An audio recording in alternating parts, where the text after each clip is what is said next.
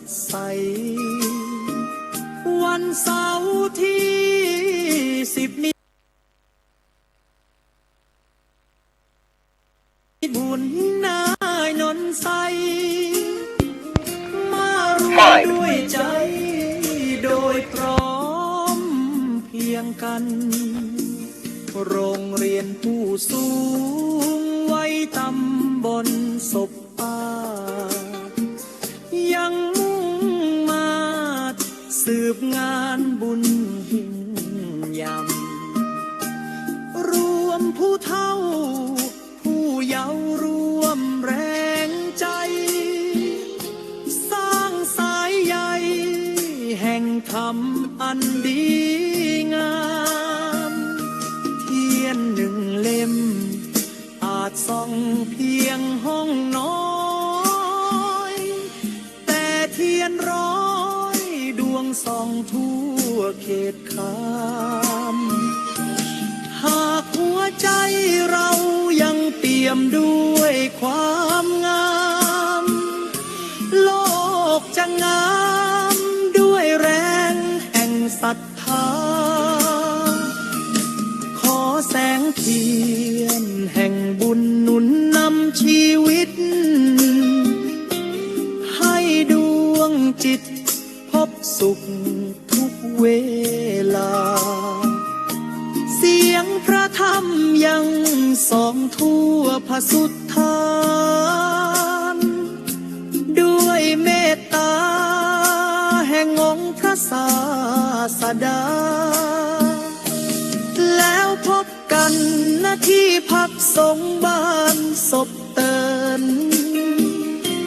ร่วมหล่อเทียนถวายพระศาสนาตามคำเชิญพระสาธิตจีรปัญโยเมตตาให้ศรัทธาส่องฟ้าชั่วนิรันดร์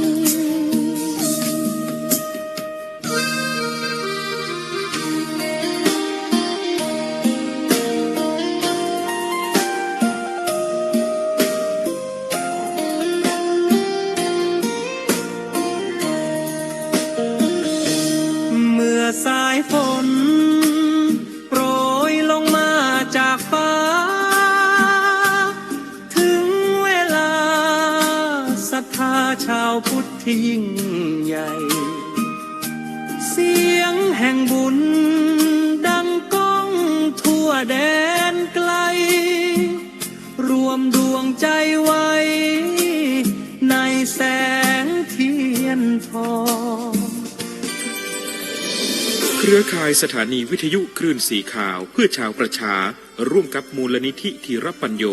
และโรงเรียนผู้สูงอายุตำบลซบปาดขอเชิญร่วมทำบุญลอเตียนเข้าพรรษาประจำปี 2569 ในวันเสาร์ที่20 มิถุนายน 2569 ตั้งแต่เวลา 9 โมงเป็นต้นไปณที่พักสงฆ์สถาบันธรรมาภิวัตรบ้านซบเตินตำบลซบปาดอำเภอแม่เมาะจังหวัดลำปางในโอกาสนี้ขอเรียนเชิญพุทธศาสนิกชนทุกท่านร่วมทำบุญหล่อเทียนเข้าพรรษาท่านผู้มีจิตศรัทธาร่วมทำบุญสามารถร่วมทำบุญได้ที่ธนาคารกรุงไทยชื่อบัญชีที่พักสงฆ์สถาบันธรรมาภิวัตรหมายเลขบัญชี 536-075-5318 เครือข่ายสถานีวิทยุคลื่นสีขาวเพื่อชาวประชาร่วมกับมูลนิธิธีรปัญโยและโรงเรียนผู้สูงอายุตำบลซบปาดขอเชิญร่วมทำบุญลอเตียนเข้าพรรษาประจำปี 2569 ในวันเสาร์ที่20 มิถุนายน 2569 ตั้งแต่เวลา 9 โมงเป็นต้นไปณที่พักสงฆ์สถาบันธรรมาภิวัตรบ้านซบเตินตำบลซบปาดอำเภอแม่เมาะจังหวัดลำปางในโอกาสนี้ขอเรียนเชิญพุทธศาสนิกชนทุกท่านร่วมทำบุญหล่อเทียนเข้าพรรษาท่านผู้มีจิตศรัทธาร่วมทำบุญสามารถร่วมทำบุญได้ที่ธนาคารกรุงไทยชื่อบัญชีที่พักสงฆ์สถาบันธรรมาภิวัตรหมายเลขบัญชี 536-075-5318 เครือข่ายสถานีวิทยุคลื่นสีขาวเพื่อชาวประชาร่วมกับมูลนิธิธีรปัญโย และโรงเรียนผู้สูงอายุตำบลซบปาดขอเจิญร่วมทำบุญลอเตียนเข้าพรรษาประจำปี 2569 ในวันเสาร์ที่20 มิถุนายน 2569 ตั้งแต่เวลา 9 โมงเป็นต้นไปณที่พักสงฆ์สถาบันธรรมาภิวัตรบ้านซบเตินตำบลซบปาดอำเภอแม่เมาะจังหวัดลำปางในโอกาสนี้ขอเรียนเชิญพุทธศาสนิกชนทุกท่านร่วมทำบุญหล่อเทียนเข้าพรรษาท่านผู้มีจิตศรัทธาร่วมทำบุญสามารถร่วมทำบุญได้ที่ธนาคารกรุงไทยชื่อบัญชีที่พักสงฆ์สถาบันธรรมาภิวัตรหมายเลขบัญชี 536 075 5318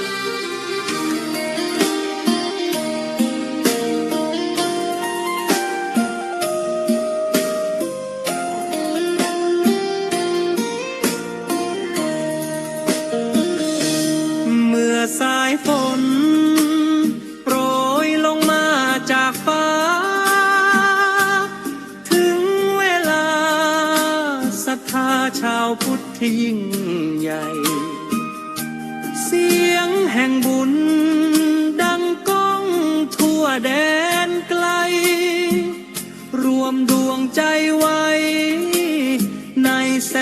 งเทียนทองเครือข่ายคลื่นสีขาวเพื่อชาวประชาร่วมเมตตานำพาความผ่องใสมูลนิธิที่ราปันอยู่รวมสายใยสืบทำไว้ให้รุ่งเรืองนิรันดร์สาธิตธีรปัญโยท่านเชิญชวนให้พี่น้องทั้งมวลมาร่วมสร้างสรรค์หล่อเทียนพรรษารวมแรงศรัทธากันสร้างทางธรรมให้มั่นคงในหัวใจมาร่วมบุญณบ้านศพเตินเติมความเจริญด้วยธรรมมันสดใสวันเสาร์ที่10 มิถุนายนใสมาร่วมด้วยใจโดยพร้อมเพียงกันโรงเรียนผู้สูงวัยตำบลศพปาดยังมุ่งมาสืบงานบุญยิ่งยำรวมผู้เฒ่าผู้เยาว์รวมแรงใจสร้างสายใยแห่งธรรมอันดีงามเทียน1 เล่มอาจส่องเพียงห้องน้อยแต่เทียน100 ดวงส่องทั่วเขตคามหากหัวใจเรายังเปี่ยมด้วยความงามโลกจะงามด้วยแรงแห่งศรัทธาขอแสงเทียนแห่งบุญหนุนนำชีวิตให้ดวงจิตพบสุขทุกเวลาเสียงพระธรรมยังส่องทั่วผสุทธานด้วยเมตตาแห่งองค์พระศาสดาแล้วพบกันณที่พักสงฆ์บ้านศพเติน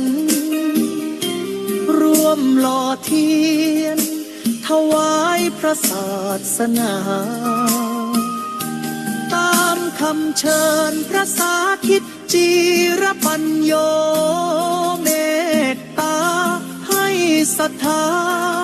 ส่องฟ้าชั่วนิรันดร์ เค รือข่ายสถานีวิทยุคลื่นสีข่าวเพื่อชาวประชาร่วมกับมูลนิธิธีรปัญโยและโรงเรียนผู้สูงอายุตำบลซบปาดขอเชิญร่วมทำบุญลอเตียนเข้าพรรษาประจำปี 2569 ในวันเสาร์ที่20 มิถุนายน 2569 ตั้งแต่เวลา 9 โมงเป็นต้นไปณที่พักสงฆ์สถาบันธรรมาภิวัตรบ้านซบเตินตำบลซบปาดอำเภอแม่เมาะจังหวัดลำปางในโอกาสนี้ขอเรียนเชิญพุทธศาสนิกชนทุกท่านร่วมทำบุญหล่อเทียนเข้าพรรษาท่านผู้มีจิตศรัทธาร่วมทำบุญสามารถร่วมทำบุญได้ที่ธนาคารกรุงไทยชื่อบัญชีที่พักสงฆ์สถาบันธรรมาภิวัตรหมายเลขบัญชี 536 075 5318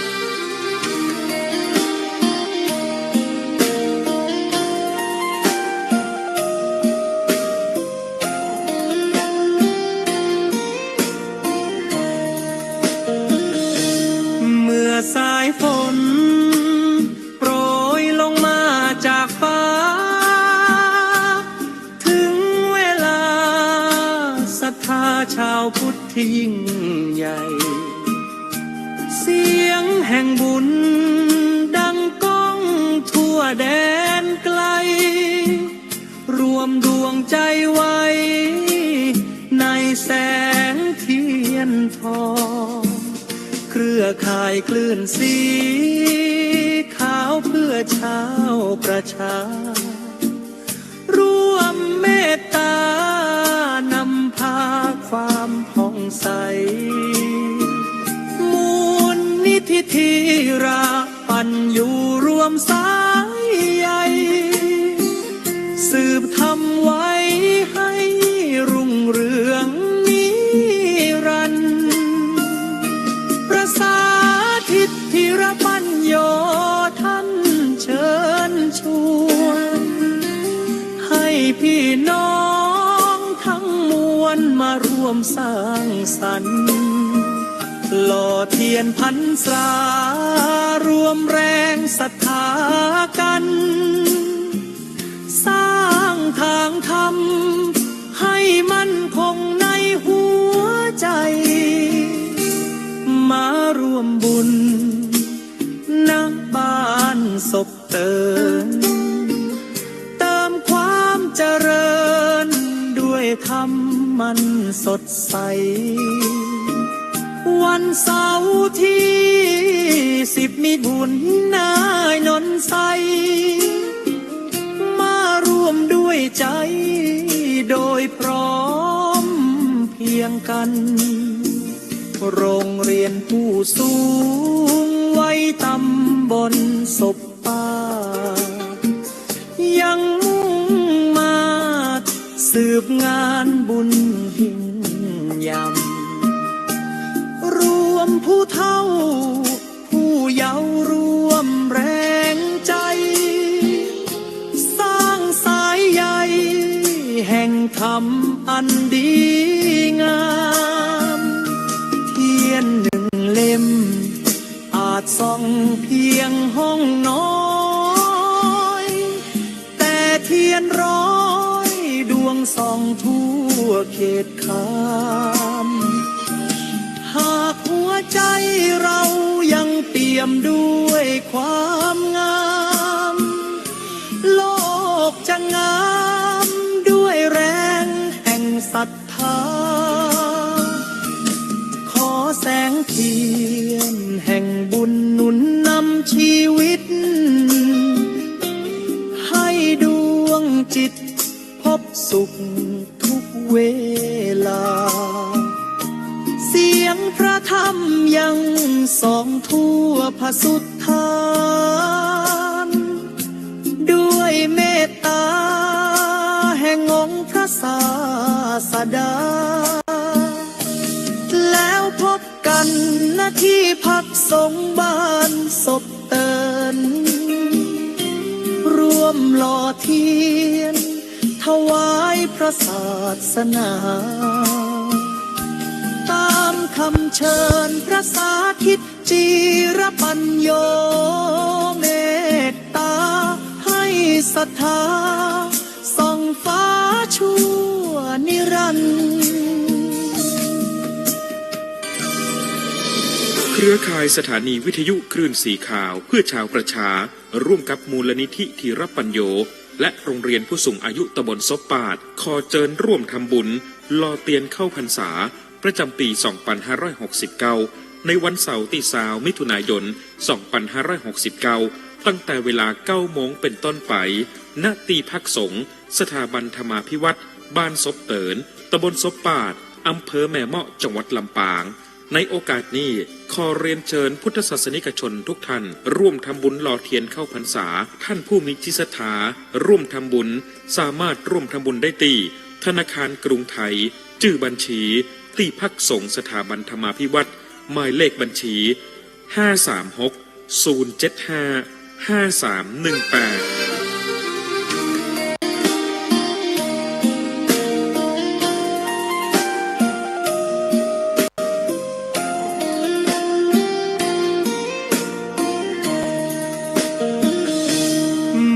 สายฝน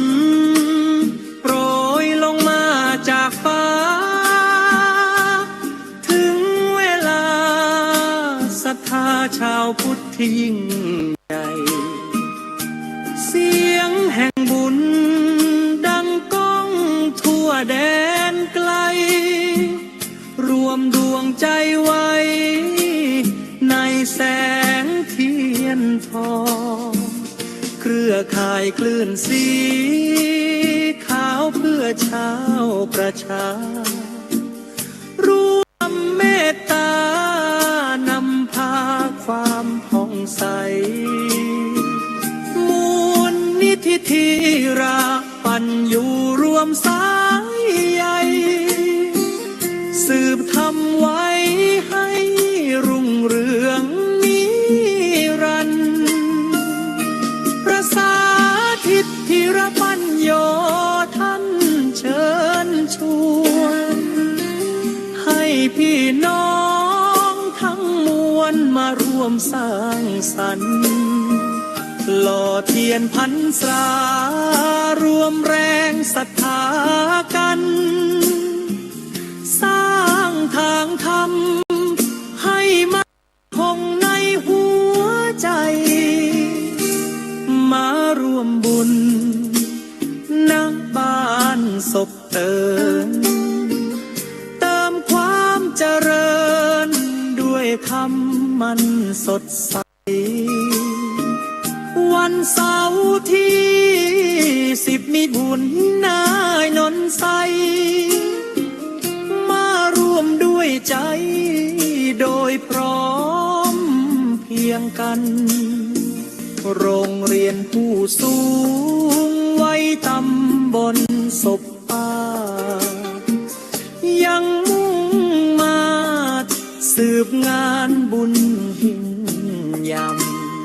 ำรวมผู้เฒ่าผู้เยาว์รวมแรงใจสร้างสายใยแห่งธรรมอันดีงามหนึ่งเล่มอาจส่องเพียงห้องน้อยแต่เทียนร้อยดวงส่องทั่วเขตขามหากหัวใจเรายังเปี่ยมด้วยความงามโลกจะงามด้วยแรงแห่งศรัทธาแสงเทียนแห่งบุญหนุนนำชีวิตให้ดวงจิตพบสุขทุกเวลาเสียงพระธรรมยังส่องทั่วพระสุธานด้วยเมตตาแห่งองค์พระศาสดาแล้วพบกันณที่พักสงฆ์บ้านศพเติน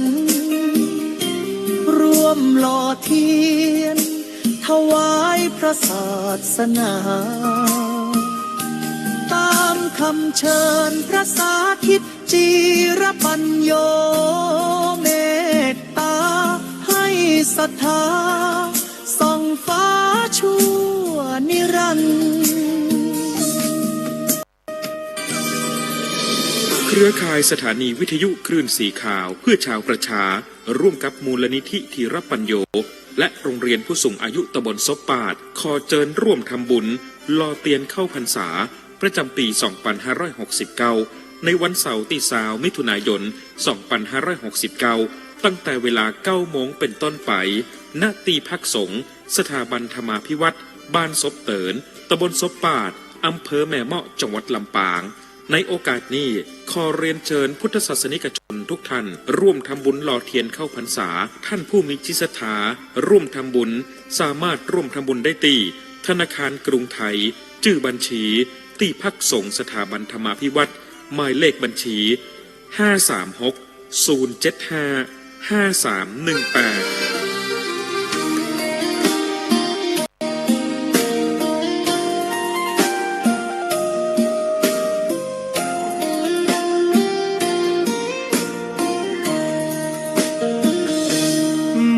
สายฝน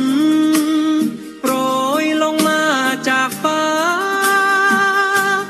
ถึงเวลาศรัทธาชาวพุทธที่ยิ่งใหญ่เสียงแห่งบุญดังก้องทั่วแดนไกลรวมดวงใจไว้ในแสงเทียนทองเครือข่ายคลื่นสีขาวเพื่อชาวประชาร่วมเมตตานำพาความผ่องใสมูลนิธิธีราปัญญูรวมสายใยสืบทำไว้ให้รุ่งเรือง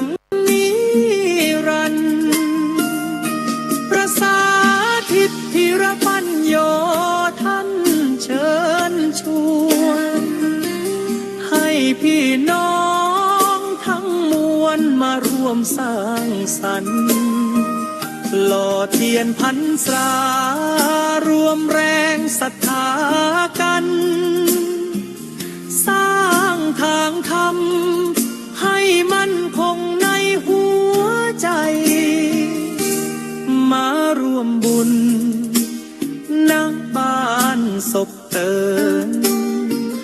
เติมความเจริญด้วยธรรมมันสดใสวันเสาร์ที่10 มิถุนายนใสมาร่วมด้วยใจโดยพร้อม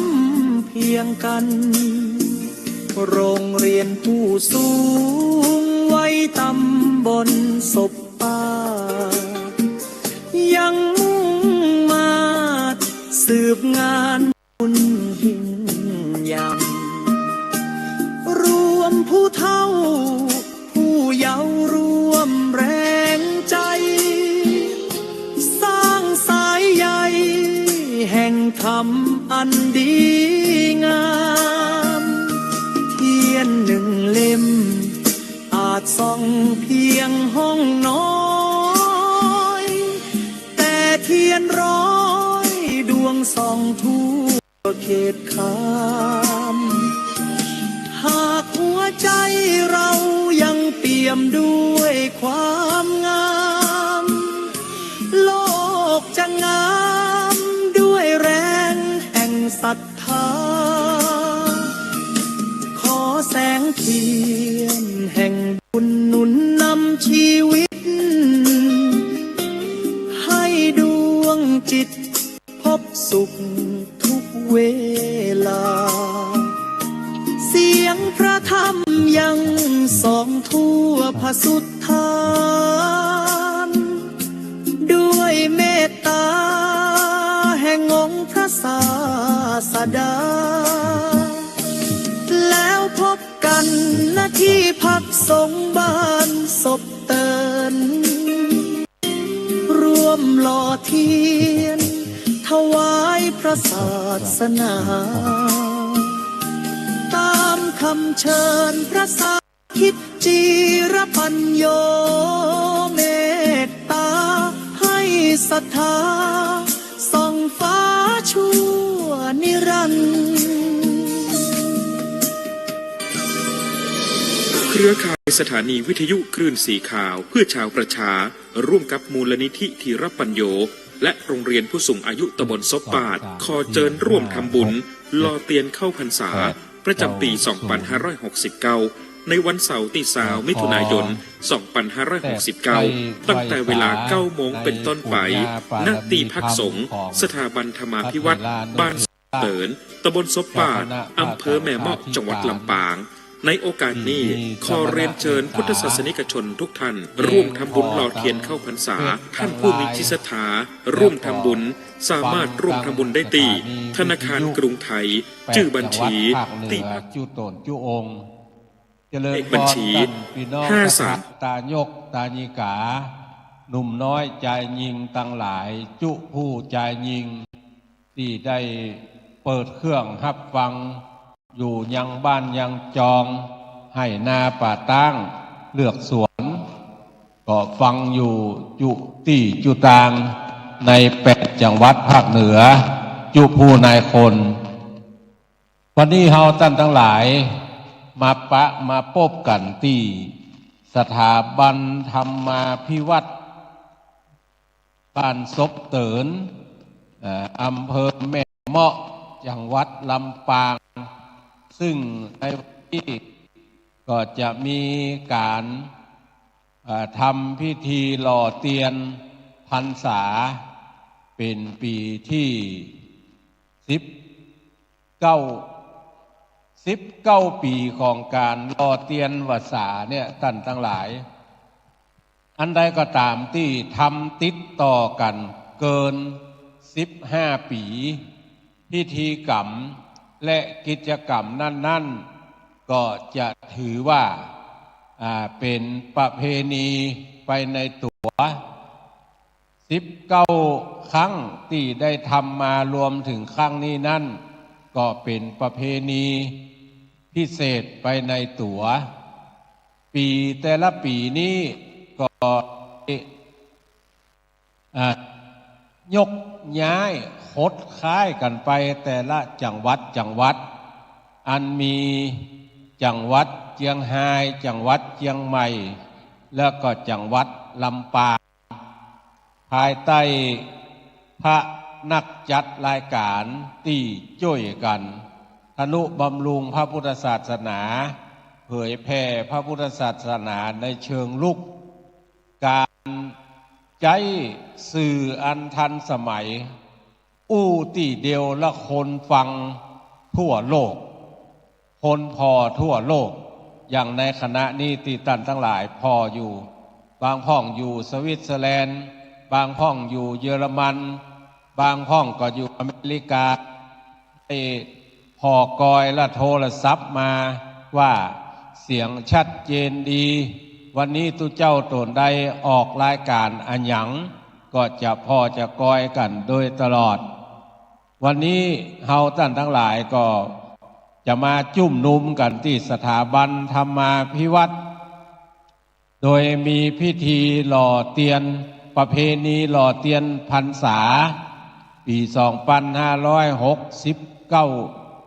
เป็นครั้งที่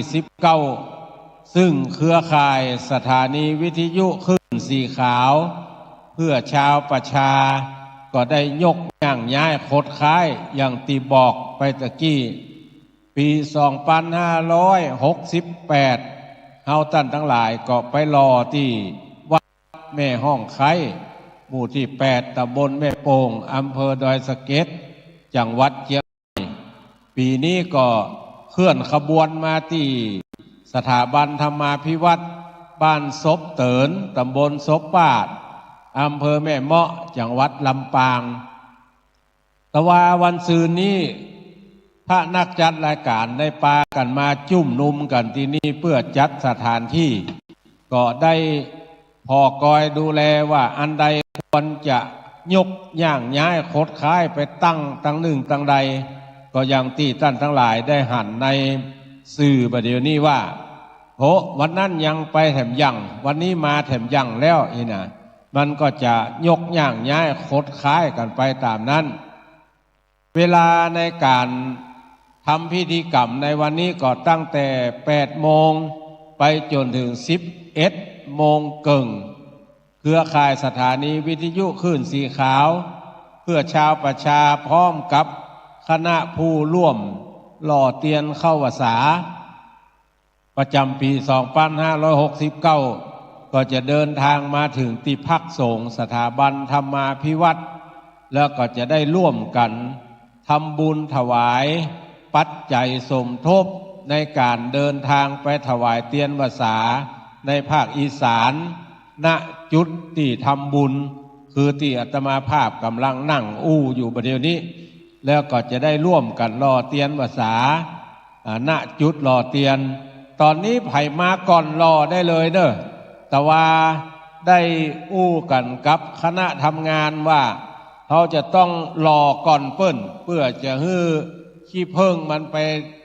ปแข่งตัวอยู่ตั้งก้นบอกเบ้าหลอมก็เลยกันว่าเบ้าไหนน่าจะใส่10 ก๊อกเลยเอาใส่10 ก๊อก10 ก๊อกให้มันแข่งตัวกันตะวาละแล้วก็ปิดห่อหุ้มไว้ก่อน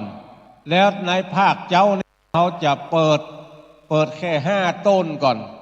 เพื่อมันเต็ม5 ต้นนี่แล้วก่อยว่ากันดังนั้นก็ท่านทั้งหลายตักก๊อกหนึ่งก็ให้ได้5 ต้นเด้อปัจจัยว่าเอาก๊อกละต้นก๊อกละต้นนี่นะก๊อกเดียวให้ได้5 ต้นก๊อกเดียวให้ได้5 ต้นแหมบึ้ดก็จะเปิดแถม5 ต้นถ้ามันเต็มแล้วก็จะเปิดไปเรื่อยๆประเดี๋ยวนี้ตั้งเบ้ารอไว้แล้ว15 ต้นหลวงพ่อพระครูสังวรศิลาภิรัตน์วัดทรายมูลสันปะตองได้มามีสมณะเมตตามาตั้งฮือตะวาละเอามาตั้งฮือตะวาแล้วแบบเบ้าหล่อเตียนเมื่อค่ำมาตมาก็เอาราชวัตรชัดธงอย่างมาตกแต่งสถานที่แถมก็ได้ไปหลายอย่างอยู่ในเวลาที่ว่าตะกี้น่ะตั้งแต่8 โมงถึง11 โมงเกิงนั่นนะเขาจะฟังซอจากคณะเสน่กาหลงเพื่อนจะเอาละอ่อนมาจ้อยมาซออุ่นงานถึงเรื่องรอเตียนถึงเรื่องรอเตียนเข้าวสาว่ามันเป็นจะใด11 โมงเกิงถึงประมาณบ่ายโมงก็จะถวายภัตตาหารเพลพระเจ้าพระสงฆ์แล้วก็รับประทานอาหารร่วมกันบ้านใดที่เอาปืนห้องอย่างก็เอาโรงทานมาร่วมกันเนี่ยที่เป็นอาหารเนี่ยจะได้ฮือท่านอาจารย์สาธิตธีระปัญโยไปปั่นปอนเป็นโต๊ะเป็นเจ้าไปแล้วก็จะเปิดพร้อมเดียวกันหมดส่วนน้ำข้าวหนมและอื่นๆที่จะกินกันวันค่ำเนี่ยมันมีแถมเต้นตั้งซ้ายมืออาตมาภาพนี่ถ้าไผ่พอใน YouTube ในไลฟ์ใน Facebook ไลฟ์ก็จะหันว่าตั้งซ้ายมือนี่มันมีเต้นอยู่2 หลังที่ห้าน้อยจะตั้งน้ำตั้งขนมกินได้วันค่ำนั่นนะไผ่มาก่อนมาได้กินข้าวออกบ้านมาช่วงเนี้ยพี่น้องอำเภอฝางออกจากอำเภอฝางมาตี 2จากฝางมาเชียงใหม่นี่ใช้เวลา4 ชั่วโมงเชียงใหม่มาที่สถาบันธรรมาภิวัตรนี่3 ชั่วโมงตีเหตุ7 ชั่วโมงเปิดออกมาตั้งแต่ตี 2ละแล้วก็พี่น้องเวียงปะเป้ากำลังรวมตัวกันจะออกเดินทางในเวลาสัก7 โมงป่ายเนี่ยกำลังรวมตัวกันอยู่แล้วก็พี่น้องที่อยู่อำเภอเมืองตำบลพิชัยญาติโยมของอาจารย์มหาสมชาติอาจารย์พ่อครูมหานพดลสุวรรณเมธีเจ้าคณะอำเภอวังเหนือนี่อันนี้เปิ้นจะเอาก๋วยเตี๋ยวมาตั้งกินกันวันค่ำอันนี้นะแล้วประเดี๋ยวนี้ก็กำลังขนครอบขนครัวขึ้นรถขึ้นรางอยู่อันนี้จะมาเลี้ยงกันวันค่ำเมื่อเปิดโรงทานเลี้ยงเข้าป่าอาหารกันเรียบร้อยแล้วนะในเวลาบ่ายโมงถึงบ่าย2 โมงเกิงเนี่ยจะใช้เวลาชั่วโมงเกิงก็ตัวแทนคณะกรรมการที่พักสงฆ์สถาบันธรรมาภิวัตร จะได้จุดเทียนชนวนส่งให้กับท่านประธาน ท่านประธานในวันนี้ก็ได้รับความเมตตาธรรมจากคุณชนธานีเชื้อน้อยสสเขต3จังหวัดลำปางพรรคประชาชนประธานในพิธีฝ่ายฆราวาสจะได้เจิญจุดเทียนจุดธูปบูชาพระแก้วเจ้าทั้ง3พระการและจะได้จุดเทียนนวโลกุตระธรรมแถม9 เล่มอันมีนายอำเภอแม่เมาะคุณพนมพรตุ้ยกาดแล้วก็สจเขต2อำเภอแม่เมาะคุณอันอย่างนี้เนี่ยกนัชชายเสนแล้วก็ตัวแทนการไฟฟ้าฝ่ายผลิตแห่งประเทศไทยแม่เมาะแล้วก็ตัวแทนสำนักงานพัฒนาสังคมและความมั่นคงของมนุษย์จังหวัดลำปางเล่มที่5จะได้ขอเชิญท่านนายกสมาคมพัฒนาแม่เมาะคุณสุภาลักษณ์สมดวงเล่มที่6จะได้เชิญท่านรองประธานหอการค้าจังหวัดลำปางคุณภูวนัทอินทราชัยเล่มที่7ผู้บริหารโรงแรมเอเชียลำปางคุณสายใจอินทราชัยเล่มที่8รองประธานสภาผู้บริโภคจังหวัดลำปางผู้ช่วยศาสตราจารย์นิกรพรหมกิ่งแก้วแล้วก็เล่มที่9ซึ่งเป็นเรียนเตียนนวโลกุตระธรรมเล่มสุดท้ายก็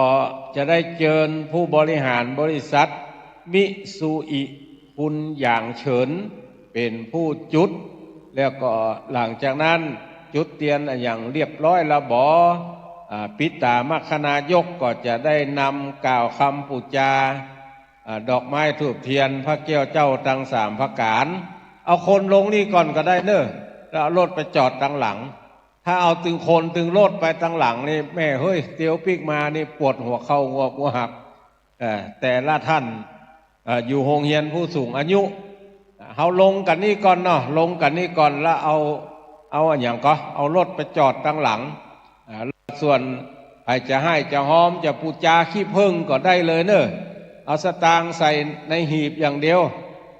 ขี้ผึ้งลงทานนี่เอาไปปุ้นเลยแม่เปิ้งใจตัดใดเอาวางได้เลย1 โต๊ะต่อ1โรงทาน1 โต๊ะต่อ1โรงทานถ้าจะฮือดีเลี้ยงตั้ง9ให้ไปก่อนนี่อัน9นี่โรงทานคุณพันนิตา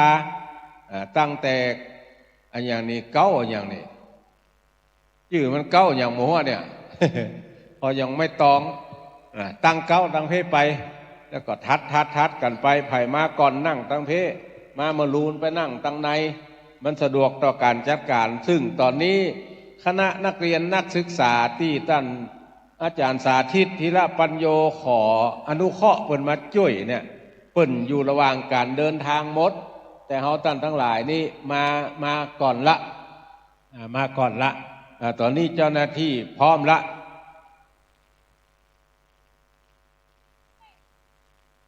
ชลันธิดาเจ้าหน้าที่ที่จะจดชื่อเสียงเรียงนามท่านทั้งหลายมาประจำที่ละใครจะจดชื่อเสียงเรียงนามเพื่อจะได้ประกาศประชาสัมพันธ์ต่อไปก็มาได้เลยเด้อเมื่อพิตามคณายกกล่าวคำปูจาดอกไม้ธูปเทียนแล้วจะได้เชิญนายกองค์การบริหารส่วนตำบลศพปาดเป็นผู้ที่ประเคนพานขอศีลแด่ประธานสงฆ์ซึ่งท่านนายกก็คือคุณสมบัติขุนพินิจแล้วปิตามคณายกจะกล่าวกรรมสมทานเบญจศีลประธานสงฆ์ฝ่ายพิธีสงฆ์ก็จะฮื้อศีล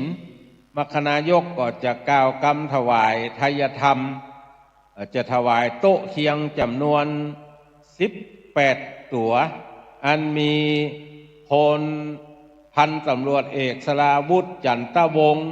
แม่อำพันธ์มาลัยซ้อยป่อหมออินทร์แม่จงดีเชื้อกันทาแม่มีพินชัยพินโยภาสแม่สีนวลนายสราวุฒินางวนิดาสิทธิวังนายปีชาไทยขำป่อจำลองบุญอุตรัตน์แม่โป่งบุญอุตระ แล้วก็แม่บัวพัดกุลันป่อสีโพแก้วสายแม่จินดาสีใจวงศ์แม่บัวเย็นจันทบคุณตุนแก้วมโนคำป่อบุญยืนสิทธิเครือแม่นวลคำปันบุตรแล้วก็จะมีแม่สมพรจันยะเครือ16ก็แม่มายาวีบัวแดง17ครูธิรินรัตนดาวธนิตธัญบูรณ์แล้วก็คุณแม่สีทรเปรมจิต18ท่านนี้จะได้เกณฑ์โต๊ะเคียงซึ่งท่านอาจารย์สาธิตธีระปัญโยได้อู้จ่าตั้งสถานีวิทยุรวบรวมผู้มีจิตศรัทธาเป็นเจ้าภาพได้อยู่18ตัว18ท่านเขาจะเกณฑ์โต๊ะเคียงก่อนเมื่อเกณฑ์โต๊ะเคียงเรียบร้อยแล้วต่อไปเขาจะเกณฑ์ไทยธรรมแด่พระสงฆ์จำนวน10รูปก็จะได้เจิญแม่นิยาจินดาปลูกถวายรูปที่1แม่สีดาพร้อมญาติธรรมรูปที่2แม่อุไรวันอภิทันกรรูปที่3ป่อสีทองดีรูปที่4ป่อสีโพแก้วสายรูปที่5แม่สมจิตอินทรวิจิตรูปที่6แม่สุคำป่าแล้วรูปที่7แม่กนกพิษชัยนารูปที่8แม่ระวิวันชัยยาโสรูปที่9แล้วก็คุณแม่นิพาอัมพรสุวรรณจะได้มอบปฏิกละแก่ปิตามัคคณายกวันนี้ก็ได้ทราบข่าวว่าได้รับความเมตตาธรรมจากท่านดร.วิโรจน์อินทนนท์ปิตามัคคณายกวัดป่าลานอำเภอดอยสะเก็ดจะได้มีเมตตามาเป็นปิตามัคคณายกหลังจากเกณฑ์โต๊ะเคียงเกณฑ์เทื่องไทยทานแล้วเขาจะได้เกณฑ์ปัจจัยนี่จะได้เจิญแม่จันเรือนใสแม่เดือนเพ็ญทิมว่างแม่อมราวงแหวนแม่สุพินยอดปานจะได้ร่วมกันเกณฑ์พระเจ้าคือพระพุทธแล้วก็กลุ่มฮักน้ำจางถวายพระสงฆ์รูปที่1อีแม่มาจากโรงเรียนผู้สูงอายุสมปาตสถาบันธรรมาภิวัตน์จะปูจาขี้เพิงก็ได้เลยเนี่ยตอนนี้ขี้เพิงนี่ก็แผ่นไหน20 บาทเขียนชื่อก็ได้บ่เขียนชื่อก็ได้หรือจะหอมพิเศษหรือบ่เอาอย่างสักอย่างนะจะปักสตางค์อย่างเดียวนะอันต้นก็มีฮะเนาะไม่หีบก็มีฮะนะมันมีอย่างเดียวสตางค์เอาสตางค์ใส่ไม่หีบเนี่ยก็ตั้งสัจจะอธิษฐานจะขออย่างก็ขอไปเบื้องต้นนี่ขอให้สุขภาพตัวเก่าดีก่อนแล้วก็ขอให้ลูกเต้าเหล่าหลานอยู่ถ้อยฟังกรรมอธิษฐานแล้วก็เอาปักบนนั่นเลยเอาไปปักตีต้นเนี่ยกำมาปักเลยปูจาแผ่นละ20 บาท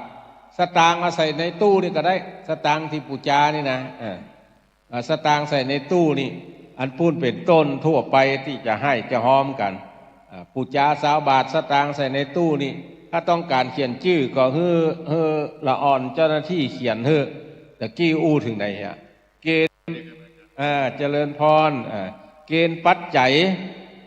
กลุ่มฮักน้ำจางนี่เกณฑ์พระสงฆ์รูปที่1แล้วก็คุณแม่ปวารีอินสุวรรณรูปที่2แม่สีดาพร้อมโดยญาติธรรมรูปที่3คุณกนกพิษชัยนารูปที่4แม่จิรพันธ์โมป้อรูปที่5แม่จันตาใจคำลือรูปที่6แม่จงดีเชื้อกันทารูปที่7แม่พรทิพย์ใจเพียรรูปที่8แม่จันติพวงพรมสายรูปที่9แล้วก็แม่บัวพัดสวนดอกมอบปฏิกละพิตามัคคณายกหลังจากเกณฑ์เรียบร้อยหมดเขาจะได้รับฟังปาฐกถาพิเศษเรื่องการรอเตียนภาษาประจำปี2569ของเครือข่ายสถานีวิทยุคลื่นสีขาวเพื่อชาวประชาจะได้ขอรับเมตตาธรรมจากท่านอาจารย์พระครูอภิวัฒนวิกรมผู้อำนวยการสถานีวิทยุคลื่นสีขาวเพื่อชาวประชา ตุเจ้าหลวงวัดปากตางเจริญรองเจ้าคณะอำเภอดอยหล่อจังหวัดเชียงใหม่เป็นผู้กล่าวปาฐกถาบรรยายพิเศษแล้วก็จะได้เชิญคุณชนธานีเชื้อน้อยสสเขต3 พรรคประชาชนกล่าวอนุโมทนา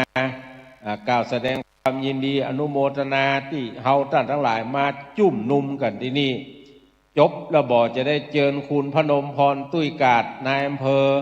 กล่าวอนุโมทนาจบแล้วจะได้เชิญคุณกนัชชาชัยเสนสจเขต2 แม่เมาะขึ้นอู้แถมท่าน3 ท่านนี้จะได้ขึ้นอู้อนุโมทนาเพราะ3 ท่านนี้ได้สนับสนุนพักดันงบประมาณจำนวนมาช่วยงานครั้งนี้แล้วประธานสงฆ์พร้อมกับโดยพระสงฆ์ในพิธีจะได้ฮือปอนเฮาท่านทั้งหลายก็กรวดน้ำรับพรปากันนั่งสมาธิแผ่เมตตาแบบพื้นบ้านล้านนาจังหวัดลำปางเสร็จแล้วปิตามรรคนายกจะได้กล่าวกรรมปูจาพระแก้วเจ้าทั้ง3 ประการไหว้พระเป็นอันเสร็จพิธีและเฮาท่านทั้งหลายก็ปิกไว้หน้าบ้านไผ่จองมันละกำนั้นนะปิกบ้านไผ่บ้านมันปิกบ้านไผ่บ้านมันก็เชิญชวนเฮาท่านทั้งหลายเน้อที่อยู่ตั้งบ้านตั้งจองที่อยู่ตั้งบ้านตั้งจองจะมาร่วมการร่วมงานกันตอนนี้ก็เชิญเลยเน้อการจัดงานครั้งนี้ก็ตั้งมูลนิธิธีระปัญโยก็ได้จัดตั้งกรรมการแต่งตั้งอนุกรรมการอำนวยการพิธีหล่อเตียนวสาปี69นี่ก็อนุกรรมการอำนวยการฝ่ายการจราจรจุดจอดรถโรงทานก็ได้ขอความอนุเคราะห์จากนายทองแดงกลิ่นละเหยนายแก้วประเสริฐสายธนูนักศึกษารอดอวิทยาลัยเทคนิคการไฟฟ้าฝ่ายผลิตแม่เมาะสามจุ่มนุ่มนี่จะได้พอกอยลดลาตอนนี้นักศึกษารอดอกำลังอยู่ระหว่างการเดินทางดังนั้นก็ถ้าปอทองแดงกับปอแก้วประเสริฐมาถึงแล้วก็ขอช่วยอำนวยความสะดวกกับปีนานคนขับรถวัดฝ่ายหินแล้วก็จุดจอดรถในสวนไผ่ขอความอนุเคราะห์นายปลวกปินตาเชื้อนายอภิเดชของสันเทียนักศึกษารอดอวิทยาลัยเทคนิคการไฟฟ้าฝ่ายผลิตอันนี้มีหน้าที่ดูแลคือบริการจอดรถโดยคือจอดรถที่เดินทางมาร่วมงานนี้รถลงทานขึ้นที่จอดณจุดที่จอดรถถ้าปูจาแล้วเอาไปจ่อมพูดเลยเนี่ยแม่เอาไปหย่อนใส่ในอย่างก็หม้อต้มนะ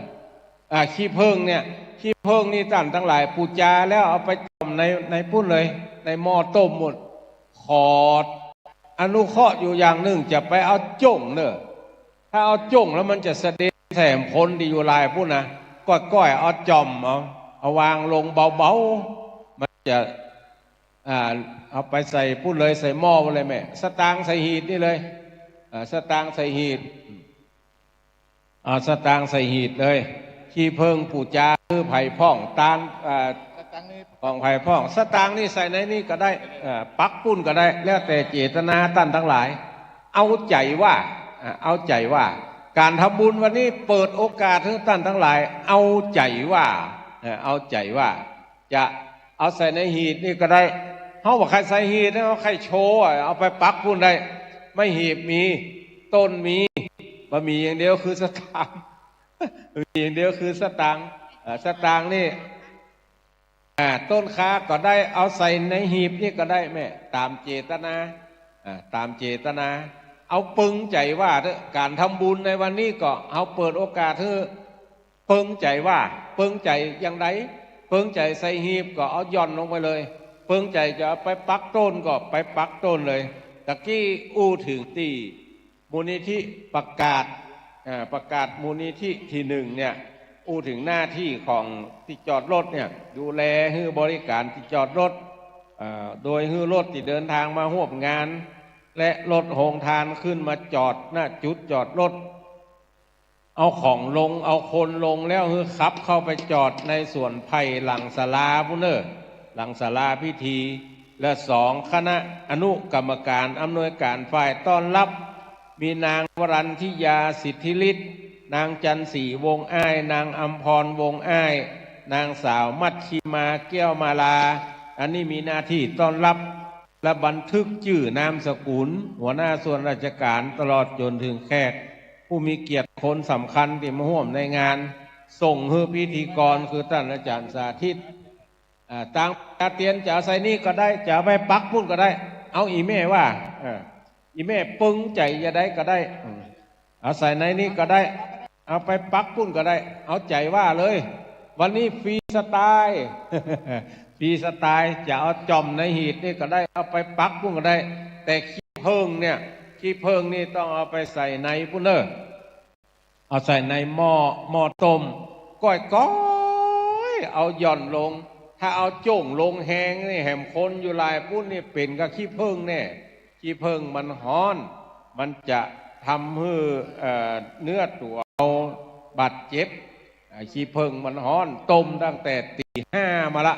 เพราะแต่ว่าแมลงมีศรัทธามาหาคนว่าจะรอละได้ก็วันพุธบ่มีเวลาก็เลยว่ากำลังหัดตั้งเบ้าอยู่แม่เหยวันพุธไม่เจ้าเอามาเถอะเปิ้นก็เลยเอามาตั้งแต่ไม่เจ้าเอามาตั้งแต่ไม่เจ้าละจำเป็นได้ลูกตี 4วันนี้มาต้มขี้เพิงตะกี้นี่เปิ้นมาเรียบร้อยละมารอแล้วก็จะไปเนี่ยการทำงานบืดจะขอตัวเจ้านายออกมาตอนสักประมาณสักเที่ยงเนี่ยกินข้าวตอนแล้วจะลวดออกมาส่วนท่านทั้งหลายที่ปูจาขี้เพิงแล้วก็จะอันใดก็ได้เพราะอันใดก็ได้ขี้เพิงเนี่ยอันที่ตัวปึ้งก็ได้บัดตัวปึ้งก็ได้แต่สตางค์ที่บริจาคขี้เพิงปูจาขี้เพิงเอาใส่ตะกันนี่มดใส่ตะกันนี่แล้วก็เตียนไปเอาขี้เพิงไปใส่ในหม้อเอาขี้เพิงไปใส่ในหม้อแผ่นละ20 บาทเป็นอย่างอันก็ได้เพราะว่าก็เดี๋ยวจะปูจาอย่างไรก็ได้ก็ว่าจะมาหน้าพี่ถ้ามาหน้าพี่ขอเจ้าหน้าที่ตู้เจ้าเขาด้วยเนาะเจ้าหน้าที่ตู้เจ้าขอนิมนต์นะครับสัก2 ตนมาช่วยกันยกโต๊ะต้นคานี่มาหน้าเพิ่มน้อยคนเท่าว่าไก่ลำใบว่าเอามาหน้าเพิ่มน้อยเพื่อจะได้ปักละพอใส่ในหีดก็ปักเลยตะกี้ถึงอนุกรรมการฝ่ายโรงทานเอาละเนออู้ศูนย์ไปศูนย์มาแล้วเนอนายสีโพแก้วสายนายสะอาดสุวรรณเมืองนายวัชระพงษ์แก้วมาลานางทัพทิมวงแซมวงแขมกันนี่ละวงแขมนางสาวพนิดาชนะสงครามนางสาวทัตทิตาทองใหญ่นางสมจันทร์แก้วมาลาอันนี้เป็นผู้อำนวยการฝ่ายโรงทานเนอะมีหน้าที่ก็คือโรงทานน้ำดื่มกาแฟผลไม้มาตั้งติดเต็นท์ใต้ต้นมะขามหน้าต่างเข้าเปิดตลอด4 ชั่วโมงครับย่งมาเพ่กับย่งมานี่กำเนอะขอภัยแถมตัวหนึ่งมาช่วยยกกันมาได้พ่อก็ได้เนาะช่วยกันยกมาตั้งหน้าเพ่ยกมาตั้งหน้าอู้ถึงไหนล่ะโรงทานที่เปิด24 ชั่วโมงจะอยู่ทางซ้ายมือของอาตมาภาพนี่ถ้าไผ่พรในกล้องนะทางซ้ายมือนี้ทางซ้ายมือนี้อันนี้เปิดวันค่ำแล้วโรงทานอื่นๆจะอยู่ทางหน้ากับทางขวามืออาตมาภาพนี่อันนี้หมู่นี้8 ท่านนี่มีหน้าที่ทางนี้แล้วก็อนุกรรมการฝ่ายอำนวยการพิธีกรก็มีท่านอาจารย์สาธิตธีรปัญโยนายสีทองดีนางสาววิมลตุ้ยแก้วนายพินิจทองคำ3 ท่านนี้มาแล้วยังนายสีทองดีมาแล้วยังแล้วนางสาววิมลตุ้ยแก้วนายพินิจทองคำถ้ามาถึงแล้วมาเนอะจะได้ดำเนินการเป็นพิธีกรในช่วงบัดเดี๋ยวนี้เป็นไปจนถึงช่วงบึ้ดจะได้ประสานงานกันกับตู้เจ้านักจัดรายการขึ้นสีขาววันเดี๋ยวนี้อาตมาภาพก็มามาจ่านี่เพื่อจะเปิดโอกาสให้ท่านทั้งหลายได้ให้ได้หอมกันมาตั้งซัดมือเลยเนาะ ซ้ายมือจะเอาอะไรลงเอ่ย ขัดชิมก็ไก่วางให้นะครับเดี๋ยวก่อนต้นวางอย่างตะกี้นะต้นวางอย่างตะกี้อันนี้โรงเรียนศพปาดมาเนาะโรงเรียนผู้สูงอายุหมดเลยได้ช่วยกันเนอตะกี้อู้ถึงฝ่ายอนุกรรมการฝ่ายพัฒหารเพนพระเจ้าประสงค์ก็มีนางทองปอนพรหมโมคักนางเรียมชะอุ่มนางสิริขวัญกันท่าเขียวนางพุทธวงอ้ายนางวิภาพรธรรมสาโรจน์นางจำเนียนเสริมกินนางฉลาดแก้วสายนางจันเปงที่มานางเสาวณีชัยยานางรัตนาอินทปัญโยนางแสงจันทร์ของสันเทียนางหนอกแก้วสุวรรณเมืองแล้วก็จะมีหน้าที่นับจำนวนตู้เจ้าพระเนรแล้วก็เตรียมภัตตาหารอยู่จุดที่ภัตตาหารสำหรับพระสงฆ์ใจศาลาทานอาหารหลังสุดท้ายหน้าห้องน้ำจุดที่ห้องกระจกสำนักงานสำหรับพระเถระจุดที่โต๊ะฉันภัตตาหารของอาจารย์สาธิตจัดให้สามเณรโดยนำเอาอาหารจากโรงทานต่างๆมาจัดคนจะไปเอาอาหารเนี่ยต้องต้องจ่าฮือโรงทานได้เข้าใจก่อนนะว่ามีเจตนาจะเอาอาหารไปถวายเป็นภัตตาหารก็จะได้ยกไปขอไปสัก4-5 ถ้วยถ้าบ้านถ้าลักกาจอหมาซ่อหาตัวเปิ่งคนเดียวมันมีบอกครบเนอะนั่นนะมันเหลือมาแต่อันก็เลยเอามา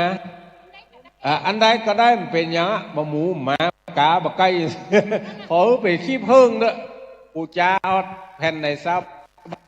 เอาสตางค์ใส่ในหีบนี่ก็ได้โอ้เขาเปิ้งใจในหีบตู้เขาจะไข่ปักเอาไปปักกูเลยตามใจเอาตังไปปักกูก็ได้ยกเว้นเหรียญอย่างเดียวมันปักบ่ได้ยกเว้นเหรียญอย่างเดียวมันปักบ่ได้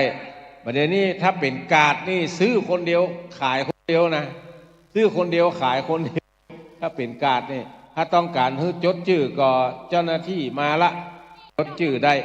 ก็เดี๋ยวถ้ามันเต็มเป็นแผ่นก็เจ้าหน้าที่จะส่งมาให้จะได้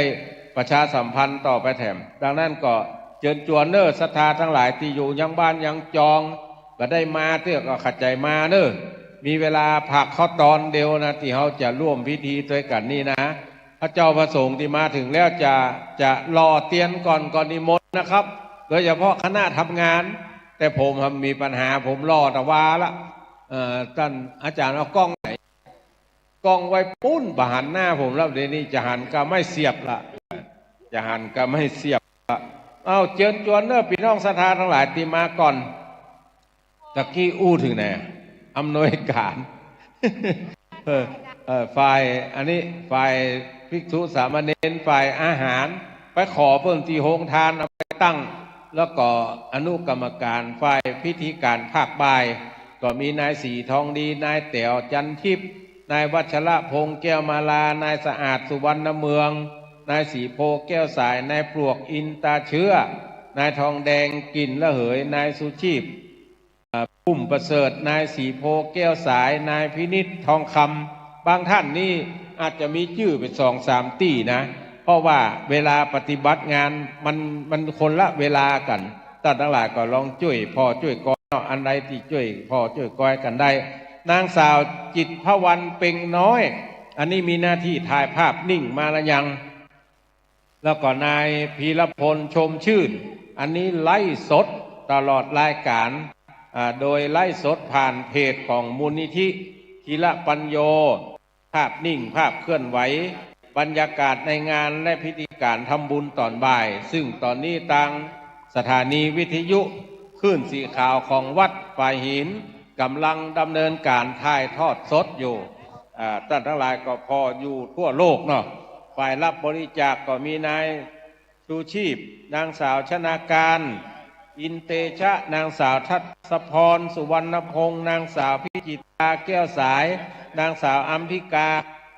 วัง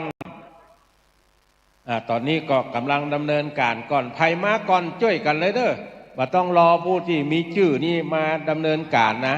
ต้องมาก่อนทำก่อนแล้วก็ฝ่ายดูแลการรอเตียน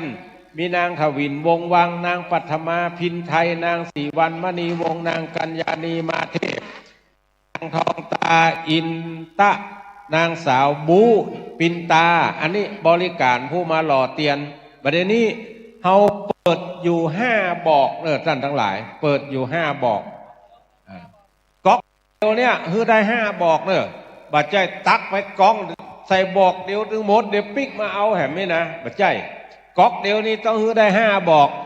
จะได้อย่างใดบ่ได้อย่างใดอยู่ที่ท่านทั้งหลายที่ท่านทั้งหลายจะช่วยกันบริหารตัวเก่าอันนี้ใจสมาธินักหนาป้ารอนี่นะเพราะว่าบอกเตียนมันสูงและท่านทั้งหลายบอกเตียนนี่อยู่สูงจะต้องใจทักษะเนี่ยใดบ่ฮือมันคว่ำแล้วก๊อกนี่ท่านทั้งหลายมันต้องเอาปิกมามันมีซ้าอยู่ตั้งหน้าพุ่นเอาไปใส่ในซ้าพุ่นเลยเนาะไม่เป็นไรยืนเงี้ยเอาใส่ในซ้าหน้าพุ่นเลยเอาใส่ในซ้าเลยเมื่อหอมกลิ่นหอมตาลเรียบร้อยแล้วโรงเรียนผู้สูงอายุนักเรียนผู้สูงอายุไผ่มีหน้าที่ใดก็แยกกันไปทำหน้าที่นั่นได้เลยอยู่ฝ่ายไหนพ่องยังใดพ่องนี่นะถ้ามีหน้าที่อย่างก็ฮือซ้อที่นั่งที่เจ้าเล่าในทางที่ดีห้ามเล่าในทางบดีจุ่มนุ่มกันเป็นมูเป็นเล่าเรื่องที่ดีอันใดที่มันเป็นประโยชนะกับบ้านกับจองก็ช่วยกันพอช่วยกันกอยในฐานะที่ท่านทั้งหลายเป็นนักเรียนโรงเรียนผู้สูงอายุเนี่ยก๊อกเดียวคือได้กูต้นก๊อกเดียวคือได้ทุกต้นลำโพงตัวนี้เดียวมันหอนบิดไปทางใดน้อยเพราะว่ามาอยู่หน้าลำโพงก๊อกเดียวคือได้5ต้นเลยแม่ก๊อกเดียวคือได้5ต้นพอจะเปิดกำละ5ต้นบ่เปิดนักก๊อกเดียวคือได้5ต้น1ก๊อกต่อ5ต้นจะไปลืมเปียน้ำมวยไปด้วยจะตักเอาก๊อกอันไหนตักเอาถ้าไม่ร้อนก็เอามือกวกเอาได้ตักเอา1ก๊อกแล้วก็ทำสมาธิอย่างสูงบ้านฟะเนี่ยก็ก้อยไป2 ภาคเนี่ย5บอกนี่5ต้นนี่ก็อธิษฐานเอาแต่เวลาจะเอาขี้ผึ้งจุ่งใส่เนี่ยจะไปจุ่งแหงก็ก้อยเอาหย่อนลงจนไม่ท่านเอาไปน้อยไปเพ่งได้เอาไปเพ่งก็ได้ช่วยกันจังซอมาแล้วยังถ้ามาแล้วก็เริ่มซอได้เลยซอห้ำไปป้อเดี๋ยว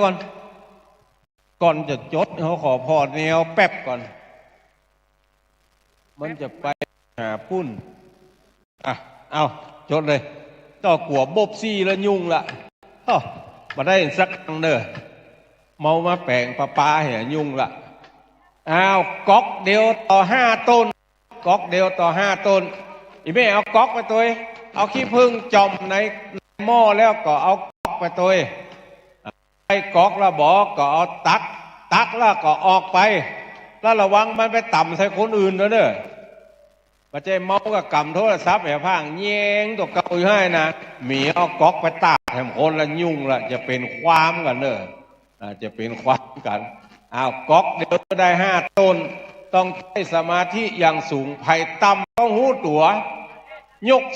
ขึ้นแม่เอาก๊อกใส่หน้าบุตรห้ามสอนไปออกพุ่นอย่างเดียวห้ามปิกมาตั้งเก่าถ้าคนหลายเนี่ยมันอยู่ไม่ได้เพราะฉะนั้นจะไปฮื้อมันโดนเสื้อขาดนั้นนะวันนี้นะถ้าโดนคนอื่นแล้วจะยุ่งละพอช่วยก้อยกันตัวเนาะสงวนอยู่ทางใดมาเปลี่ยนผมนี่ผมจะไป ไปดูการรอเตียนนี่กั้มก่อนขอตุลุงสงวนมาช่วยอู้ช่วยจ่าเพราะว่าประเด็นนี้เขาถ่ายทอดสดทางสถานีวิทยุ8 จังหวัดเหนือนอกจากสถานีวิทยุ8 จังหวัดเหนือแล้วเขายังถ่ายทอดทาง Facebook ไลฟ์แล้วก็เพจของท่านอาจารย์สาธิตเพจของมูลนิธิทีละปัญโยเขาได้ดำเนินการถ่ายทอดสดเปิ่นหันทั่วโลกแบบนี้นะไผ่เนี้ยถูกเนี้ยบ่ถูกนี่หันหมดอะไปตักก๊อกเดียวคือได้5 ต้นแม่ไปคนภาคจะไปอยู่ภาคเดียวกันมันจะต่ำใช่กันก๊อกเดียวคือได้5 ต้นยกศอกขึ้นสูงหน่อยถ้าเอาศอกต่ำมันจะไหลมาหาศอกขี้เพิงฮ้อนนะปัดท่อจัดเน็ตนะคนอย่ามาขี้โขดไปขี้โขดเหงาทิ้งยาใดคือมันเอาขี้เพิงฮ้อนหยอดหลังตีนน้อยเดียวได้วะดีกับมันมาฆ่าหัวตายแล้วก็เอาก๊อกใส่ในซ่าเลยแม่เอาก๊อกใส่ในซ่าแล้วออกไปเลยไปตั้งหน้าอย่างเดียวห้ามปิกตั้งเก่าแต่ว่าก่อนจะเข้ามาในการพิธีหลอกเตียนเนี่ยไปปูจาขี้เพิงก่อนไปปูจาเอาขี้เพิงก่อนเนาะปูจาเอาขี้เพิงแผ่นละ20 บาท20 บาทจะเอากี่แผ่นก็ได้ลูกหลานตาลเต้าอีแก้วอีคำอีมีอีมามันบ่มานอกจากบ่มาแล้วบ่ฝากสตางค์เขาต่างหากนี่นะเขาจำเป็นได้จกจ่ายขึ้นมานี่นะอันเกิดปีอย่างนี้มันเป็นอย่างละแม่อธิษฐานเอาว่าอันนี้คือลูกอันนี้คือหลานบ่จำเป็นต้องเกิดปีอย่างก็ได้เพราะว่าที่ขี้เพิ่งที่มีบนห้องเนี่ยมีตัวปึ้งมันเหลือจากถ่าแล้วนิมนต์ตุลุงสงวนตรงนี้ครับเอานี่บ่นั่งนี่บ่โอเคครับนิมนต์ครับก็ขอกับคารวะของท่านครูบาอาจารย์พร้อมด้วยคณะศรัทธานักศิลป์บุญทั้งหลายซึ่งในวันนี้ก็เป็นวันสำคัญอย่างยิ่งในการที่พวก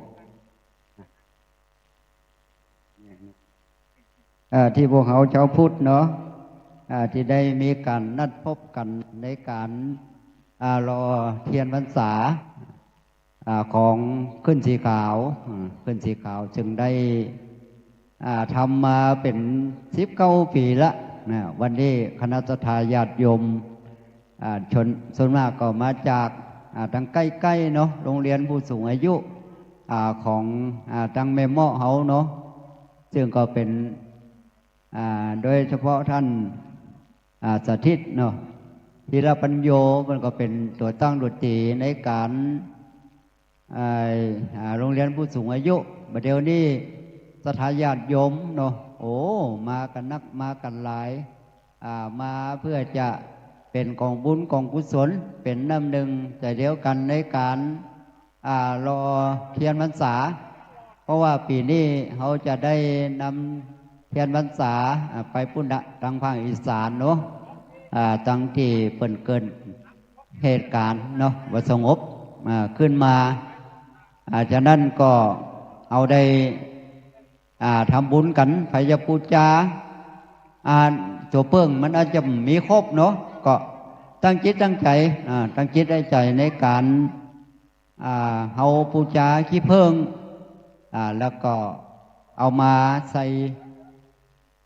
หม้อเนาะจะไปใส่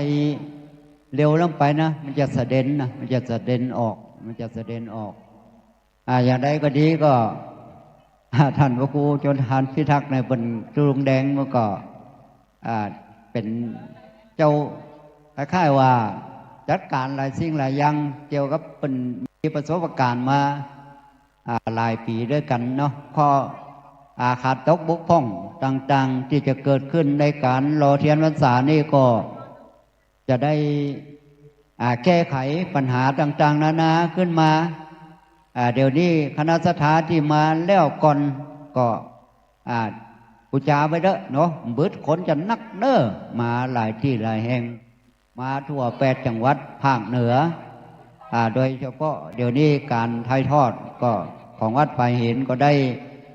ไปดัง YouTube ก็ดี Facebook อย่างต่างๆถ่ายทอดไปจะว่าทั่วโลกก็จ้างทั่วโลกคือได้รับได้หู้การบุญการกุศลอย่างน้อยที่สุดเขาขึ้นสีขาวที่ท่านผู้ฟัง ได้ฟังรายการของพระนักจัดรายการหลายรูปด้วยกันที่ได้นำมาธรรมะธรรมโมคือแก่ศรัทธาญาติโยมได้ฟังกันก็ได้แผ่ไปหลายปีด้วยกันปีนี้กันรอเทียนพรรษาก็เป็นปีที่19โดยเฉพาะเอามาทำที่อำเภอแม่เมาะก็คือสถาบันธรรมาภิวัตรของอาจารย์สาธิตธีรปัญโยซึ่งท่านก็อยู่สถานที่ร่มเย็นมีความสงบใกล้กับเกี่ยวกับบ่อท่านเห็นของอำเภอแม่เมาะที่แม่เมาะที่มีชื่อมีเสียงกันไปทั่วประเทศฉะนั้นในวันนี้ก็เป็นโอกาสดีของคณะสัตยาติโยมที่มาทั่วทุกสารทิศได้มาทั้งกายและใจเนาะมาทั้งกายและใจได้น้อมจัตุปัจจัยเหล่านี้เพื่อจะเป็นกองบุญกองกุศลส่วนหนึ่งก็คือเขาได้ถวายไว้ครับสถานีวิทยุต่างๆของขึ้นสีขาวซึ่งได้ออกอากาศให้ท่านผู้ฟังไปทั่วโลกอันดับสองก็คือการเป็นการบำรุงที่สถาบันของธรรมที่พักสงฆ์ของธรรมาภิวัตรสถาบันของธรรมาภิวัตรของอาจารย์สาธิตธีรปัญโยได้เป็นไปด้วยความเรียบร้อยเพราะว่าสิ่งต่างๆนี่ก็มาจากความสมานสามัคคีเขาเรียกว่าสุโขปุญญสะอุจโยความสังสมซึ่งบุญนำสุขมาให้เขาได้ทำบุญเขาก็มีความสบายอกสบายใจการสบายอกสบายใจนั่นมันเป็นสิ่งที่ของศาสนาพุทธของเขาการเสียสละการทำบุญทำทานฐานะปารมีฐานะอุปปารมีและฐานะปรมัตถปารมีฐานะปารมีก็คือการทำบุญทั่วไปการเสียสละสิ่งของที่เขามีอยู่เพราะว่าคนจะงามน้ำใจใช่ไว้หน้าคนจะสวยชัญญาใช่ตาหวานคนจะแก่ความรู้ใช่อยู่นานนะคนจะรวยสินทานใช่บ้านโตการที่คนเฮาจะรวยมาได้หมายถึงว่าคนนั้นจะต้องมีเงิน100 ล้านพันล้านหมื่นล้านแสนล้านแต่อย่างใดแต่คนรวยมาจากการเสียสละสมมติว่าท่านมีเงิน100 บาทท่านบริจาค20 บาทนะถือว่าท่านรวยไปแล้วรวยด้วยน้ำใจถ้าเขาบอกรวยด้วยน้ำใจแล้วก็เขาก็สามารถที่จะบริจาคได้นะเขารู้ว่าการบริจาคเป็นการขจัดซึ่งความตนีทีเหนียวนะองค์สมเด็จพระสัมมาสัมพุทธเจ้าของเขาซึ่งท่านจะมาเป็นพระพุทธเจ้าของเขานี่ท่านก็เสียสละดวงดาวบนท้องฟ้ายังน้อยกว่าที่พระองค์ได้เสียสละดวงตาแก่พระองค์แก่ผู้อื่นแล้วก็ท่านถือว่าเป็นฐานะอุปปารมีและฐานะปรมัตถปารมีแม้แต่ชีวิตของพระองค์ก็เสียสละแก่ผู้อื่นได้ในคราวที่พระองค์ได้ไปเป็นพระฤาษีในชาติหนึ่งของพระองค์ได้เป็นหัวหน้าฤาษีเนาะก็มีเสือเขารู้ว่าเสือมีลูกน้อยเสือตัวนี้เสือนี่ต้องอาหารต้องคล้ายๆว่าต้องหากินกับสัตว์ต่างๆจะต้องใจกำลังแต่เสือนี่มีลูกน้อยกำลังบ่ค่อยมีตัวใดบ่สามารถที่จะไปหาเหยื่อหาอย่างให้ลูกได้ลูกก็หิวพระฤาษีพระโพธิสัตว์เอาตอนที่เป็นพระฤาษีนั้นก็มานึกถึงเสือว่าโอ้เสือถ้าบ่ได้กินอาหารนี่คงจะบ่มีอาหารไปให้ลูกได้ลูกอาจจะตายก็ได้โดยคิดเจตนาในปรมัตถปารมีของพระฤาษีที่เป็นพระโพธิสัตว์ท่านได้ตัดสินใจโดดหน้าผาลงมาเพื่อจะเอาร่างกายของตัวเองนี่เป็นอาหารของเสือแม่เสือที่มีลูกน้อยเนาะนี่แหละคือการบริจาคของพระโพธิสัตว์เราในฐานะที่เป็นชาวพุทธซึ่งก็ได้ปฏิบัติตามคำสั่งสอนขององค์สมเด็จพระสัมมาสัมพุทธเจ้าของเขานะมีการทำบุญเนาะวัดอารามต่างๆเขาที่จะเกิดขึ้นก็มาจากเสียสละของ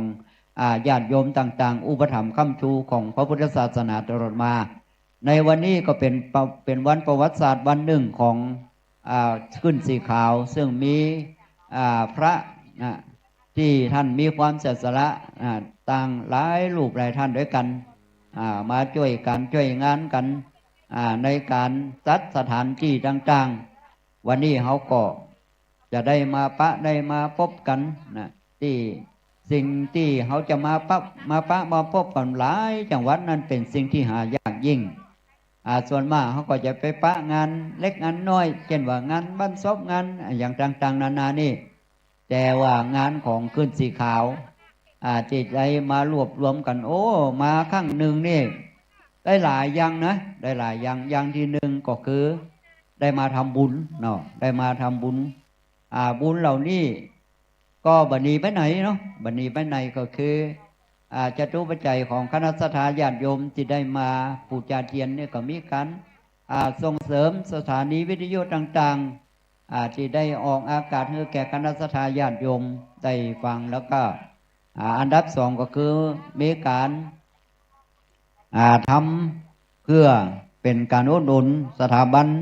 ธรรมวิทยาของอาจารย์สาธิตธีรปัญโยซึ่งก็เป็นเจ้าของสถานที่โอ้จึงจะได้ปรับเข้าที่เข้าตังโอ้ใช้เวลาเป็นเดือนเนอะสถานที่ของเปิ้น30 กว่าไร่30 กว่าไร่ก็ได้มาทำที่นี้เป็น10 ปีเนอะฉะนั้นก๊อกหนึ่งเนอะก๊อกหนึ่งก็ใส่ไป5เทียนเอาละ5 เล่มนะจะไปมันจะว่าก๊อกหนึ่งเล่มหนึ่งมาใจหนึ่งก๊อกเตียวก็5 เล่มมันอาจจะสูงไปหน่อยก็คงจะมันคงจะได้อยู่มันสูงเกินไปแต่มันเก่าแต่เขาก็ต้องมีความพยายามเนาะมีความพยายามเขาจะทำมือจิตเขาสูงเขาก็ต้องยื้อใจความพยายามเนาะใจความพยายามใจสติเนาะใจสติแบบว่าเตียนมันเข้าไปในหูหลอมของเตียนก่อยน่ะใจสติบ่ต้องไปฟังบ่ต้องไปใจเร็วเกินไปเนาะเขาจะว่าพุทโธก็ได้พุทโธธัมโมสังโฆนึกในใจในสิ่งที่ดีดีงามขณะนี้ก็มีคณะสัตยาติโยมส่วนมากก็มาจากในเขตอำเภอแม่เมาะเหงาเนี่ยที่ได้เป็นโรงเรียนผู้สูงอายุก็ดีอย่างก็ดีก็ทยอยกันแต่ว่าคณะสัตยาที่มาจากบ้านอื่นบ้านไกลที่ต่างจังหวัดเปิ้นก็กำลังจะเดินทางมาบางผู้บางท่านก็อาจจะตี4ก็ที่3ก็เดินทางมาที่อำเภอแม่เมาะที่สถาบันที่พักสงฆ์สถาบันธรรมวิวัฒน์ของอาจารย์สาธิตธีรปัญโยนี่ล่มลื่นสบายมีต้นไม้มีอย่างต่างๆก็โปร่งโล่งสบายอกสบายใจวันนี้ก็เขาก็พยายามร่วมบริจาคก็ก่อนนี้ก็เขาเพิ่นก็เตรียมต้นกันไว้เนาะเตรียมต้นกันแล้วแต่เจตนาก็ว่าแล้วแต่เจตนาศรัทธาเขาบ่ได้บังคับแต่อย่างใดเนาะส่วนขี้เพิ่งนั่นก็คงจะบูชากันแว่นหนึ่ง20 บาท20 บาท100 บาทก็ได้5เนาะได้5แว่นแล้วก็เอามาโยนลงที่หม้อเนาะหม้อก้อยโยนลงเอาโยนลงก็โยนลงเนอะโยนอย่าไปโยนนี่มันแห้งไปหน่อยถ้าโยนนี่มันตุลุงแดงเป็นว่าต้องเอาโยนได้มันจะแห้งมันจะสะเด็นใส่คนอื่นจะสะเด็นใส่ผู้อื่นโอ้วันนี้ผู้รักผู้ใหญ่ต่างๆเนาะก็จะได้มาร่วมพระมหาเถระพระเถระอย่างต่างๆก็จะได้มาร่วมบุญร่วมกุศลกันที่ของสถาบันธรรมวิวัฒน์นะครับตอนนี้ก็จะได้มันอาจจะผิดพลาดน้อยเนาะมันอาจจะใกล้เคียงน้อยผู้ร่วมบริจาคเนาะในการรอเทียนพรรษาก็มีครอบครัวของนางจินดาศรีใจวงศ์บริจาค20 บาทครอบครัวของ นายภูวเรศศรีใจวงศ์20 บาทครอบครัวของนสพัทระอูยียอนคิม20 บาทนายวิชาตินางดวงทิพย์แสนคันทศ20 บาทนายวีรพัฒน์เด็กหญิงวรินทร์ชลีแสนคำวง40 บาทป้อสะอาดแม่นอแก้วสุพรรณเมือง100 บาทป้อกฤษดาแม่อรไทยหนูเกลือ100 บาทแม่เทียมใจสาสุข20 บาทแม่นุ้ยกันแก้ว50 บาทแม่ทองดาอินทพร้อมด้วยครอบครัว100 บาทนายบัวกิจอินตะ30 บาทแม่แก้วปัญญาสืบ100 บาทพ่อพุทธเนียนปิก20 บาทแม่สุขชุมวัง50 บาทแม่สะอองพงมณี40 บาทแม่บุญทรงราใจ100 บาทแม่เงิน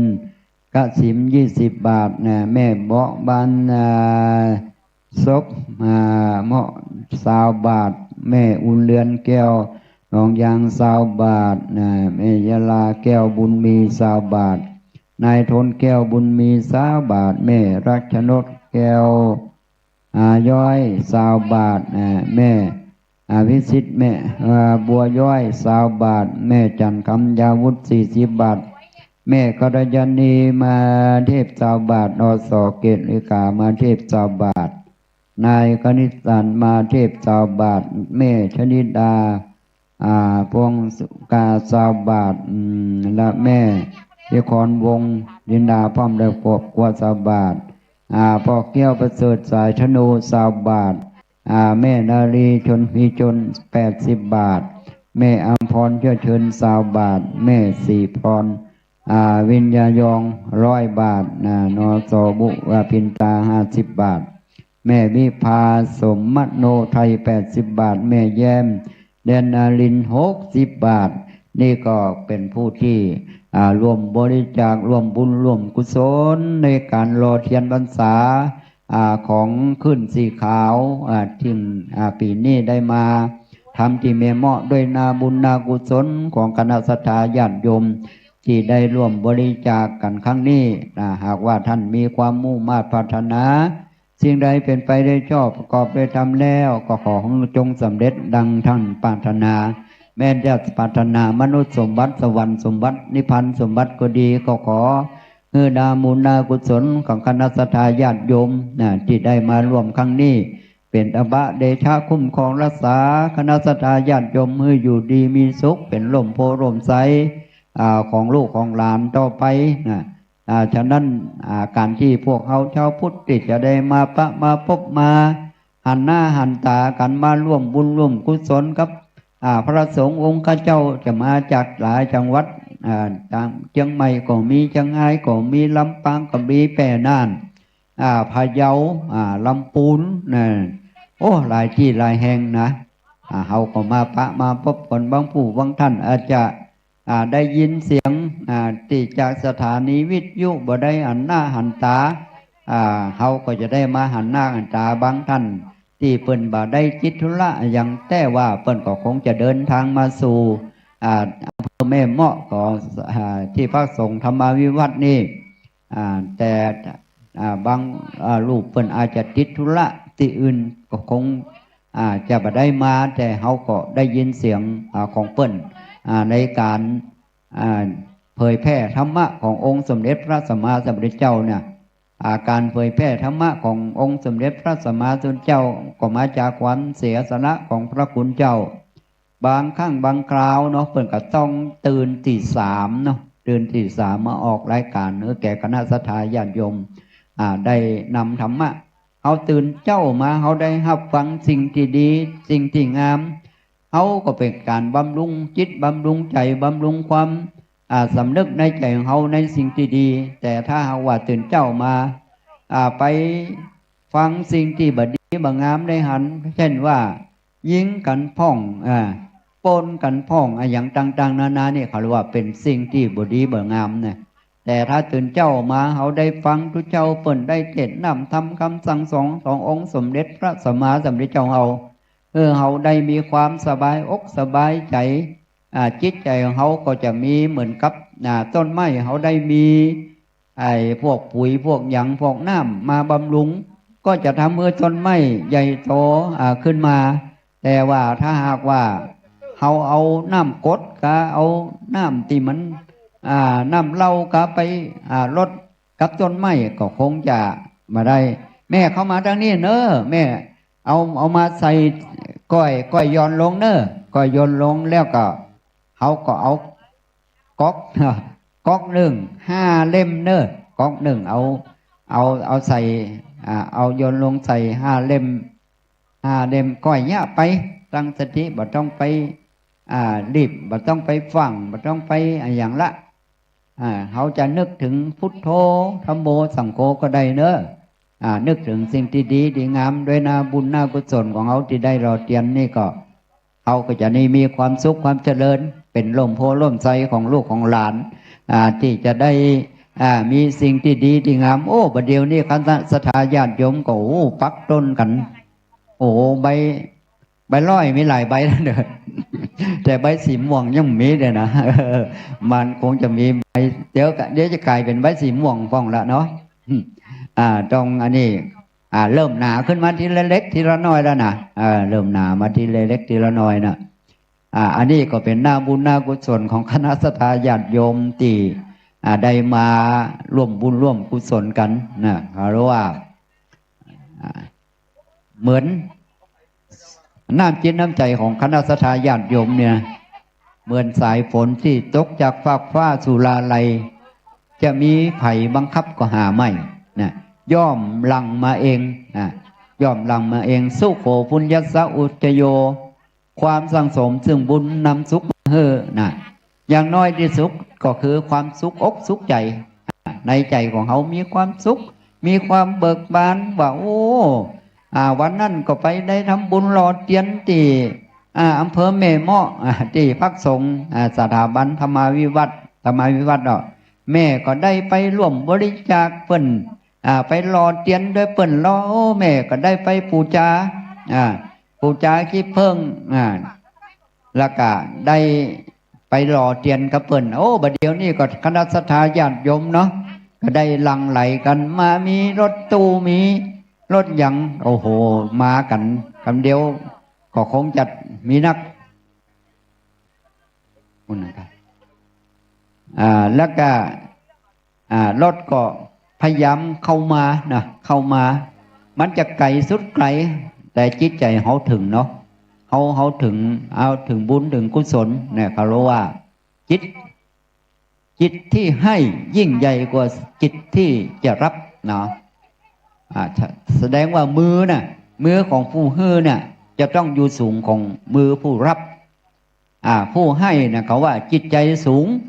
จิตใจสูงเพราะว่ามันมาจากภายในมันมาจากภายในเขาที่ว่าเขาได้ตั้งจิตตั้งใจตั้งว้าเนี่ยเนาะโอ้แม่ไปเด้อไปปูจาเด้อเราบริจาคกันไปเนาะเมื่อมาแล้วก็จิตใจของเขาหน้าตามแจ่มชื่นเบิกบานได้บุญได้กุศลกันทั่วหน้าเขาแล้วว่าอย่างกระจ้างเวลาเขาตัดสินใจครั้งแรกก็ถือว่าเป็นบุญละเขาต้องไปฟังคนอื่นหมอนั่นเป็นยังเนี่ยเขาเนี่ยอะไรเนี่ยแสดงว่าเขาได้บุญอย่างเนี้ยตอนนี้ท่านพระมหาสมชาตินะคณะปัญโยก็ได้เดินทางมาถึงสถานที่เนอเดี๋ยวก็ได้มาบางทีก็ไปจัดรายการตั้งในเมืองของมาดังไม่เหมาะไปมาเหมือนกันเนาะก็มีความเสียสละในด้านการเผยแพร่และก็ในด้านการจัดการต่างๆนานานี่อย่างใดก็ดี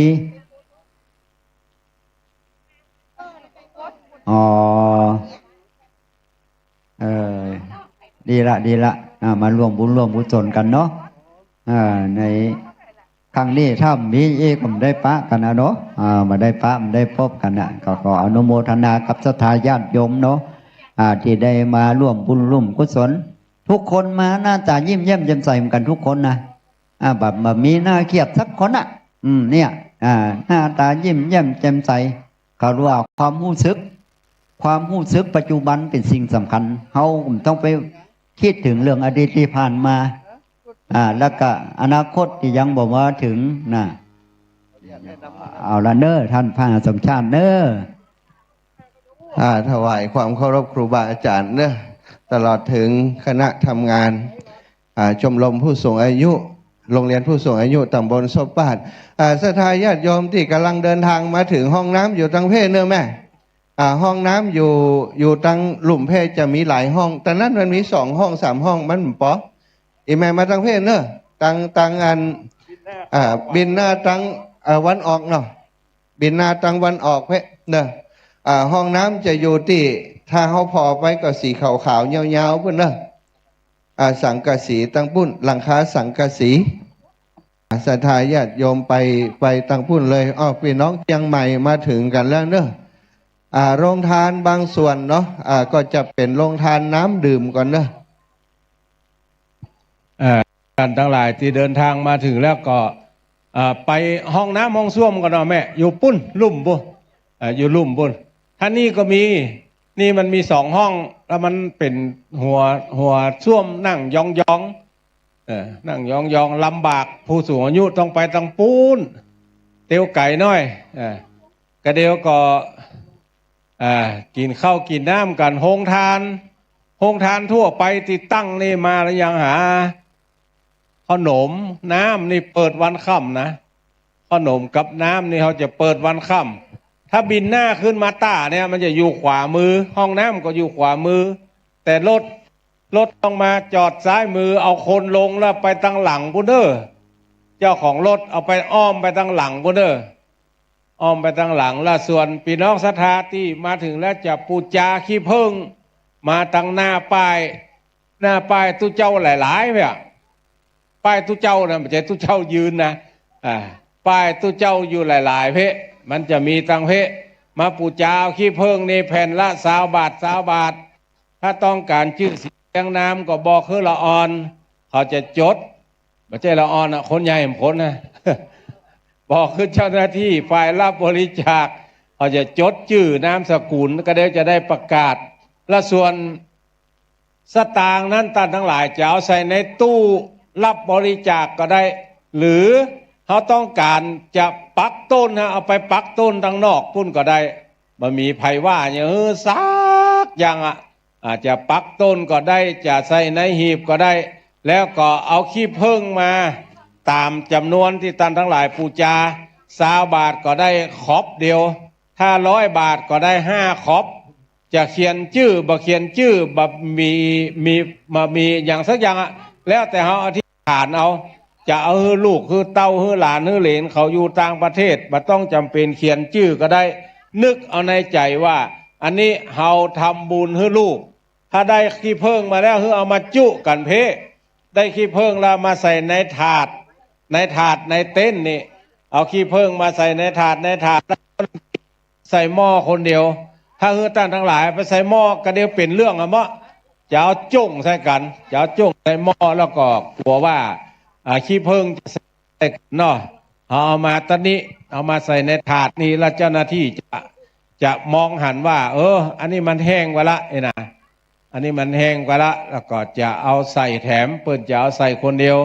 ตอนนี้ปัญหามีอยู่ว่าเปิดแก๊สแหมห่วงมาได้คนได้ก็มาจ้าง เอาเนี่ยกาไฟมีนี่หรอกาไฟมีที่เฮานี่แล้วแต่เฮานะดันเปิดแก๊สมาจ้างฮะมั้งมีกับกาไฟอันนี้ไปใจตามเลยเขาจะออมขี้ผึ้งแหมหม้อหนึ่งเพราะแต่เจ้าหม้อนั้นตี 4มาละตีได้ต้มกันมานี่นะตี 4เพราะนัดเปิด6 โมง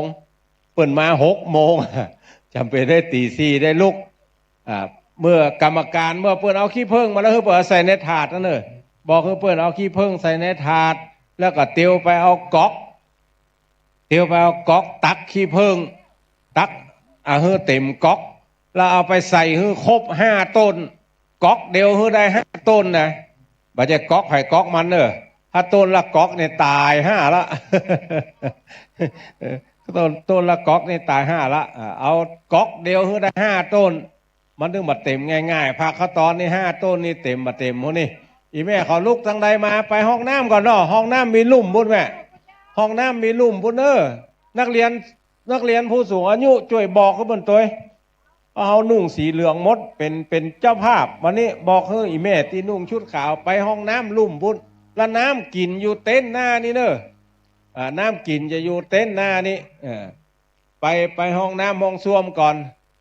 ไปขังออกก่อนแล้วมากินทำไมน้ำกินจะอยู่ตั้งหน้านี่ตอนนี้หลวงพ่อพระครูสังวรศิลาภิลักษ์มาถึงละอันนี้เอามาจากวัดทรายมูลสันปะตองโมเดอร์พี่น้องทั้งหลายตึงหม้อตึงเต่าแก๊สตึงอันยังก็เบ้ารอ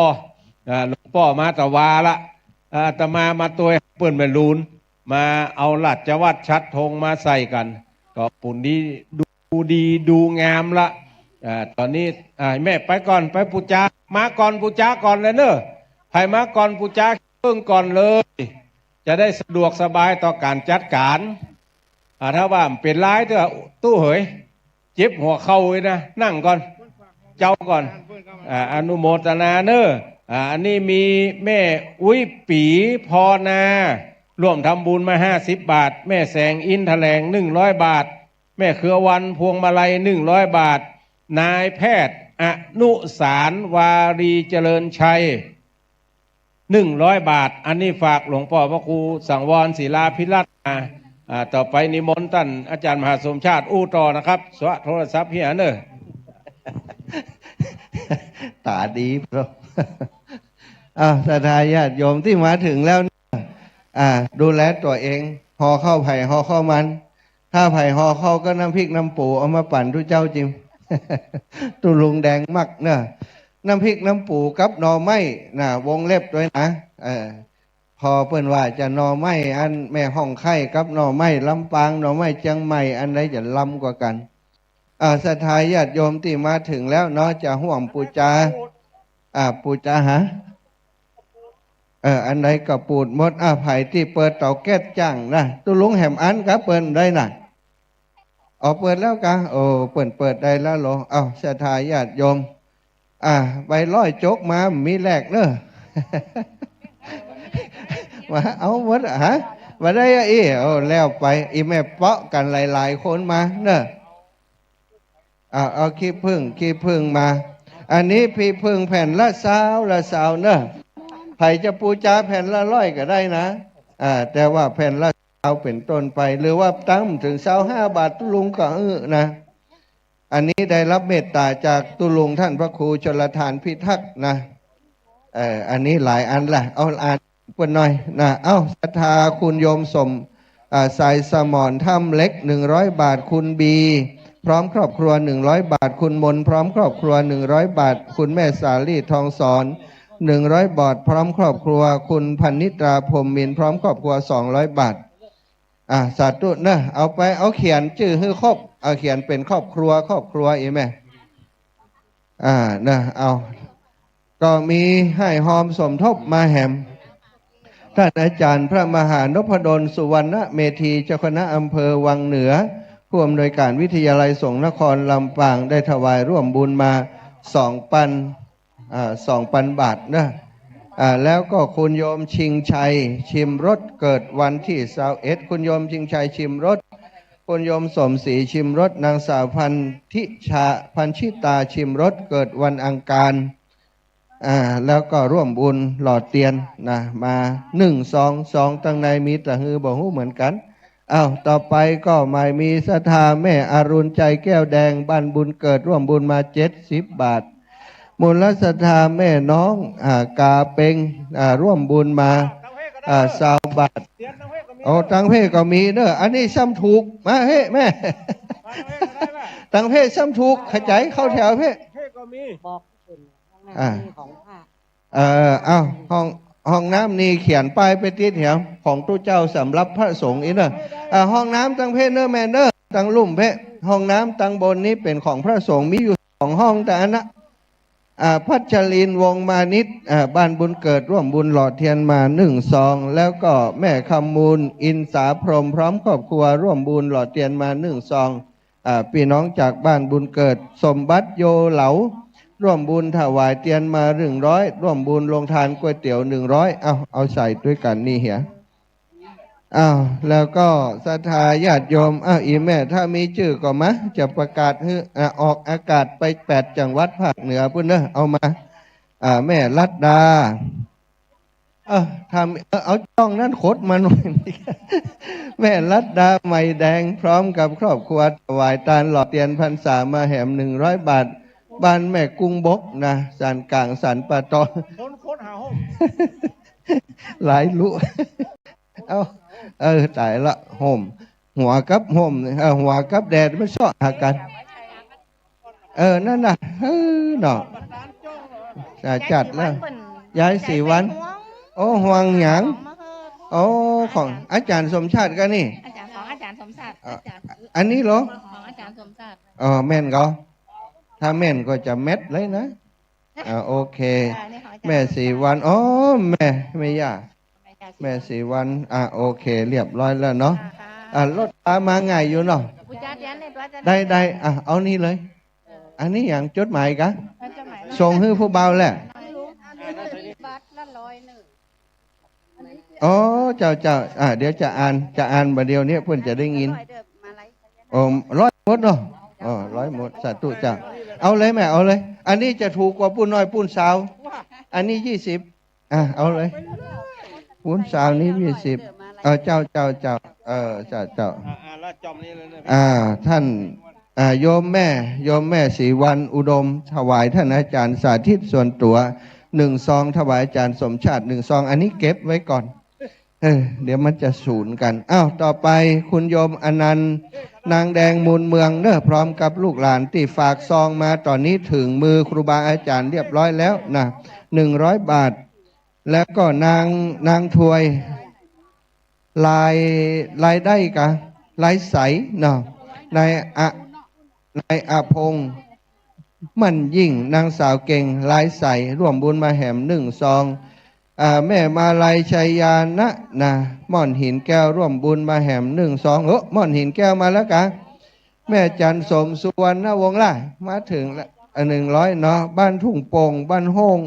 ทุ่งโป่งเหมือนกันบ้านโฮงหลับปูนร่วมบุญมาแหม100 บาทพ่อวิรัตแม่บัวกาใจวีบ้านแพะโป่งบ้านโฮงหลับปูนร่วมบุญมาแหม100 บาทนายกิตนายชาติชายนางทิติพันธ์ใจวารีบ้านแพะโป่งนะโป่งหลับปูนร่วมบุญมาแหม100 บาทแม่มาเลยเจ้าสาธุเนอบุญรักษาแม่อันนี้ถวายตู้เจ้ากันน้ำไฟเก็บใส่ซอง เดี๋ยวมันจะปนกันหลอดเตียนแหละอ่านเฮ้ยเดี๋ยวจะอ่านเฮ้ยอันนี้หลอดเตียนเดี๋ยวใส่นี่สาธุเนอะแม่ละไมพ่อเปงลัดดาวงม่อนหินแก้วก็คาแหม1 ซองนะแหม100 บาทเนาะแม่เกสรตาเปงบ้านทรายมูลร่วมบุญมาแหม100 บาทถ้าสถาบ่เขียนหน้าซองวัดตะฮือนี่อาตมาก็บอกฮู้จะอ่านเท่าใดถ้าอ่านซาวอีปุ่นจะเดียดอีไม่หอม200นะจดเขียนติดหน้าฮือหน่อยหนึ่งเนอะนางสุชาดานางสาวกรนิกาจารุพรบันทรายมูลแม่กาสันปันตองติดตามหลวงพ่อมาถวายร่วมบุญมาแหม100 บาทแม่แก้วคำสุนันตะจังหวัดอุตรดิตถ์มาอย่างไก่นี่50 บาทแม่โยมแม่น้อยบุตรคำเมืองม่อนหินแก้วก็คามากันกี่คนวะนี่มากันกี่คนลำรถ1 ปาดโทวิมาลาไหนล่ะพุ่นละโยมแม่แหม100 บาทเนอะศรัทธาญาติโยมป้อประมวลแม่คำน้อยสุใจคำพร้อมครอบครัวจากเชียงใหม่แหม100 บาทเนอะสาธุอันนี้ส่วนตัวเก็บเลยกะส่วนตัวกะโอเคม่อนหินแก้วส่วนตัวเก็บไว้สาธุแม่ แม่ดาตาคำลือร่วมบุญค่าน้ำค่าไฟแม่ปันทิติโชคชัยร่วมบุญค่าน้ำค่าไฟสถานีสาธุอนุโมทนาบุญกับอีแม่เนอะอันใดเป็นค่าไฟก็จะเก็บไว้อันนี้ร่วมบุญวิสุทธ์อัมพรสุนันตะพร้อมลูกดานบ้านแม่คลองใต้ร่วมบุญมาแหม200 บาทเนอะสาธุอนุโมทามิอันนี้100 บาทพ่อสมชายแม่เกลียงกฤษพวงทองบ้านบ่อน้ำหลวงขนาดกะน้ำบ่อหลวงสันปะตองกะโอ้วันก่อนก็ไปสันปะตองไปที่สันฮาวโอ้ได้เลยเอาไปเลยจะเอาไปเลยเนอะไผ่ที่ฝากหอมเนอะเขียนให้เปิ่นจิมสัตว์ตู้อีแม่แม่ศรีวันครับ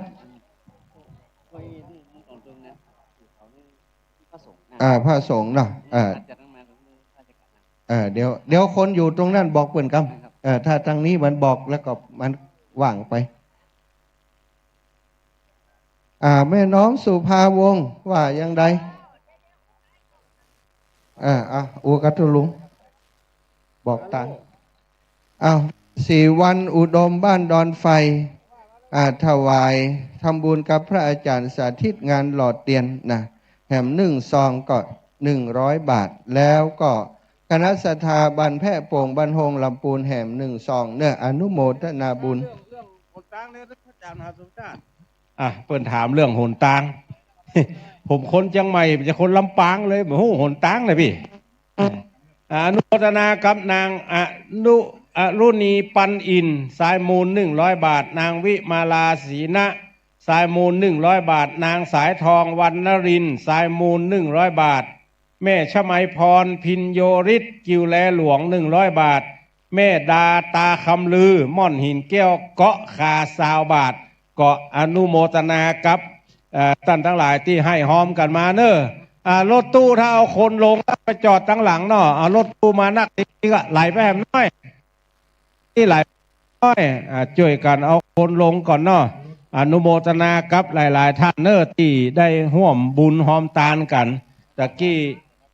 อนุโมทนากับแม่พองศรีสิทธิตัน40 บาทนายสมชายตะติสม40 บาทพ่อสิงคำบุญมี100 บาทแม่แขกสันทยะ100 บาทแม่บัวส่วนดอก20 บาทพ่อถวินกันทวัง20 บาทแม่บานแสนดี60 บาทเดี๋ยวขอซ้อหาโฮมก่อนนะเนอะฮ้อนเลยแล้วก็แม่กวินวงวัง40 บาทแม่ศรีวันมณีวง20 บาทแม่อัมไพ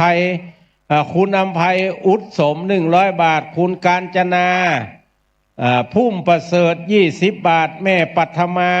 พิษไทย20 บาทแม่ธานีแก้วสาย20 บาทแม่จำเนียนเสริมกิน50 บาทแม่วาสนาอินทวงศ์40 บาทแม่รัตนาอินทปันโต40 บาทแม่วิภาพรธรรมสาโรจน์120 บาทแม่เสาวณีชัยยา20 บาทแม่บินชนะสงคราม200 บาทแม่บัวจินชัยยา40 บาทแม่ฉลาดแก้วสาย100 บาทแม่จินดาแก้วสาย100 บาทนายวสัญญาวิทย์20 บาทพ่อสะอาดแม่บุญทวนวงปันษา100 บาทแม่วันลาภูลเมือง100 บาทแม่ศรีนวลพุทธสอน100 บาทแล้วก็นางสาวขวัญชนกทามา20 บาทแม่ประนอมชัยสิงห์คำ100 บาทพ่ออินคำภูลจันทร์50 บาทนางสาวแต่โพนวง100 บาทคุณปราณีพวนทอง100 บาทแม่รัชนีสิทธิวัง100 บาทแม่สมจิตใจนวล100 บาทแม่ศรีวันป้อตา100 บาทคุณสมศักดิ์วันทา100 บาทและแม่คำมูลอินทปัต100 บาทอนุโมทนาเนอะเอาขีดถูกนี่กำเนาะอันใดอ่านแล้ว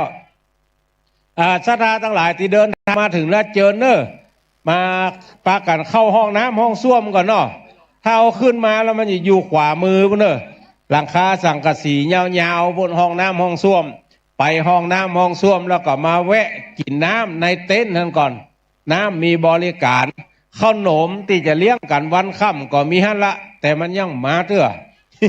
มันมีกระโตะอยู่มีกระโตะอยู่ตอนนี้ก็เชิญชวนเนอะพี่น้องศรัทธาทั้งหลายสำหรับท่านที่มาถึงแล้วก็ไปห้องน้ำห้องส้วมแล้วมากินน้ำกินอย่างก่อนแล้วซ้อกินข้าวกินน้ำถ้าบ่ได้กินออกบ้านออกจองมาถ้ากินแล้วก็แล้วไปแล้วก็รถตู้เอาไปจอดดังหลังเนอะช่วยพ่อช่วยก้อยว่าจอดจิตใจมันบะเกิกบะเคิงบะเติกกันนี่นะช่วยพ่อด้วยกรรมแล้วก็อนุโมทนากับแม่นายทองดีนางคำใสพร้อมพ่อครัว100 บาทยายนายกันแก้ว20 บาทนายอานนท์กันแก้ว20 บาทนางสาวบูปินตา20 บาทนางพุทธวงอ้าย20 บาทนางสุดาอะไรนี่สุตาพรสุดาวรบุญเรือง40 บาทนางสุแก้วกันทะเปียงกันทะเขียว20 บาทนางทองศรียะโส100 บาทนายมหันนางนงลักษ์พงอะไรพงเจ็ดสุวรรณ100 บาทนายทวนชวีวงสาย60 บาทแม่เรวดียอดสุวรรณ100 บาทนาแม่พรนาใจ60 บาทป้อวิภา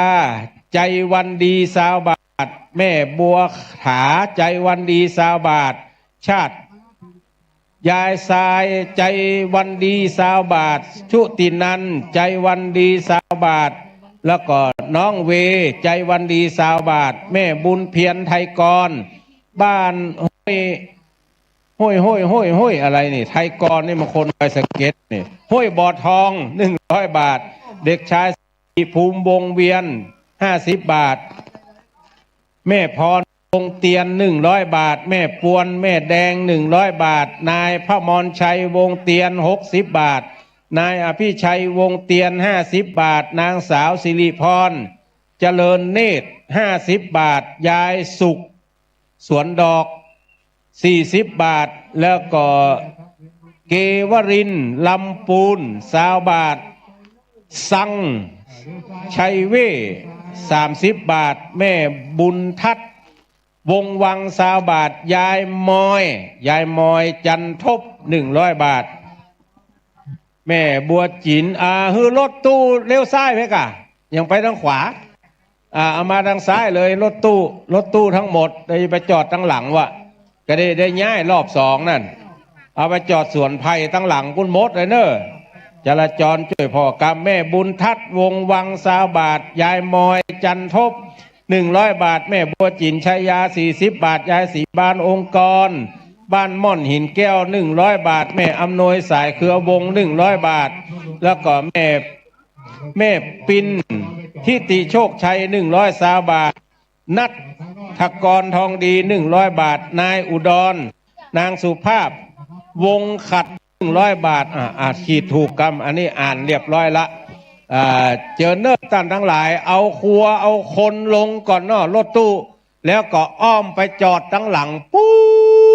นเนอะปุ้นแท้ปุ้นว่าเพราะว่ามันไก่จะอยู่ทั้งหลังปุ้นท่านอาจารย์มหาสมชาติไปทั้งใดละซองเฮียเบอร์นี่เนอะเขาพี่น้องศรัทธาที่มาปูจาขี้เพิ่งมาทางนี้ก็ได้เนาะทั้งปุ้นก็ได้ทั้งเพกก็ได้แผ่นละ20 บาทบ่ได้มีตัวปึ้งเพราะถ้าเอาตัวปึ้งมันจังบักกุ้มกันป้าแก้วปึ้งหมูป้ามาปึ้งเสือมันมีไผ่ปึ้งมันเหลือก็เลยบะปึ้งบะแป้งสักอย่างเนาะ มาปูจานี่แผ่นละ20 บาทสตางค์เดี๋ยวปักปุ้นก็ได้แต่ในหีดก็ได้ถ้าต้องการชื่อเอาฮือละออนฮือเจ้าหน้าที่ได้เขียนฮือละออนฮือเจ้าหน้าที่ได้เขียนเนอะเตียนที่เป็นนี่ก็เอามาอันนี้ต้มได้เลยแกะต้มได้เลยเนี่ยเพราะมันเป็นแผ่นมาแกะต้มได้เลยคือเจ้าหน้าที่เขาแกะใส่เลยอันนั้นแกะใส่เลยแล้วก็อันตีแผ่นนี่เจ้าก็ได้บัดถ้าใส่เตื้อคือเปิดเอากล่องนี่ก่อนแกะนี่เขาใส่อนุโมทนาเด้อพี่น้องศรัทธาแม่ทองเครือชัยกันทา นางสุรภานายคมกิจอำพันธ์นายสุรชาตินางวาสนาอุปป้อนางสาวธัญพันธ์กีรตาพันกุลอันนี้บริจาคขี้เพิ่งมา1 กิโลอนุโมทนาอันนี้ก็แกะเลยแม่อันนี้บะแกะเลย แกะเลยแกะใส่เลยยกเว้นอันที่เปิ่นเอามาวางเนี่ยบะแกะใส่เตื้อถ้าก็แม่แกะกาดซองนี่ใส่หมดเลยก้อยๆเนอะใส่ทั้งข้างกระเดียวหน้าตัวเก่ามีก็ขี้เตียนยุ่งเนอะเฮาบ่รับผิดชอบได้ทั้งสิ้นเนอะของฮ้อนศรัทธาท่านทั้งหลายก็เจิญเนอะรถตู้ขยับไปตั้งหน้าแถมน้อยก็ซ้ำดีที่จอดรถมีตั้งหลังให้หมดเนอะท่านทั้งหลายที่จอดรถมีตั้งหลังหมดเลยเนอะอนุโมทนากับนัฐกรทองดีปานีพวงทองอนิรุตการเก่งยุพินพนิชชัยเนาะพนิชชัยแล้วก็ขวัญชนกชามาอนุโมทนาเนอะร่วมทำบุญสุนทานด้วยกันมาเนาะก็อนุโมทนากับท่านทั้งหลายเนอะอันตุลุงท่านมหาอันนี้จะได้ตุลุงท่านมหาอันนี้จะได้สวะเฮียอันนี้ไปเลยละอันนี้คือเปิ่นละนี่เหรออันนี้ติอ่านตะกี้กะใส่นี่หลอดเตียนใส่นี่นี่ใส่เพชรนี่อ่านแล้วเนาะครับผมอ่านแล้วหมดละจะให้เจ้าหน้าที่ได้เขียนสตางค์จอมนี่ก็ได้เสียบปุ้งก็ได้เนอะถ้าจอมแล้วเอาไปเลยแผ่นละ3 บาทเอาไปเลยพอดีไปนวดปุ้นเนาะถ้าพี่น้องศรัทธาทั้งหลายปวดแข้งปวดขาไปนวดได้เนอะเปิ้นมีบริการนวดนวดใส่แล้วเอาไปเลยแม่เอาใส่นี่กี่บาทก็เอาไปเลยแผ่นละ20 บาทเอาเสียบปุ้นก็ได้สตางค์นะเสียบปุ้นก็ได้ใส่นี่ก็ได้ตามเจตนาของท่านทั้งหลายตามเจตนาเนอะเอาใส่ไหนก็ได้เพราะมันไปที่เดียวกันหมดละท่านทั้งหลายมันไปที่เดียวกันหมดละปูจาเอาแผ่นขี้ผึ้งแล้วก็เอาไปในมุ้นเนอะเอาไปในว่าเอาใส่ในถาดแล้วเจ้าหน้าที่จะบอกคือเอาอย่างก็เอาก๊อกน้ำบวยเอาก๊อกน้ำบวยตักแล้วก็เอาไปใส่ในเบ้าหล่อหลอมเตียนเบ้า5 เบ้านั่นต่อ1 ก๊อกนั่นท่านทั้งหลายเนอะช่วยกันพ่อช่วยกันก้อยศรัทธาญาติโยมอย่างมากันนักพลัมเหลือนี่ ตักไผ่พวกเป็นดิตักเนาะสาธุอันนี้รอเตียนก็ว่าส่วนตัวเก็บก่อนมันมี2 อย่างส่วนตัวกับรอเตียนแม่คำปันแล้วรอเตียนกาน้ำกาไฟมายึดก่อนอันนี้ก็ส่วนตัวอันนี้รอเตียนของแม่นิมตัดเลินปอนอันนี้ตังใดห้องน้ำอยู่นี่ไหมที่เปิ้นเดินกันนะหลังคาสังกะสีห้องน้ำน่ะหลังคาสังกะสีอยู่เขาฝากมาใส่กระเป๋าใส่เข้าไปกาน้ำกับไฟรอเตียนเจ้ากับเข้าคืนเพนนี่เดี๋ยวอีเมลเอาไว้ตีปุ่นก่อนก็ได้ตีเบิ่มขั้นก่อนก็ได้เดี๋ยวก็คือเจ้าสาธุเนอะบุญรักษาการน้ำกับไฟอันนี้การน้ำกับห้องน้ำการน้ำกับไฟเก็บก่อนรอเตียนการน้ำกับไฟมาการน้ำกับไฟเจ้าสาธุจ้ะนี่เหรอมีอย่างพ่องสาตัวกับน้ำกับไฟอันนี้รอเตียนกะม่อนหินแก้วหลอดเตียนกับน้ำกับไฟโอเคสาธุเนอะศรัทธาญาติโยมพ่องก็ถวายหลายอย่างหลายเรื่องเนาะนี้ศรัทธาก็ทยอยมาขออนุญาตประชาสัมพันธ์เรื่องห้องน้ำเนอะเพราะว่าหลายคนมาบัดได้แวะปั๊มสกรรมเอามาที่เลยมาที่สถาบันธรรมพิวัตรแห่งนี้ห้องน้ำถ้าหันหน้าออกจะอยู่ซ้ายมือที่หลังคาสังกะสีเนอะถ้าหันหน้าเข้ามาทางสถาบันก็จะอยู่ขวามือ ถ้าอีแม่จะเดินออกก็จะอยู่ซ้ายมือเนอะทางวันตกวันออกเขาหูทางใดแล้วแดดส่องมาทางเว อ้าวแต่ถ้าญาติโยมพี่น้องแม่แจมมา3กันรถตู้เนอะมาถึงแล้วพี่น้องการน้ำนางมาลัยชัยม่อนหินแก้วสาธุอนุโมทนาบุญทุกวันนี้ได้เหรียญนักเนอะแล้วก็คุณโยมลาวิมาลานาชัยยานะร่วมบุญหล่อเตียนเอาไว้ตรงที่เปิ่นเนี่ยที่เปิ่นนั้นเขียนแล้วเอาไปไว้ที่ในซุ้มเนอะที่เปิ่นจะต้มฮันอีป่ะในถาดในซุ้มฮันโอ้อีแม่ต้องปุ้นขายถูกกว่านี้ปุ้นนี่ขายเช้าอันนี้20อีแม่ไปปุ้นเลยตั้งปุ้นมันคนพอนักอันนี้ขายเช้าปุ้นขาย20แต่อันน่ะไปตั้ง20อีแม่ตั้งเพศมันแปลงนะโอ้ยหลวงพ่อใหญ่มาช่วยเขียนชื่อ หลวงพ่อพระครูสังวรศิลาภิลักษ์มาช่วยเขียนตั้งแต่6นี่มาครอบครัวแม่ปิ่นเพชรอุตตโมม่อนหินแก้วลำปาง100 บาทแม่สีทรนามวงบ้านโป่งใต้ลำปาง40 บาทคุณโยมแสงดาวแหม20 บาทคุณบุญขวัญแม่นางสมจิตปันติแหม20 บาทแม่นางสมพรราชบุญยืนบ้านโป่งใต้แหม20 บาทปร่มแม่วันเพ็ญพรหมสารแหม50 บาทนางเรวดีผ่องสุวรรณบันโฮงลำปูนแหม20 บาทนางศรีพรนางสาวอนุสลานาใจบันโฮงแหม250 บาทแม่ผ่องศรีแจ่มแจ้งม่อนหินแก้วก็คาแหม100 บาทแม่หอมแปงนุจาบันม่อนหินแก้วแหม40 บาทแม่ซ่อนกลิ่นกาวิละบานเวียงหนองรองแหม40 บาทศรัทธาญาติโยม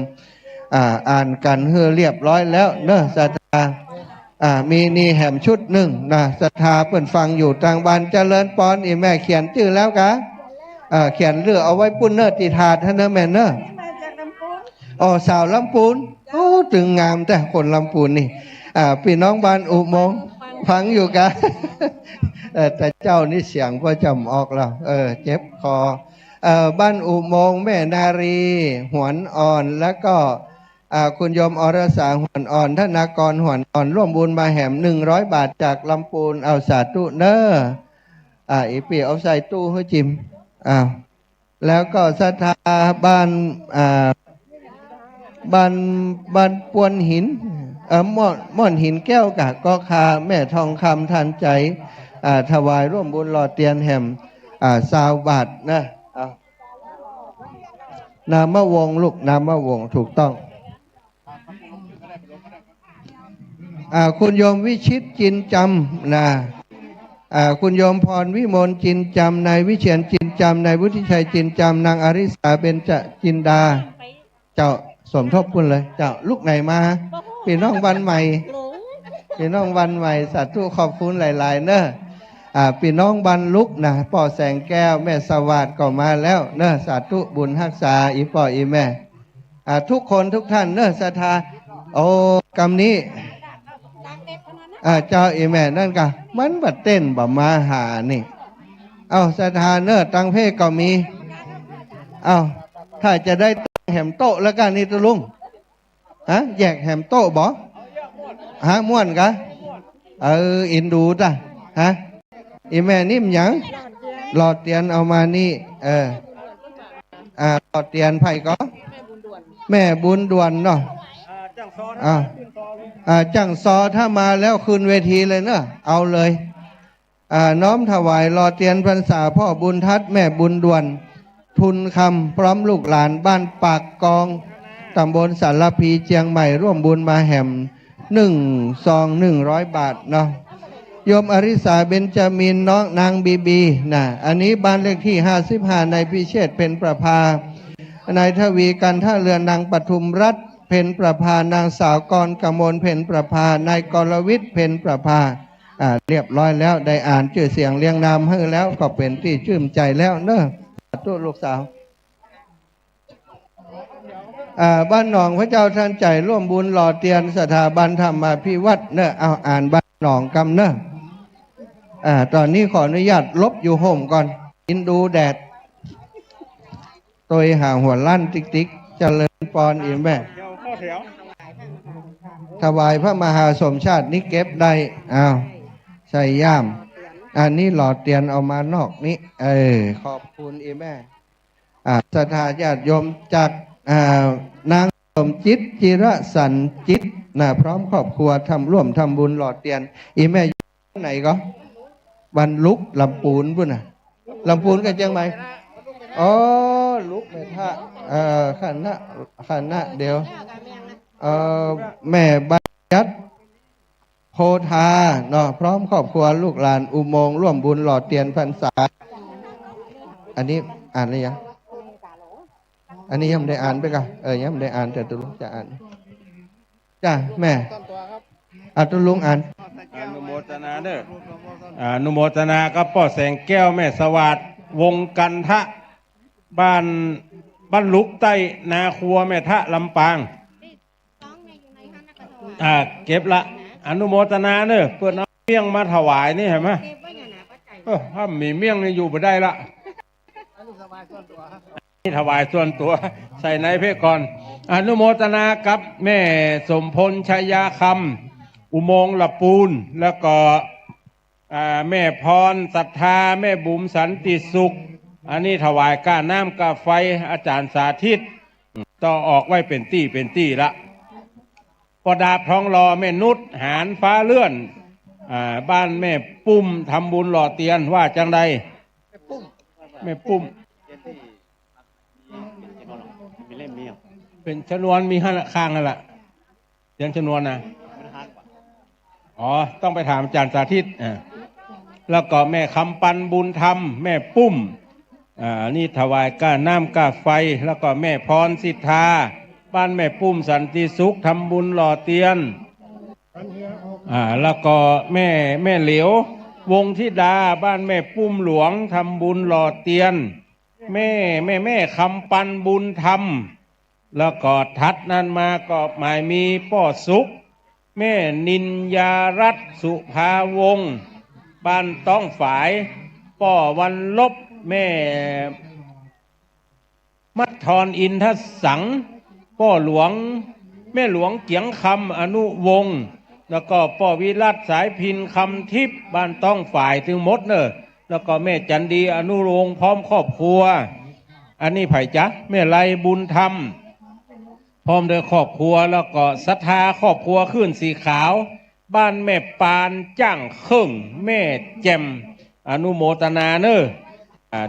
1,100กับแถม10 บาทอนุโมทนาเนาะที่มาร่วมทำบุญสุนทานด้วยกันนี่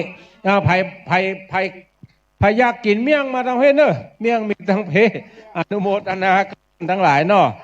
ช่วยกันเนอะช่วยกันพอช่วยกันก้อยวันนี้นี่คนมาหลายเป็นประวัติฐานละที่คนมาซบเตินนี่เพราะว่ามีกิจกรรมเจื้ออีแต่กิจกรรมอื่นเนี่ยมีได้ใครตึงวันท่านอาจารย์สาธิตนะกระเดียวก็อันโรงเรียนผู้สูงอายุกระเดียวก็โรงเรียนสปะเจ้าหน้าที่รอดอโรงเรียนแม่เมาะถ้าเดินทางมาแล้วก็เจอเนอขอช่วยปฏิบัติหน้าที่ด้วยกันเนาะในด้านการจราจรเปิ่นมานักไอ้ติ๊กละเขาจะจอดอย่างไรให้มันจอดได้นักเนี่ยช่วยพอช่วยด้วยกันเนออนุโมทนากับพี่น้องศรัทธาทั้งหลายแม่นาลีทองอ่อนอรสาหวนอ่อนธนาคารหวนอ่อนจังหวัดลำปูนแล้วก็ศรัทธาบ้านม่อนหินเกาะคามีแม่ทองคำนามสกุลอย่างบอกโหอ่านบัตรได้ลายที่100 บาทอนุโมทนาในส่วนกุศลและเจตนาเนอะท่านทั้งหลายถ้ามาปูจาเอาขี้พึ่งไปแล้วแผ่น20 บาทเนาะบ่ต้องเขียนชื่อเขียนเสียงเขียนเลี้ยงเขียนน้ำสักอย่างปูจาเอาล่าฮือไปติดเต็นที่มีทรัพย์ปทนอยู่นี่นะเข้าไปแล้วเอาขี้พึ่งวางในถาดและเจ้าหน้าที่จะบอกคือว่าฮือท่านทั้งหลายไปตักเอาน้ำขี้พึ่งในหม้อ2 หม้อตัก1 ก๊อกแล้วเอาไปเทใส่เบ้าหล่อเตียน5 เบ้า ก๊อกเดียวคือกุ้ม5 เบ้าเนี่ยท่านทั้งหลายก๊อกเดียวคือกุ้ม5 เบ้าแยกเป็น2 อันก็ได้เจ้าหน้าที่เขาช่วยให้เปิ้นแยกเป็น2 แถวเลยแยก2 แถวบ่อันบ่ตันแล้วแยก2 แถวเลยคือเปิ้นเข้า2 แถว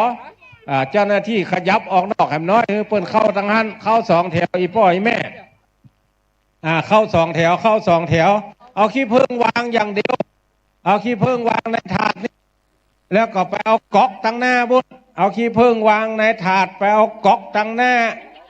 เอาก๊อกตั้งหน้าเอาก๊อกตักขี้ผึ้งบัดถ้าเอาใส่ในหม้อด้วยแม่เอาใส่ในถาดนี่ก็เดี๋ยวเจ้าหน้าที่จะเอาใส่คนเดียวบางอันนี่มันจะฟ้าใส่กันเนาะมันจะฟ้าใส่กันเข้าได้2 ภาคเลยแม่ไปทางเพศพังพี่บอกเขาเบิ้นเจ้าหน้าที่บอกเขาเบิ้นเข้าได้2 ภาคเนอะไปภาคเดียวประเดี๋ยวนี้มา2 ภาคเลยมา2 ภาคเวลาตักน้ำขี้ผึ้งไปแล้วพอตัวเจ้าหน้าที่เขาออกมาทั้งนอกแม่ออกมาทั้งนอกคือเปิ้นอยู่ทางในมันบ้านมันไปเกะกะกันเนี่ยเฮ้ยเขาอยู่ทางนอกบอกคือเปิ้นดีกว่ากำเอาก๊อกนี่ไปตักเอาน้ำขี้ผึ้งแล้วเอาไปใส่ปุ้นเวลาตักพอกันตัวเนอะบัดใจมือกำโทรศัพท์พังแล้วพังนึงกำก๊อกเดี๋ยวเอาไปต่ำใส่เสื้อขาวกันละลายพุ้ยเนี่ยเนอะช่วยพ่อช่วยก้อยเนาะช่วยกันบอกช่วยกันแนะช่วยกันนำขอบคุณโรงเรียนผู้สูงอายุเนอะนักเรียนผู้สูงอายุทุกท่านวันนี้อดฮ้อนกันเอาหน่อยตู้เจ้าก็ยืนตากแดดเป็นเตื้อเข้าร่มเป็นเตื้อเนี่ยกันพอช่วยกันก้อยเนาะไผ่ที่จะตะกี้ไผ่ถามหาอาจารย์พระครูอภิวัฒนวิกรมเปิ้นอยู่ศาลาบุญเนอตั้งหน้านี่มีหลวงพ่อพระครูสังวรศิลาภิลักษ์อาตมาภาพตุลุงแดงกับท่านมหาสมชาติท่านพระครูสังฆลักษณ์สุเมธอยู่ตั้งหน้าหมู่นั่นไปอยู่ตั้งหลังบุญเกาะอนุโมทนาขอบคุณครับแม่แปงเรือนตุน100 บาทแม่ทับทิมวงแขม100 บาทแม่เสาวณีชัยยา100 บาทพ่อบุญเชิดจันทะ100 บาทแม่พ่อบุญแก้วแม่สุขขะยายแก้ว60 บาทแม่นาทะยายแก้ว40 บาทแม่อะไรแม่พูดยาวิชัย60 บาทแม่พัชนีจอมทัน100 บาทนายมานิดนางของศรีสารกุล100 บาทแล้วก็แม่พรกวินชุ่มใจ100 บาทแล้วก็อนุโมทนากับแม่ทองใบมณีสอนมงละปูน100 บาทแม่พวงผักกาล่าคำแดงบ้านอุโมงค์ละปูน100 บาทนางวิไลพรดีอุโมงค์บ้านอุโมงค์ละปูนร่วมทำบุญหล่อเตียนตั้งในนี่แถมและส่วนไผ่จะแลกสตางค์มาทางเพศเนอะไผ่จะแลกสตางค์มาทางเพศนี่ใส่คือกรรมอ่านแล้วละตะกี้อ่านอันนี้ตึกไหนเหียป้อเฉลิมแม่สุจิตาอนุวงศ์50 บาทแม่จำนงทิพย์พรนามวงศ์แม่จีรพรอาทิตย์100 บาทถ้าเตียนเต็มเล่มก็เอาอันนั้นเขาปิดเลยมันจะมีจุกปิดอยู่กุยสวยเอาสวยปิดระวังต่ำใช่กันเนอะพ่อระวังต่ำใช่กันอันใดเต็มตึ๊ดเลยเดี๋ยวได้แม่เอาตั้งนี้ไปมันอันใดโล้นปิดไว้ก่อนเปิดทำให้อันนี้ปิดก่อนเดี๋ยวจะเปิดผักเพจะเปิดผักเพก๊อกเดียวให้ได้5 ต้น 5 เล่มเลยแม่เหยก๊อกเดียวให้ได้5 เล่มตักไปก๊อกเดียวให้ครบ5 ต้น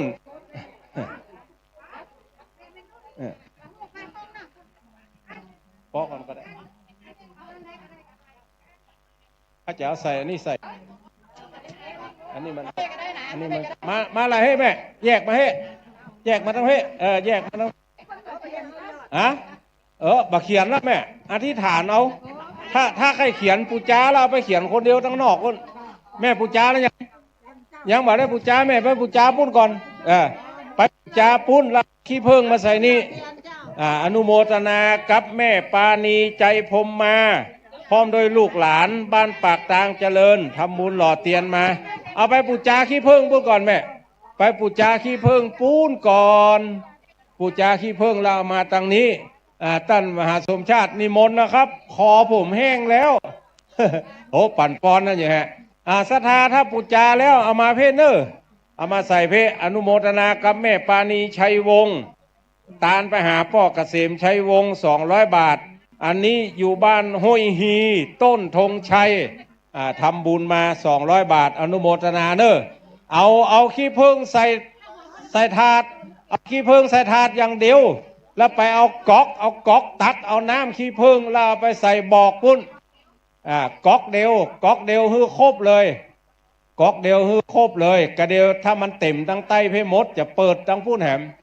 จะเปิดตั้งเหนือแถมนอตอนนี้เอาใส่ตั้งใต้ฮือเต็มก่อนไผ่บาได้ขี้ผึ้งฮือไปปูจาเอาก่อนเนอไปปูจาเอาขี้ผึ้งตั้งหน้าที่ต้นดอกปุ้นก่อนไปปูจาปุ้นก่อนแล้วเขียนคำปุ้นเลยปูจาแล้วเขียนถ้าต้องการเขียนถ้าบ่ต้องการเขียนเป็นเวียกเป็นการนี่นะเอามาใส่นี่เลยแม่เอาใส่ในนี่เลยเนาะอย่าให้เขียนเอามาเขียนก่อนนิมนต์ครับอ่านต่อไปฟังอยู่ล่ะดีละขอบคุณหลายๆเนอะเดินทางมาถูกเนาะดีจากลำพูนอ๋อป่อบุญตันเจ้าแม่แสงล่าเนาะสาธุเนอะบุญทักษาแม่ขอบคุณหลายๆแม่ไปนั่งเขียนสบายเลยอันเอาปากกาเขียนก็ได้ฮะอ่านก่อนตุลุงอ่านก่อน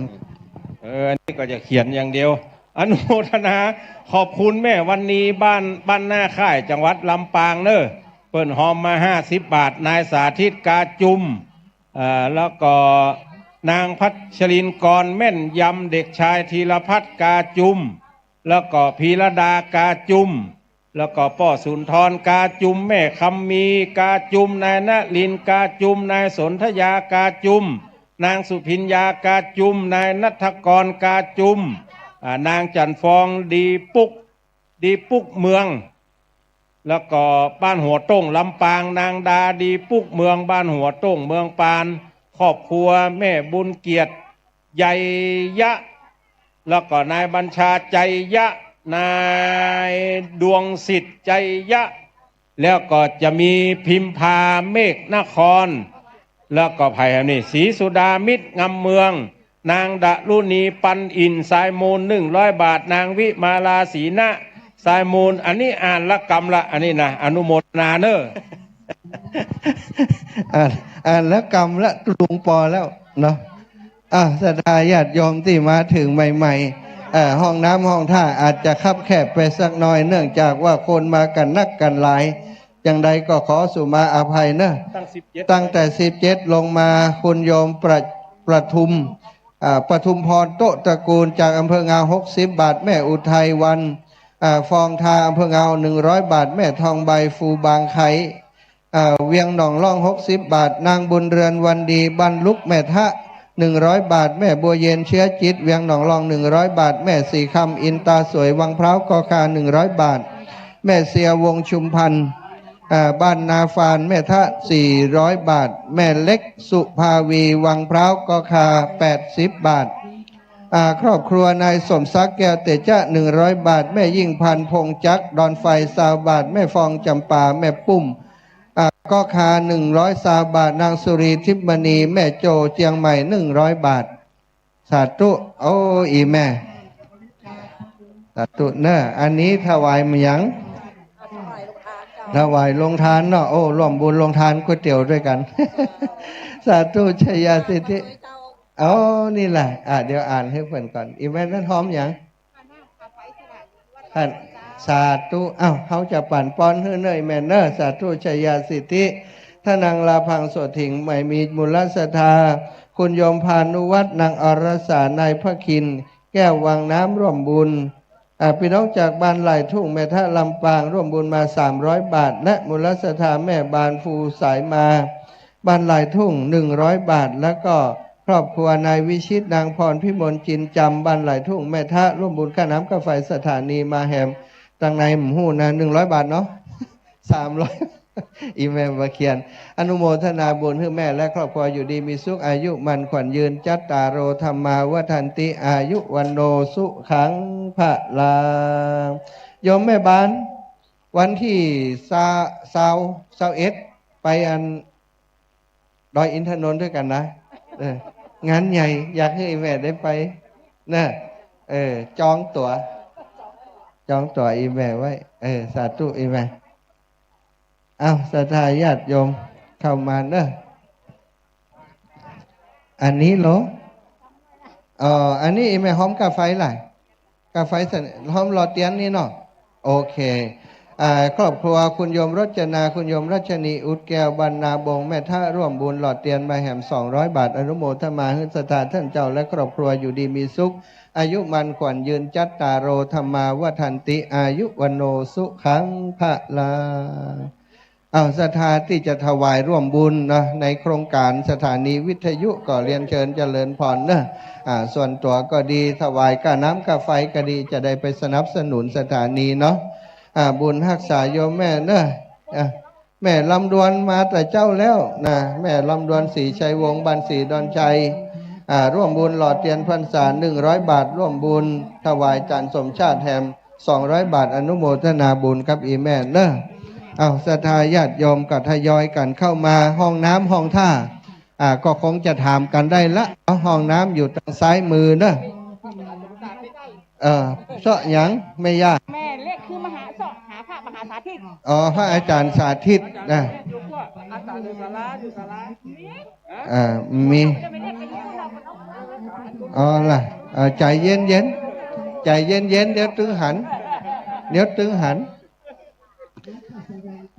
แม่วันเพ็ญอินทวงศ์พร้อมครอบครัวบ้านหนองพระเจ้าท่านใจร่วมบุญหล่อเตียนมาแหม100 บาทพ่อเสริมแม่หอมหวนพรหมสุวรรณพร้อมลูกหลานพระเจ้าท่านใจแหม140 บาทนะอันนี้ต้องประกาศให้เปิ่นพ่อเปิ่นฝากมาศรัทธาคนที่ห้าฝากมาประกาศให้เปิ่นกำเนิดเปิ่นท่าฟังอยู่บ้านนะก็ขอบคุณแล้วก็ร้อยตำรวจโทปยุทธชัยแม่นิตยาภักดีร่วมบุญมาแหม200 บาทอันนี้ถวายหลอดเตียนเนาะร้อยตำรวจโทยุทธชัยแม่นิตยาภักดีถวายค่าน้ำค่าไฟมา200 บาทสถานีอันนี้ส่วนตัวอีป่อมาทุงกันลูกตัวให้รถเข้ามาแหละสาธุขอบคุณอีแม่อยู่ไหนเดี๋ยวปะกันแม่กาบสีขันแก้วพร้อมลูกหลานถวายค่าน้ำค่าไฟมาแหม100 บาทของกระหือประกาศโน่นประกาศนี่ตุ้ลุงยองใครใจมาเห็นได้ปะแล้วก็แม่บัวเรียวชัยอุดร่วมบุญ1 แผ่นดังสาวนัทธิชาธารักษ์1 แผ่นแม่สมพรชัยเรียน1 แผ่นชุมพลชัยเรียน1 แผ่นพันนีชัยเรียน1 แผ่นป่อทองสุขสีแก้ว2 แผ่นแม่ปราณีสีแก้ว2 แผ่นแม่คันคำสียศ1 แผ่นนายสังวรยานทวี1 แผ่นนางปราณียานทวี1 แผ่นรวมเป็น240 บาทแม่เล็กจันเมาปงใต้แหม50 บาทรวมกันแล้วเป็น290 บาทอันนี้เรียบร้อยแล้วอาจารย์ขีดเหียต่อมาแม่จันผ่าเรือนงามถวายร่วมบุญค่าน้ำค่าไฟวัดบรรพต100 บาทหลอดเตียน100 บาทแม่สีทองพรหมแสนพร้อมครอบครัวร่วมบุญถวายหลอดเตียน100 บาทพ่อเสริมแม่หอมหวนพรหมสุวรรณพระเจ้าทั้งใจถวายค่าน้ำค่าไฟมา200 บาทนางสมจิตจิระสันธิร่วมบุญหลอดเตียนมาแหม1 แม่แบนตาจันวงศ์นากวางดอนไฟร่วมบุญหลอดเตียนมาแหม100 บาทเด็กชายธนเศรษฐ์ตาจันวงศ์ร่วมบุญหลอดเตียนมาแหม100 บาทแม่เพชรชุมสาร่วมบุญหลอดเตียนมาแหม100 บาทเจ้าภาพหลอดเตียนพรรษานางเครือวันสิงห์เชื้อบันทุ่งม่านสาธุอีแม่หลอดเตียนนอเป็นบันทุ่งม่านนางเครือวันสิงห์เชื้อนางจิตราพรกันฟักนายวสันต์กันฟักนางนิชาพรกันพักแล้วก็นายวิชวะกันพักร่วมบุญมาแหม100 บาทเนอะแม่มอนแม่เกียรติกาเชียงรายพร้อมลูกหลานบ้านทุ่งม่านเหนือร่วมบุญมาแหม100 บาทอันนี้ศรัทธาญาติโยมที่ให้หอมมาแม่บัวไหลแม่ทองใบ อาริโอดนะจากทางเชียงใหม่ปากทางเจริญร่วมบุญมาแหม1 2แม่นง2แพเชียงใหม่ร่วมบุญมาแหม1 2แม่แก้วนินของร่วมบุญมาแหม1 2แม่ยุพินปัญญาดีดอยหล่อแหม1 2แล้วก็แม่อนุสลายอดเมียงแสงปากทางเจริญแหม1 2แม่คุณสมานสมบูรณ์แก้วม่วงมันปากทางเจริญแหม1 2จ้างซอถ้ามาแล้วตุลุงว่าขึ้นเวทีได้เลยเนอะเตรียมสถานที่ไว้ให้แล้วท่านเสน่ห์การลงมาถึงแล้วยังท่านเสน่ห์การลงท่านอาจารย์ถ้ามาถึงแล้วนำคณะศิษย์ขึ้นเวทีได้เลยเนอะซอห้ามกันไปเถอะสถาคนเฒ่าคนแก่นั่งฟังอยู่ตั้งหน้าจะได้ฟังเสียงจังซอไปตัวขอบคุณศรัทธาญาติโยมพ่อโยมแม่ทั้งหลายเนอะได้มาร่วมบุญได้หอมบุญกันมาเป็นมาปูจาเอาแผ่นเตียนเนาะแผ่นเตียนก็แผ่นละ20เนอะศรัทธาถ้าไผ่เอาหลายแผ่นก็จะตกอยู่5แผ่น100ลดราคาให้เป็น5แผ่น100ต่อมาก็มียายอ้วนสิงเชื้อนะแม่อ้วนสิงเชื้อสุวรรณสิงเชื้อนิพาพรสิงเชื้อรัฐภูมิสิงเชื้อนัทธิชาสิงเชื้อร่วมบุญมาแหม5แผ่น100 บาทนางสาวธนากรสิงเชื้อเชิดซักจักบุญมาธัญญานุชจักบุญมาสุภกรจักบุญมาสุภกฤษจักบุญมาสุภพรจักบุญมาร่วมบุญแหม6แผ่น120 บาทสมคิดราชบุรุษถวายหล่อเตียน200 บาทค่าน้ำกาไฟ100 บาทร้านต่องลาดนาลำปางตาวันยายแตงเคียคำล่าร่วมบุญหล่อเตียนแหม100 บาทตะลงอ่านก่อนอันนั้นแหละวันพ่อเทียนจันทะนะแม่สีแก้วจันทละนายกิตติพลรัตสมุทรนางเข็มจิรารัตสมุทรนางสาวชะดาจิตรัตสมุทรนายจตุจักรรัตสมุทรนะได้ร่วมบุญมาปูจาแผ่นเตียนแล้วก็นางสาวทิติมนจันทระนายสุรสิทธิ์ธนปาระวงศ์นายสุรศรีธนปาระวงศ์นางพิมพ์ประภัสจันทระนางสาวพิรัญญาอนันทวัฒน์นางสาวอภัสนันอนันทวัฒน์ร่วมบุญมาปูจาแผ่นเตียนไปเรียบร้อยแล้วอนุโมทนาบุญให้ท่านเจ้าเนอะศรัทธาญาติโยมอีป่ออีแม่ต่างหลายที่เดินทางมาถึงแล้วอาจจะเข้าห้องน้ำห้องท่าจะดื่มน้ำดื่มอยู่ตังถ้าหันหน้าออกอยู่ทางซ้ายมือเนอะถ้าหันหน้าเข้ามาก็จะอยู่ขวามือบอกกันอย่างนี้เอาเนาะสำหรับรถราตังในนั้นที่บริเวณที่เขาเคยปลูกต้นไผ่กันเป็นสถานลานที่เปิ้นคือเขาจอดรถได้เคลื่อนรถเอาคนลงแล้วก็เคลื่อนรถไปจอดที่ลานจอดรถได้เนอะตอนนี้ก็นั่งพักนั่งผ่อนกันตามสมทุมพุ่มไม้ร่มไม้เนอะตามห่มตามเงาไปถ้าแดดส่องก็โคตรหนีเอาศรัทธาพี่น้องหลวงพ่อพ่อพัดแม่แก้วพุทธสอนพร้อมลูกหลานร่วมบุญมาแหม100 บาทสุภัตราเสนาธรรมแม่ทะร่วมบุญมาแหม100 บาทก้อนบันว่าก้อนตัวใดจะโตกันตะเกียน่ะซอมาแล้วยังเนอะศรัทธาเพิ่นไข่ฟังซอแล้วท่านเสน่ห์การลงมาถึงไหนแล้วแม่แก้วดาอุดเลิศ20 บาทนายสัตวัฒน์วงหาร20 บาทนางสาวสัสิธรวงหาร20 บาทนางสาวหนึ่งฤทัยวงหาร20 บาทแม่สวิงมหามิตร20 บาทแม่เรือนแก้วสายทองบันใหม่ดอนไฟแม่ทะ100 บาทนายเยาวลักษณ์ฟองมณีราชพัฒลำปาง140 บาทสาธุอนุโมทนาบุญเนอะศรัทธาพี่น้องเชียงใหม่มาแล้วนะพี่น้องเชียงใหม่มากันแหมจัดนักเนอะศรัทธาญาติโยมอีแม่ว่ายังใดแม่สีเนือนวงวันใจวันนะ40 บาทเนอะแม่สุขใจกันใจมานางนพดลกันใจมาแหม200 บาทอนุโมทนาบุญคือกับท่านเนอะสาธุหลานสาวโอ้ใหญ่ล่ะล่ะแม่สีนวลสีนวล ปะละบุญมากะบ้านแม่ยิ่ง50 บาทถวายท่านสมชาติถวายส่วนตัวแหละแม่อาลีแม่พิกูลพร้อมลูกหลานถวายกะน้ำกะไฟแม่จันใจนันตาถวายกะน้ำกะไฟสาธุโอ้ใช่บ้านหนองขามฟังอยู่เนาะโอ้ดีแล้วเนอะมาอันนั้นปูจาเอาเหียไปปูจาก่อนเดี๋ยวก่อนมาอ่านสาธุเนอะบุญรักษาสบายดีเนาะสาธุค่ะสาธุจ้าศรัทธาญาติโยมที่เดินทางมาถึงแล้วเนาะได้ปูจาเตียนแล้วไปชอดที่นั่งที่เศร้าที่พักผ่อนได้เลยเนอะ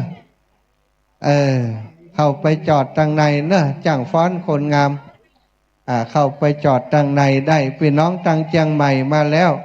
พี่น้องตังเจียงสาธุอีแม่ได้จะห้อมพระอาจารย์เลยจ้ะ โอ้ห้องพระอาจารย์เนาะเอาไว้เป็นการน้ำกาไฟสถานีเนอะสาธุขอบคุณหลายๆจังซอมาแล้วยังคนเฒ่าคนแก่ให้หาจังซอนี่จังซอท่านอาจารย์เสน่ห์การลงถึงในแล้วแจ้งข่าวด่วนจังนี้เปิ่นรอฟังซอแล้วเนอะต่อยที่ต้อยขึ้นได้เลยถ้าไม่มีไผ่ซอเดี๋ยวจะฮื้อตู้ลุงแดงซอไปก่อนไปฮื้อตู้ลุงแดงได้กำไม้กันแล้วกันนะจังซอเก่าเนอะสถาขอบคุณครับอีแม่ตั้งหลายอีปอตั้งหลายที่ได้เดินทางมาร่วมกิจกรรมสำคัญของครอบครัวคลื่นสีขาวเพื่อชาวประชาเขาจะมีกิจกรรมอยู่3อย่างที่ทำงานร่วมกันเป็นหมู่เป็นคณะใหญ่แบบนี้ก็คือ1รดน้ำดำหัวครูบาอาจารย์ประจำปี2หล่อเทียนพรรษา3ตาลเตียนนะก็วันนี้เขาได้มีการมาแล้วโลจังซอนะท่านอาจารย์เสน่ห์มาแล้วขันตั้งมีคำจะจบข่าวเลยอันปัดเท่าอาจารย์ขันตั้งอีแม่อย่างใดดีนี่แม่บัวเย็นมายังแม่บัวเย็นจันทบอยู่ที่ไหนรายงานตัวด่วนดูแลเรื่องขันตั้งคือกรรม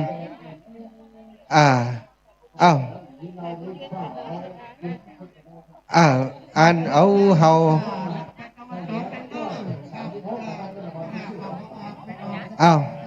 ช่วยดูแลกรรมอันประธานผู้สูงอายุก็ได้เนอะอีแม่จัดเลยเนอะไปดูแลแล้วไปจัดให้เปิ่นกรรมขาดอะไรอย่างมาเอาที่เฮาตั้งขันตั้งต่อใดก็บอกเลยลงสันยังไงก็ลงฐานลงฉันยังลงฉันจะอยู่ตรงนี้ไหมแต่ว่าตอนนี้ยังไม่ได้วางเถอะเอาไว้อย่างใดดีเอาติไผ่ที่มันถ้าไปหันมันมีติไผ่ดูแลเถอะนะแม่น้ำพริกน้ำปูตุลุงนะกะสั่งได้เลยนี่ฮะอีแม่สาธุค่ะบ้านใหม่ฉลองลาดได้เตียนแล้วยังได้แล้วเนาะสาธุเนาะบ้านใหม่ฉลองลาดนางจินดาประจวบทรัพย์พร้อมครอบครัว100 บาท100 บาทศรัทธาญาติโยม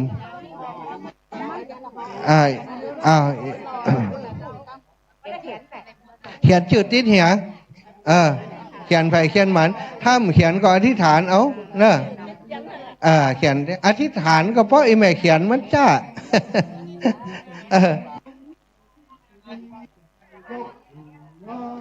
ช่วยดูเรื่องอันนี่กำเนิดอีแม่ไปพอตั้งนาบุญเลยอันตีจังซอน่ะจังซอมาแล้วเนอะจังซอลูกหลานเก่งขนาดเนอะขาดไอ้อย่างร้องพอช่วยกันลืมเรื่องขันตั้งจังซอดูตัวลุงเหยแม่บัวเย็นจันทบก็ยังมาตั้งเดียวน่ะอยู่ตังใดอีปอสาธุกำลังมาถึงล่ะโอเค80 บาทอันละสาวถ้า5 อันลดฮื้อจะเป็น100เอาได้เลยอันละสาว5 อัน100ประหยัดแม่อธิษฐานเลยอธิษฐานไปง่ายกว่าเขียนสบายเลยอธิษฐานโยมมาตายครับอาจารย์โยมจัดการอะไรอย่างโยมแม่ได้ยินแต่เสียงว่าหันตัวจริงได้เลยกับน้ำกับไฟสถานีแม่ซุก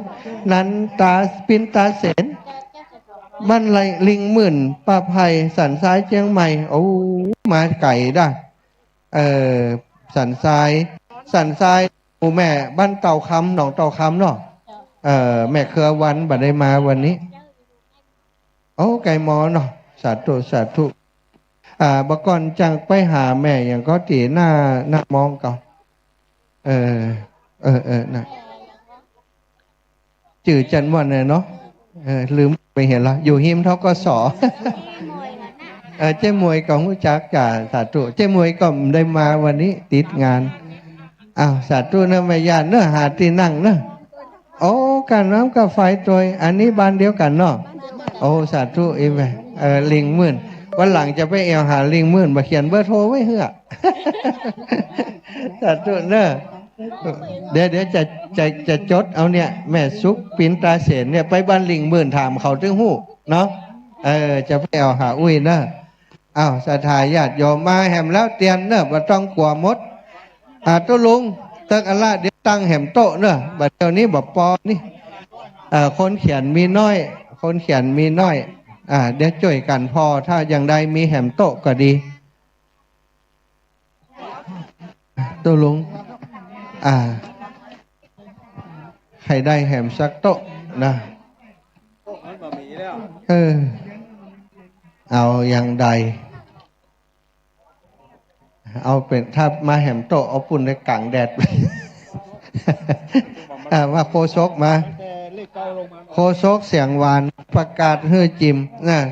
สลัญญพรปกแก้ว100 บาทบุญหลงเจ้า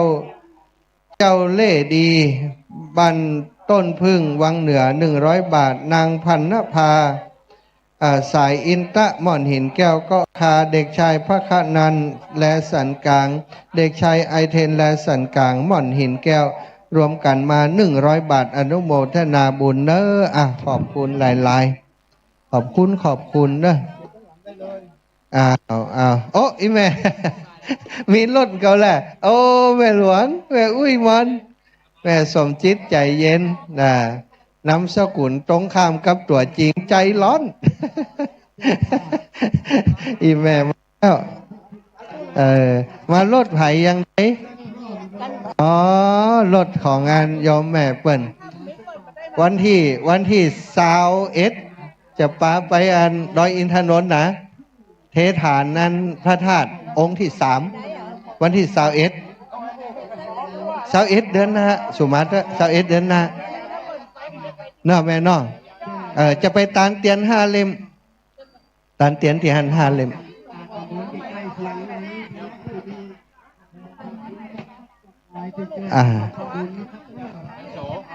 ป้ายเป็นยังบอกอนุโมทนากับพี่น้องศรัทธาทั้งหลายเนอะเปลี่ยนกันอู้อยู่เนี่ย คนอู้ก็พอใกล้คนฟังก็พอใกล้ละตอนนี้จังซอมาแล้วเนอะท่านทั้งหลายท่านเสน่ห์กาลงเครื่องเสียงดีแล้วยังถ้าเครื่องเสียงดีก็ลองจังปีซ้อมปีไปก่อนซ้อมปีไปก่อนมาละรถบัสแม่ขาจานแม่ขาจานเจียงไฮ้มา2 บัสขจายข้ามมาแม่รถบัสจะขึ้นเพิ่นจะต้องย่ำส่งไปจอดทางไหนเนอะฝ่ายจราจรช่วยพ่อกำเพราะมันเป็นรถบัสมันยาวเอาไปจอดตะใดให้เปิ้นลงก่อนละแม่ปวลีอินสุวรรณเดินทางมาถึงละเมี่ยงมีไหน เมี่ยงอยู่ปุ้นเดี๋ยวก็จะไปหาพวกถ้าเป็นการเอามาละเดี๋ยวไปหาปุ้นเจริญปอนเนอร์ท่านพี่น้องศรัทธาทั้งหลายที่มาถึงแล้วมาปูจาเอาขี้เพิงตังเพ่นอขี้เพิงแผ่น5 บาทจะเอากี่แผ่นก็ได้เอาขี้เพิงแผ่น5 บาทจะเขียนก็ได้บักเขียนก็ได้เอาไปอธิษฐานในปุ้นแล้วก็วางปุ้นอันนี้แม่จะได้หอมเนาะอนุโมทนาเนอกับป่อสมพงษ์แม่สุนันทาญาติวงบ้านปากตางเจริญ100 บาทแล้วก็แม่ลัดดวงคำพร้อมด้วยลูกหลานปากตางเจริญ100 บาทแล้วก็มีแม่เทพแสนปุกปากทางเจริญแถม100 บาทก็อนุโมทนาในส่วนกุศลและเจตนาเนอะตุลุงมาเอาอย่างมาแม่แป๊ดก่อนตุลุงนักตุลุงเอาอย่างมาโห แม่มีซองเฮามีซองเฮ้อแม่เฮามีซองเฮ้อแม่แต่เฮาบ่มีสตางค์ใส่ เฮามีซองเฮ้ออนุโมทนาเนอกับนางชวีวันชัยยาโสนางสาวรีลดาชัยยาโสนายอเนชาอเนหุอโนหุโมเนอนายพงพิพัฒน์นางอัญชรนายนราศักดิ์นางคำน้อยนายบุญส่งตันหลงอันนี้อยู่บ้านขุนลาวเวียงป่าเป้าก็มีอยู่ที่อื่นก็มีบ่ได้เขียนมาอนุโมทนาเนอแล้วก็พี่น้องศรัทธาที่จะให้จะหอมจะปูเจ้าขี้เพิ่งมาตั้งเพะอันเฮาว่าละลดบอกให้เปิดละเข้าตั้งในน้ำจะมาหอมเอาไปปุ้นเลยเนอน้ำถ้ามาหอมเอาไปปุ้นฝ่ายการจราจรเจ้าหน้าที่รอดอขอมาดำเนินการเรื่องรถด้วยกรรมรถบัสลงก็เนาะรถบัสเอาคนลงแล้วไปจอดตั้งหลังเนาะหงทานเอาหงทานลงแล้วไปจอดตั้งหลังเนาะเพราะจะมีที่จอดที่เดียวตั้งหลังจราจรเอารถเข้ามาก่อนเอารถเข้ามาก่อนเอารถเข้ามาก่อนปล่อยรถเข้ามาหมูปุ้นย่ำคาดขาโบเข่งติ้งละปล่อยขึ้นมาก่อนปล่อยขึ้นมาก่อนเอามาจอดตั้งบนไว้เดี๋ยวก็ว่ากันกุ๊กขึ้นมาติ๊กเอาจนเสี่ยงถ้าบ้านบ่ลงบ่ได้จราจรก็ดีเป็นเอามาจอดนี่ก่อนมาทางซ้ายมือเลี้ยวซ้ายมาเลี้ยวซ้ายมาเลี้ยวซ้ายเข้าไปทางในปุ้นไปเสาะที่จอดทางในเดี๋ยวก่อยว่ากันเอาขึ้นมาสองกันทั้งลุ่มปุ้นขึ้นมาอนุโมทนาเนอพี่น้องศรัทธาอันนั้นอย่างควรได้ควรว่า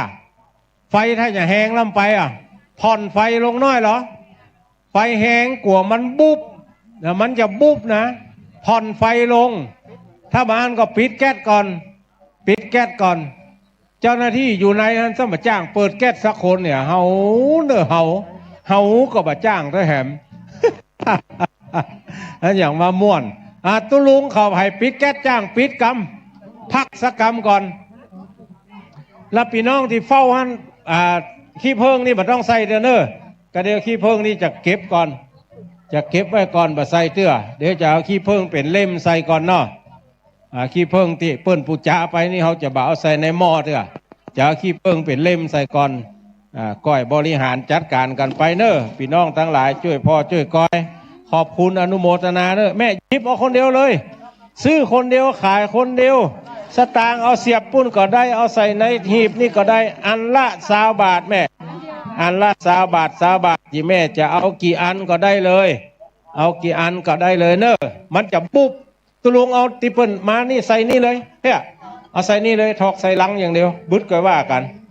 เอาถอกใส่ลังก่อนบัดถ้าใส่ต้มเด้อเพราะที่เป็นเล่มเอาใส่ต้มมีอยู่ช่วยกันพอรถกันนอช่วยกันพอรถบัสกันนี่เอาคนลงแล้วยังถ้าคนลงแล้วเลื่อนไปทางบนพุ่นเนาะไปทางหน้าพุ่นอบจ.ลำปางฝ่ายสาธารณสุขรพสต.บ้านศพเตินมาละไผ่ตึงเมาหัวเมาเก้าอยู่เถอะแม่เอาเต็มนี่ก่อนคุณหมอเอาเต็มนี่ก่อนไผ่ใจบดีมาอยู่จอกก็ว่าขามให้เนอะมาละเหี่ยวอูดเหี่ยวอูดว่ะแอมโมเนียเปิ้นผลิตมาจากอย่างก็เหี่ยวอูด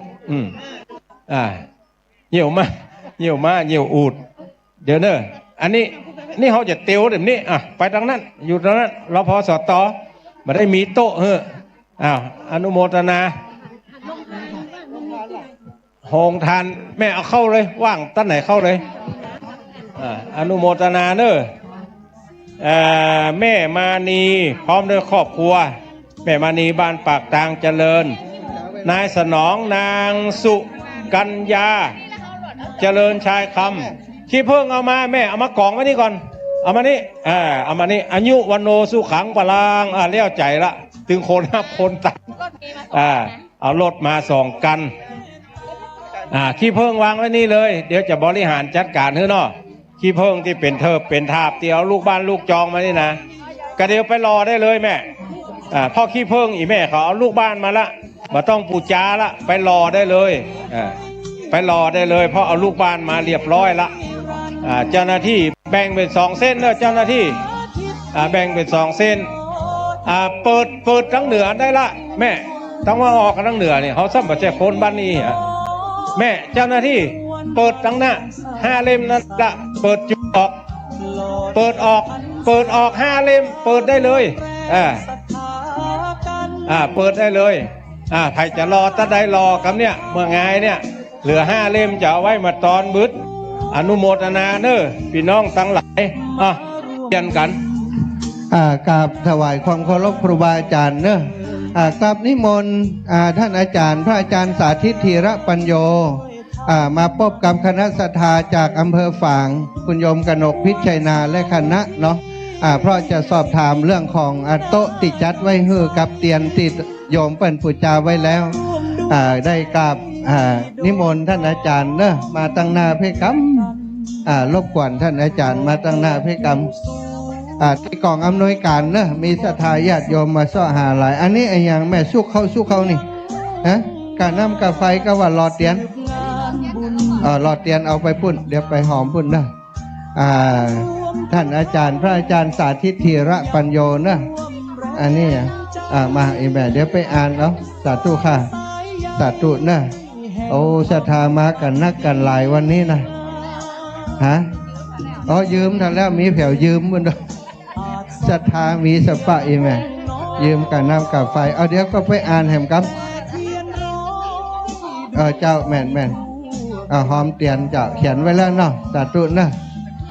เรียบร้อยเนาะอีแม่จะปั่นป้อนเห็นไหมไปตันอย่างนี้บอกเฮือนแปลงงานขันตั้งสาธุเจ้าน้ำกับไฟอันนี้เหรอหอมเตียนอีแม่มาฝากหยังตู้ลุงดอยตู้ลุงดอยกับมหาสมชาติตู้ลุงดอยมาเหือมาเลยยังหัวหลวงปู่อีแม่เนอะอันนี้ของไผ่นี่ขนมไผ่พี่น้องเมืองฝางเหรออันนี้อย่างอีแม่เดี๋ยวอ่านก่อนแม่หอมสีชัยตันแพะดอนตันอันนี้หอมอย่างหลอดเตียนโอเคต้องเขียนว่ารอเตียนเดี๋ยวมันเก็บไว้เหียนี่รอเตียนเอาล่ะเอาเดี๋ยวก่อนเนอะศรัทธาญาติโยมเปิ้นก็มากันนักกันหลายเนาะตอนนี้ดอกอยู่ปุ้นไอแม่ตีหน้าอันสาราพิธีปุ้นนะมีพระพุทธรูปปุ้นนะต่อมามีอันนี้ถวายส่วนตัวอันนี้ถวายแม่แก้วอุดเลิศร่วมทำบุญหลวงปู่ดอยแม่ชื่นพานทองรัตน์ถวายร่วมบุญหลอดเตียนอันนี้ถวายกาไฟพ่ออินจันปินตาสายหลอดเตียน แม่ชื่นพานทองรัตน์ถวายอาจารย์กาน้ำกาไฟแม่สุกิจจันทโสภาบ้านเกาะรวมทำบุญมาแหม200 บาทครอบครัวอันที่วัดได้ไปหาที่ศาลาครับผมครอบครัวนางดาวเรืองคนสนิทนะท่านตุลุงแดงได้ตุลุงยองมาแล้วยังสาธุเนอะแม่อันนี้ยังเจ้าเดี๋ยวก่อยเขียนเดี๋ยวก็ประกาศกันเนาะศรัทธาญาติโยมตอนนี้รอเตียนพรรษาเจ้าเจ้าได้เจ้าแม่เฉลียวกองชุมบ้านแพทย์ดอนตันได้ฮับแล้วเนอะสาธุเจ้าแม่หลานวงวิชัยป่าแล้วร่วมบุญรอเตียน200เรียบร้อยไปแฮมแม่บอตานะวงอันนี้หอมหยังจ้าจะยกไปไปรอตรงนู้นไปตรงนู้นค่ะจ้ะเอาไปใจไปตักเลยเอาตังเพจนายทวันรัตน์สะออนรำพันธิวาสะออนรำอรดานันสะออนรำร่วมบุญตานเตียนแม่จันสมจันทวงศรีหมวดเก้านะอันนี้แม่เย็นทำอุดมพร้อมลูกหลานร่วมบุญหล่อเตียน100 บาทสมชายคุณบุญมีร่วมบุญมาแหม100 บาทสาธุเนอะแม่คำมีเพชรแสนงามร่วมบุญหล่อเตียนมาครอบครัวใจวันนะ บัวบานสีหมดเก้าร่วมบุญหลอดเตียนมาเอาศรัทธานี่แหมละตุลุงช่วยอ่านนี่จิมตุลุงจ่าสาธุเนอร์นายตานางเหมยใจวันนะแพะดอนตันถวายเตียนพรรษาอันใดบ่ได้อ่านมาอันนี้เปิดฝากยายมา อันนี้เปิ้นฝากยายมาอนุโมทนากับยายเนอะอันนี้ฝากยายมาเปิ้นเขียนชื่อแล้วมีนายเจริญ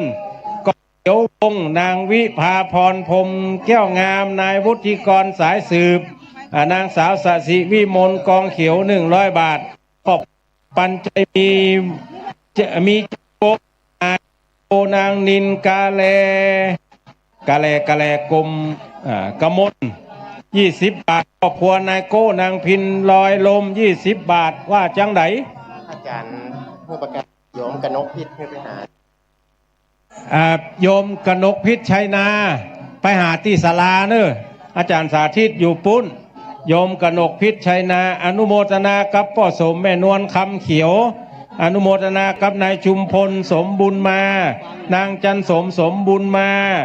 น้องปัดน้องปินน้องปุน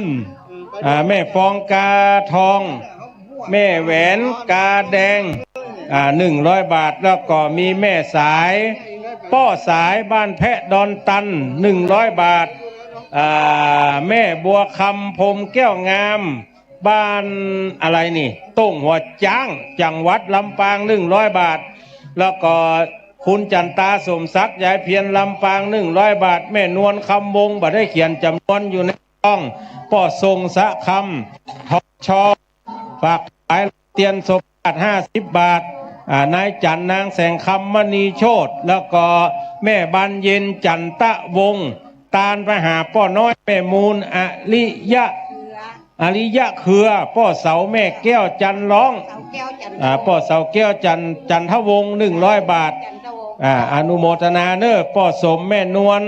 คำเวียงสาอันนี้ไผ่โบหุเขียนชื่อมาสามารถจะอ่านได้ป้ออินสอนแม่รันจวนบุญนำพาบ้านต้าคราวน้อยจังหวัดลำปางพันนางสมวันชุมแสง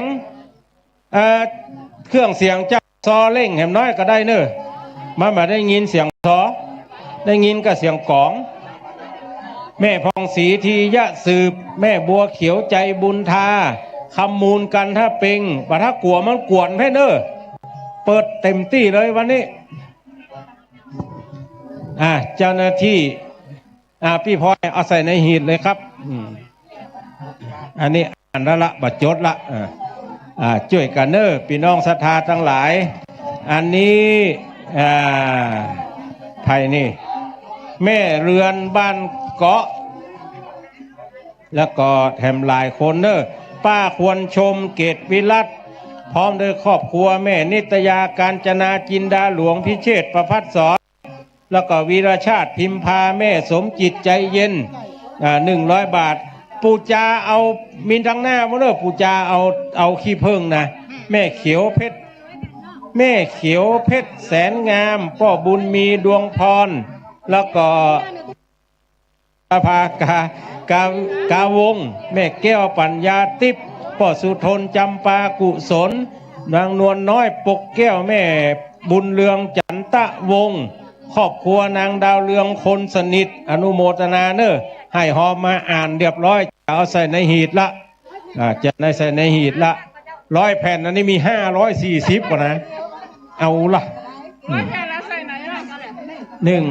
แผ่นอันนี้ยกนี่ไปเลย100 แผ่นเดี๋ยวเนอะต้องเซาะอย่างมาใส่ละ100 แผ่นเนี่ยเดี๋ยวก่อนเนอะเดี๋ยวก่อนเนอะจะเอากล่องเนี่ยได้เอากล่องอันนี้ถาดนี่แม่ขอถาดกันมั้งถึง2 ใบเอากระถาดโยมนับใส่เลยนับใส่นี่เลยนับใส่นี่100 แผ่นอันนี้จะเอาขว้างเลยอันนี้จะเอาขว้างอันนี้ปากกาไผ่มั่วใส่ย่ามมาก่อนเนอะเดี๋ยวมาต้วยหาเพื่อนเนอะให้ลืมปากกาไว้นี่นะมาต้วยหาเพื่อนเนอะ ท่านทั้งหลายที่ปูจาเอาขี้เพิงแล้วเอาสตางค์เสียบปุ้นก็ได้เอาสตางค์เสียบปุ้นก็ได้ใส่ในหีบนี่ก็ได้แล้วก็เอาขี้เพิงไปปุ้นติดเต็นท์น่ะที่มีทรัพย์ประทนพอหาทรัพย์ประทนเด้อเต็นท์จะมีตีหน้าทรัพย์ประทนเอาขี้เพิงอธิษฐานแล้วไปวางไว้หั่นเอาวางไว้เสร็จแล้วกอดท่านทั้งหลายไปเอาก๊อกบุยก๊อกเอาน้ำบุยไปตักเลยตัก1 กอกเฮือได้5-6 ต้นนั่นน่ะ1 กอกต่อ5 ต้นห้ามไว้ปิ๊กมาไปทางหน้าติ๊กติ๊กไปหน้าติ๊กติ๊กออกทั้งปุ้นอย่างเดียวห้ามย้อนสอน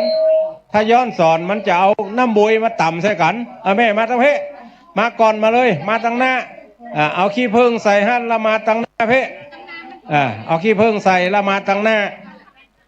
มันเป็นประเด็นนี้เป็นกรรมการเติกเปินไปเหียอยู่ทางนอกบอกดีกว่าอยู่ทางนอกบอกเอาขี้ผึ้งวางนี่แล้วกำน้ำบุยทางหน้าปุ้นเอาน้ำบุยทางหน้าปุ้นแม่เอาขี้ผึ้งวางนี่มาทางเพพ่องมาทางเพพ่องเอาขี้ผึ้งวางแล้วไปเอาน้ำบุยทางหน้าไปเอาน้ำบุยทางหน้านั่นเอาน้ำบุยทางหน้าบัดถ้าเอายืดหรือเปิ้นก็ได้กำเอาคนเดียวละห้ามย้อนปิ๊กมาเนอะบอกให้เปิ้นกำให้ไปทางหน้าออกทางปุ้นไผ่บะหมี่ขี้เพิ่งไปปูจาเอาปุ้นแผ่น20 บาท20 บาทถ้าทางใต้ปุ้น5 แผ่น100ทางเหนือไปแผ่น20เนอเจอเนอช่วยกันพ่อช่วยกันก้อยเนาะพ่อเมื่อเจ้านี่มันมีกับปูจาเอาขี้เพิ่งไปหล่อเตียนอย่างเดียวเอาขี้เพิ่งไปหล่อเตียนว่ะเอาเข้าว่าไปเลยแล้วเขาเอาขี้เพิ่งไปหล่ออนุโมทนากับแม่ฟองนวลปุกแก้วเกิดวันอาทิตย์นายนัทนายคือบุญเกิดวันเสาร์นางสาวนิชมนรอดลาเกิดวันศุกร์แม่เหลียวแสนเพชรแสนงามแม่เกียงคำสิริวงศ์อนุโมทนาเนอจะเอาใส่ในหีบนี่ละท่านทั้งหลายที่มาปูจาขี้เพิ่งนะบ่าเอาใส่หีบนี่ก็ได้เอาไปปักผู้ก็ได้เนอะปักโตนบุนะเอาปักโตนบุเลยไม่หีบพอมี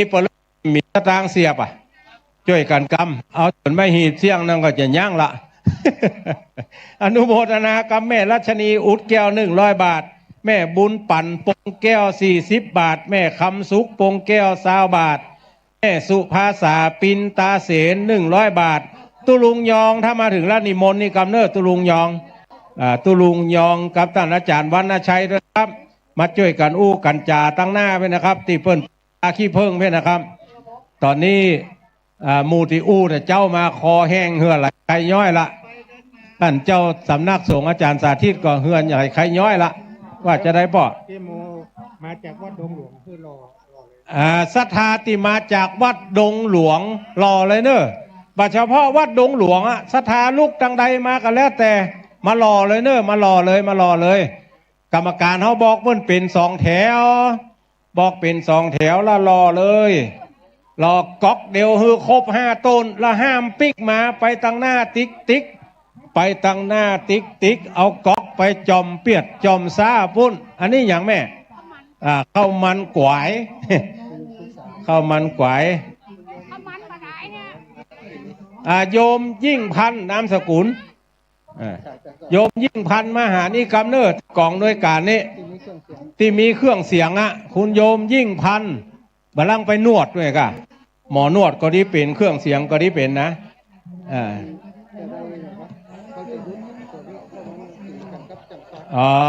ครับมันตีเครื่องเสียงนี่ไปตีกับจ้างซอคุณโยมยิ่งพันเอารถมาตั้งหน้าเพ่เอารถมาตั้งหน้าเพ่เดี๋ยวจะได้ใจรถของคุณโยมยิ่งพันเพราะตัวนี้เวลาอู้แล้วมันไปตีกันดึงซอ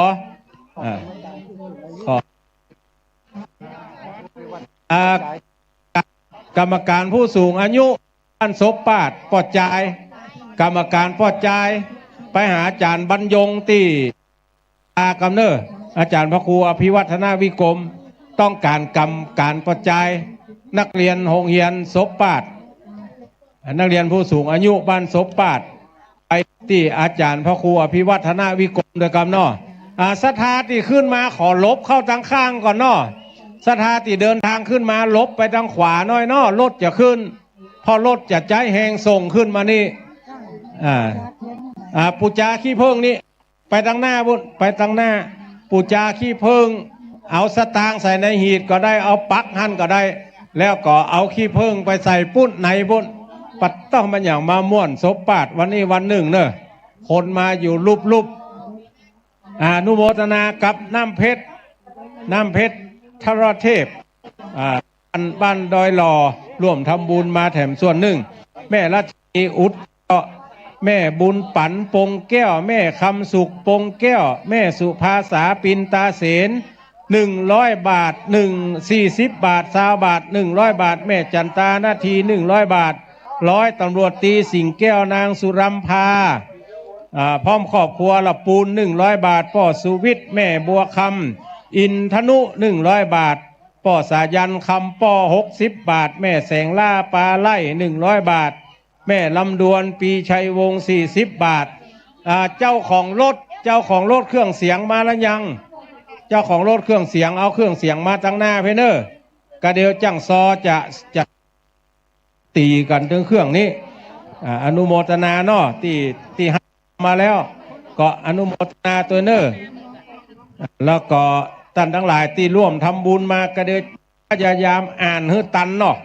พยายามจะอ่านให้ตันตุงยองมาถึงแล้วนิมนต์ทางเพศนะครับแม่สุมาลีศรีชัยตันบ้านป่าแลวอำเภอเมืองจังหวัดลำปางป้อปีแม่จันดีคำกาวังแพะดอนตันตั้งในใส่ตะไดมั่วปุ่นมาเขียนไว้แม่สีบุตรปินตาคำพร้อมบ้านหนองแห่100 บาทนางสมพันธ์ปินตาคำนายสอนองค์อินโตศิลานางสาวสอนสวรรค์โตศิลานางสาวคำโพโตศิลาบ้านหนองแห่100 บาทแล้วก็ทองดีปัญญามาบ้านหนองแห่พระบาท60 บาทนี่เอาเต็มที่เด้อซอใครตึงว่าอย่างศรัทธาใครฟังแต่เจ้าละแม่บุญเทียมใจแก้วบ้านตากล่าวเครือน้อยกี่บาทหัวบะใส่มาเนาะที่ดาสมุดวง100 บาทบุญเทียมถาบุญชูบ้านสีบุญเรืองตะไดบัวตั้งในบ่ได้เขียนตั้งนอกแล้วก็แม่นิตยาปินตาคำบ้านอย่างนี้บ้านหนองแห่นายเฉลียวนาควานิชนางยุพานาควานิชนางปอชาติวงศ์โยมกนกพิชนาอยู่ตังใดโยมกนกพิชัยนาอยู่ตังใดมาหาอาจารย์สาธิตที่อาตมาอู้นี่ครับเนอะมันเป็นจะได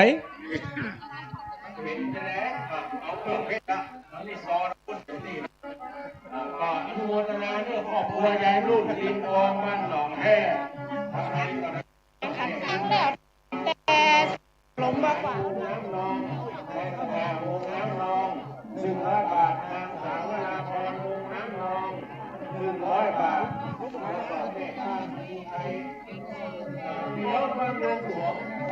ไปหน้ากระลาเอาไปเลยมันต้องการลุงหลวงไปหน้าสาราแม่หน้ารอบกันดีเป็นการหลงอยู่ใกล้แม่นักการเขาไปเกิดแล้วก่อนแกรู้ไปเจ้าไอ้อย่างเนี้ยอนุโมทนาด้วยกันเนาะแล้วก็ขออนุโมทนาครับทองสีอย่างผู้ทองที่เขา100 บาททองเงินสายละพัน100 บาทแม่วิเกียงศรีวิชัยกับผู้ทอง50 บาทแล้วก็ผู้บาสีบุญอะไรหัวปิ๊ก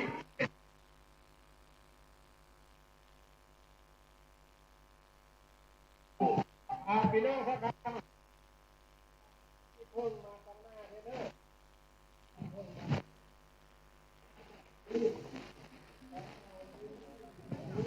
เจ้า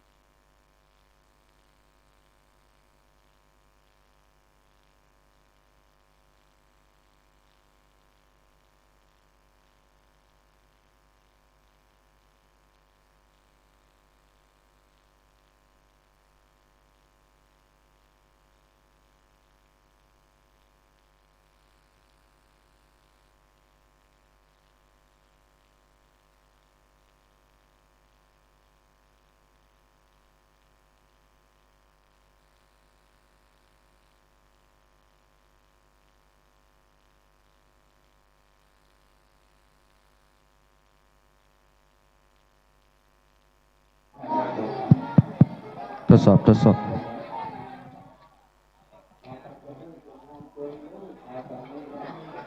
จัดครับสมมาตรครับออกรายการครับเพราะว่าตอนนี้เขาใช้ไมค์การดูและเสียงมาเข้าสถานีเขาอาจารย์เสียงมาเข้าเอาปอนเด้อศรัทธาแม่ปานสันเกียงเอาปอนเด้อแม่แจ่มสัพพิติโยวิวัชชันตุสัพพะโลโกวินัสสันตุมาเตภวัตวันตะลายโยสุขีทีคายุโกภวะอภิวาทนาสีลิสนิจจังวุธาปจายโนจัตตาโลธรรมาวะทันติอายุวันโนสุขังปะลังอโลกญาปะละมาลาภาสันตุถีปรมังทานังวิสาสาปรมายาตินิพพานังปรมังสุขัง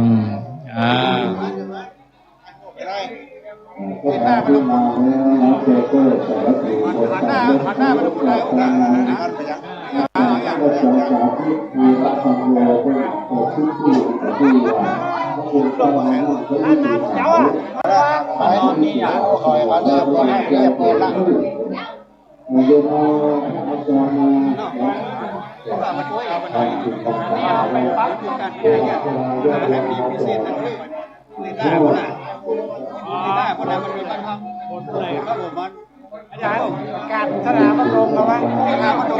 ข้ามาเลยศรัทธาบ้านดงหลวงเข้ามาในศาลาเพนเดอร์เจิญศรัทธาบ้านดงหลวงที่มากับท่านพระมหาจำลองท่านพระครูสุตตะกัลยาณกิจศรัทธาบ้านดงหลวงได้เอาปอนเด้อเกณฑ์เอาปอนเด้อสัพปิติโยวิวัชชันตุสัพพะโลโกวินัสสันตุมาเตภวัตวันตะลายโยสุขีทีคายุโกภวะอภิวาทนาสีลิสนิจจังวุธาปจายโนจัตตาโลธรรมาวะทันติอายุวันโนสุขังปะลังดงหลวงนี่เปิ้นมา8 กันก่อนเนาะร่วมทำบุญมาอันนี้เอาใส่ในนั้นใส่ในสาหันเด้อใน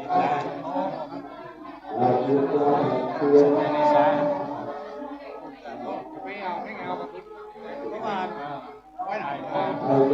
จะมานอนนั่นจะประมาณ3 ชั่วโมงจะที่นั่นจะมันเป็นวัดภาพอย่างนี้นะไม่นอนไม่แน่ระวังทางโต๊ะก่อนไม่ได้เสียได้ป่ะมันเข้ามาลองว่าเนี่ยว่าครั้งหนึ่งในชีวิตให้เป็นนอนในโซ่ได้ประเทศไหนเนาะมันรู้กันใหญ่นะเลยนะจงได้เลยนะครับวันที่3สามีเราจะรอวันกันแล้วล่ะเจ้าเราลงมาทำพิธีกันวันนี้ก็ไม่เที่ยวพระราชาสารนะในกลุ่มที่เขาแบ่งในรายการนี้เขาเป็น600 ล้านคนถ้าเรามีส่วนร่วมนี่ก็เขาให้เยอะมากเลยนะแล้วแต่ว่าเจ้าภาษาขยุจะทำหอมที่นี่เขาว่าหอมที่นี่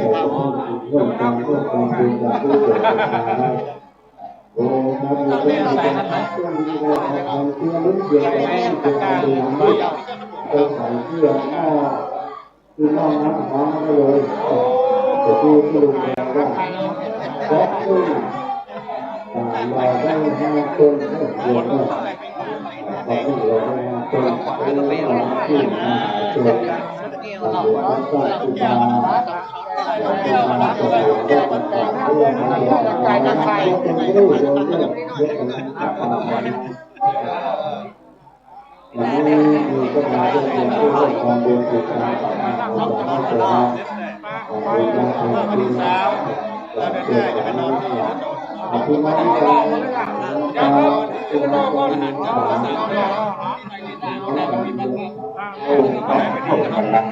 คนที่ตะกี้ก็มีพี่น้อง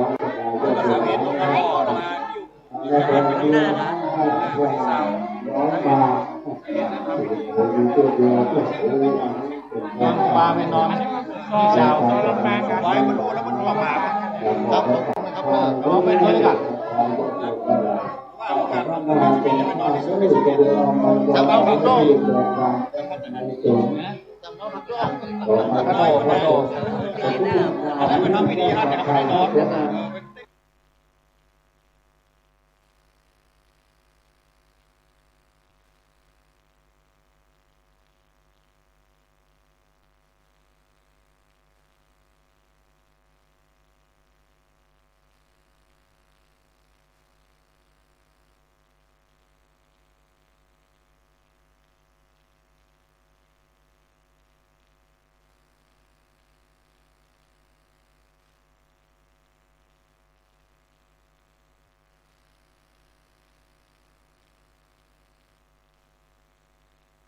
แต่ต้องการออกกุบาล4 โมงเนาะมาเลยใครต้องการงานใดมาที่นี่แต่ภาษาบารมีธรรมมาจากท่านพระอาจารย์พระครูศิลสังวรอาจารย์ต้นจากวัดเราปัตตานมาขัดพระหลังเอาโลกตามมาด้วย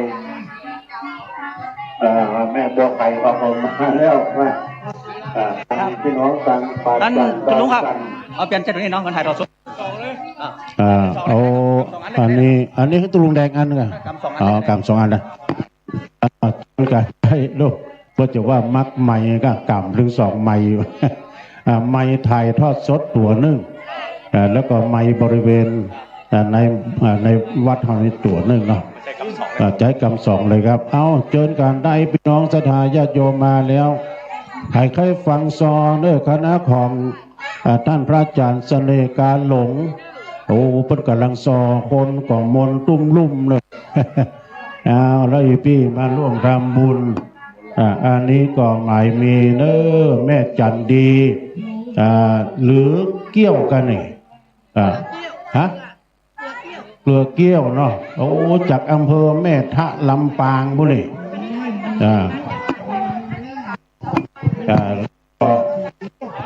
ยังมีเพิ่มเติมแถมก็หมายมีเน้อศรัทธาครอบครัวของแม่ทองเพียรสายวงเขียวนะเนาะพี่น้องบ้านปากจำพี่น้องร่วมทานบุญมาแถม100 บาทอนุโมทนาเน้อแล้วก็มีแม่เบาะ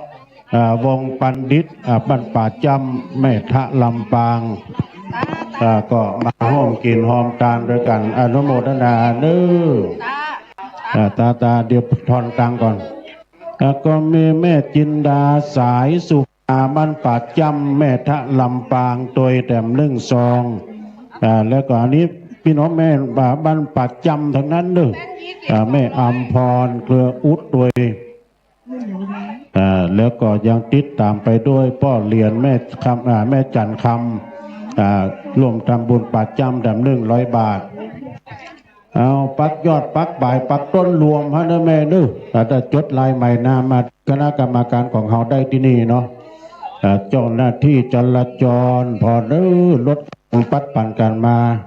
แต่รถโครงการก็อำนวยความสะดวกให้เปิ้นตัวตอนนี้เมตตาบารมีธรรมครูบาอาจารย์ก็มากันนักกันหลายเนาะพี่น้องศรัทธาตั้งที่กำลังมาก็ดีนะร่วมกินหอมตานการรวมไม่นี่นะโยมเนอะเอามาตานวันนี้ไปดอยอินทนนท์บุญนะ จะไปตานดอยอินทนนท์โดยโอ้พี่น้องศรัทธาตังลงหลวงก็มานักตังป้นหลวงสมบัติเขาก็ได้จะมาเอาจดชื่อเลยแม่ข้าใจช่วยกันจดแผ่นเตียนมีที่ตุบิยุยนี่ดูแผ่นเตียนมีที่ตุบิยุยกันนี่และเมตตาธรรมจากท่านพระครูธรรมาภิรามก็มีนี่แล้วเนาะจากนั้นก็เชิญมาปูจากันได้เขียนใบเขียนก็เป็นอย่างนึเขียนใบเขียนก็เป็นอย่างศรัทธาอยู่ที่ใจมันอยู่ที่ใจเฮานะอันนี้ก็มีศรัทธาญาติโยมที่เพิ่นมาร่วมกินหอมตาลก็หมายมีแม่จันทาตุ้ยดงหอมมา100 บาทพระอานัยสุชาติแก้วคำอ้าย50 บาทมีนายธม แล้วก็ร่วมทำบุญมา50 บาทแม่บัวบานร่วมทำบุญมา100 บาทแม่แดนคณะแถม60 บาทแม่วันลบสุวรรณฤทธิ์แถม50 บาทแม่จันทนาร่วมทำบุญมาแถม200 บาทพี่น้องมาจากทางสันป่าตองก็ดีเนาะแม่มาเลยนะปัจจัยร่วมกินห้องตามปูจาแผ่นเตียนตอนนี้เนอะโยมเนอะแม่ก็เขียนติดแผ่นมาโดยวันเกิดวันใดปีใดมันเป็นอย่างนะขอมาเป็นแผ่นเตียนเด้อนะตัวลุงแดงมาขอมาเป็นขี้เพิ่งนะได้หมดนะสัจจะอธิษฐานจิตตั้งจิตอธิษฐานใจแล้วก็ตัวพี่อ๋อยเอามาไว้ต่างหน้าพี่มองกันไปคัดได้ภาพพระมหาเถระแล้วก็ครูบาอาจารย์ที่เพิ่นออกรายการก็มาปูจาได้นะโยมกุตนกุองค์นะแผ่นใหญ่นะ25 บาทมาปูจาได้ศรัทธาตั้งแต่ครูบาหลวงพ่อพระคุณนิวิสิตสังวรนะแล้วก็มีท่านพระครูปฏิภาณธรรมทินหลวงปู่เฮาตัวจะมาปูจาก็มาได้พี่แผ่นละ25 บาทแผ่นใหญ่ก็เดียวตัวพี่อ่อยเอาตึงเพิ่นพอกำอันนี้อะไรเป็นตึงเอามากางเพิ่นพอเอามากางผอมเนี่ย25 บาทนะโยมมาเอาได้เลย4 แผ่น100อันนี้ของหลวงปู่มาเลยปู่จะอย่างตามปุ่นที่ตัวพี่บุญพุทธโยมเอามาตึงเพิ่นพอกำเจิญเจ้าศรัทธาในโอกาสในตอนนี้ปัจจัยห่วงปูโจมปูจาอันนี้บัจจัยน้ำอบน้ำหอมบัจจัยส่งน้ำพระธาตุก่อนแต่อันนี้เป็นนั้นสัพปิติโยวิวัชชันตุเป็นนั้นนี่ศรัทธาแผ่นเตียนแผ่นเตียนอาจจะหล่อเป็นหนึ่งเดียวนะพุทธบุตรต้องเป็นหนึ่งเดียวเหมือนดวงตะวันที่มีดวงเดียวกันพุทธปัจจายโนจัตตาโลธรรมเมตตาบารมีธรรมจากพระครูสุตตะกัลยาณกิจอาจารย์มหาจำลองเจ้าคณะตำบลวังผางวัดดงหลวงเอาพี่น้องศรัทธาเพิ่นมาหลายเพราะหลวงวัดเขาเนี่ยจัดหลายพี่น้องดังดงหลวงดงใต้มากันบ้ากวงหลายที่หลายต่างนอกสดายยมเอาพักเลยอ่านท่องอ่านหลายเป็นอย่างและขอมันเข้าหีบตุลุงแดงว่ามันนักลำไปอ่านบัดเต้าบัดตันนี่ลูกกำหนดการตะกี้ก่อนหลวงพ่ออาจารย์ครูชลทานพิทักษ์ก็ประกาศไปแล้วเนาะวันนี้ได้รับเกียรติจากท่านสสตัวประธานแล้วก็คณะท่านนายกก็ดีหลายท่านก็ขอเชิญกันได้ศรัทธาญาติโยมมาปูโจมปูจาแผ่นเตียนนะโยมมาทางแพะอันนี้มีพี่น้องศรัทธาที่มาร่วมกินหอมตาลเอาแผ่นบอสเตอร์เนาะภาพครูบาอาจารย์ที่เพิ่นจัดรายการแผ่นจัดใหญ่มาฮับได้นะบนเนี่ยอันนี้ทั้งบนเนี่ยอย่างใหญ่นะโยมแต่เขาจำลองมาเป็นภาพเล็กเอาพอดแผ่นใหญ่เป็นภาพตัวอย่างแล้วก็มาปูจาแล้วก็จะมีอย่างนั้นเหมือนเดียวกันแผ่นละ25 บาทแจ้งจำลงหมายได้พระหลวงสมบัติไว้วางมีอย่างศรัทธาบันดงวัดบันดงไปที่รถตู้พระหลวงไปที่รถตู้พระหลวงสมบัติรวมกันก็เดียวเขาจัดการแล้วนะเอาแม่จดชื่อเลยถ้าจะปูจาแผ่นเตียนแผ่นละ20 บาทห้ามต้องจดก็ได้นะจดใส่แผ่นเตียนท่านเนาะตอนนี้มาตั้งที่พี่ยุ้ยพี่แล้วมีเพิ่มเติมแถมศรัทธาญาติโยมที่เพิ่นมาร่วมกินหอมตาลเนาะไม่มีแม่บุญตาลใจร้อนใจร้อนกันปูจาแผ่นเตียนแถม100 บาทแล้วก็มีนายสนอนางเพิ่นร่วมทำบุญโดยนะหลายรายชื่อรายนามเพิ่นทำบุญกันเป็นคณะเลยนี่ซึ่งก็หมายมีนายเฉลิมชัยนางสร้อยทองนางนายสากลนางปานิตาพ่อมาแม่น้อยพ่อบุญธรรมแม่บุญตาล แม่บัวพัดยาวิชัยนางสาวกนีนาถเลยเนอะร่วมรำบุญมาแล้วก็มีเพิ่มเติมแม่วิไลพรมณีวันเนอะพร้อมคณะเวียงป่าเป้าร่วมรำบุญมาแถม1 ซองนะยาวมาเลยเนอะรถแต่ละกันกำลังปัดปันกันมาจราจรติดขัดนิดหน่อยแม่บุญตาลใจร้อนร่วมรำบุญมาแถม100 บาทเนอะอันนี้อ่านแล้วเอามาเลยแม่เอาอย่าเอารถเหลืองมาแล้วระบุกเดียวเต็มลำรถอีแม่มาแล้วก็เชิญกันได้เนาะไปจะปูจะเอาเลยพี่หน้าแผ่นละ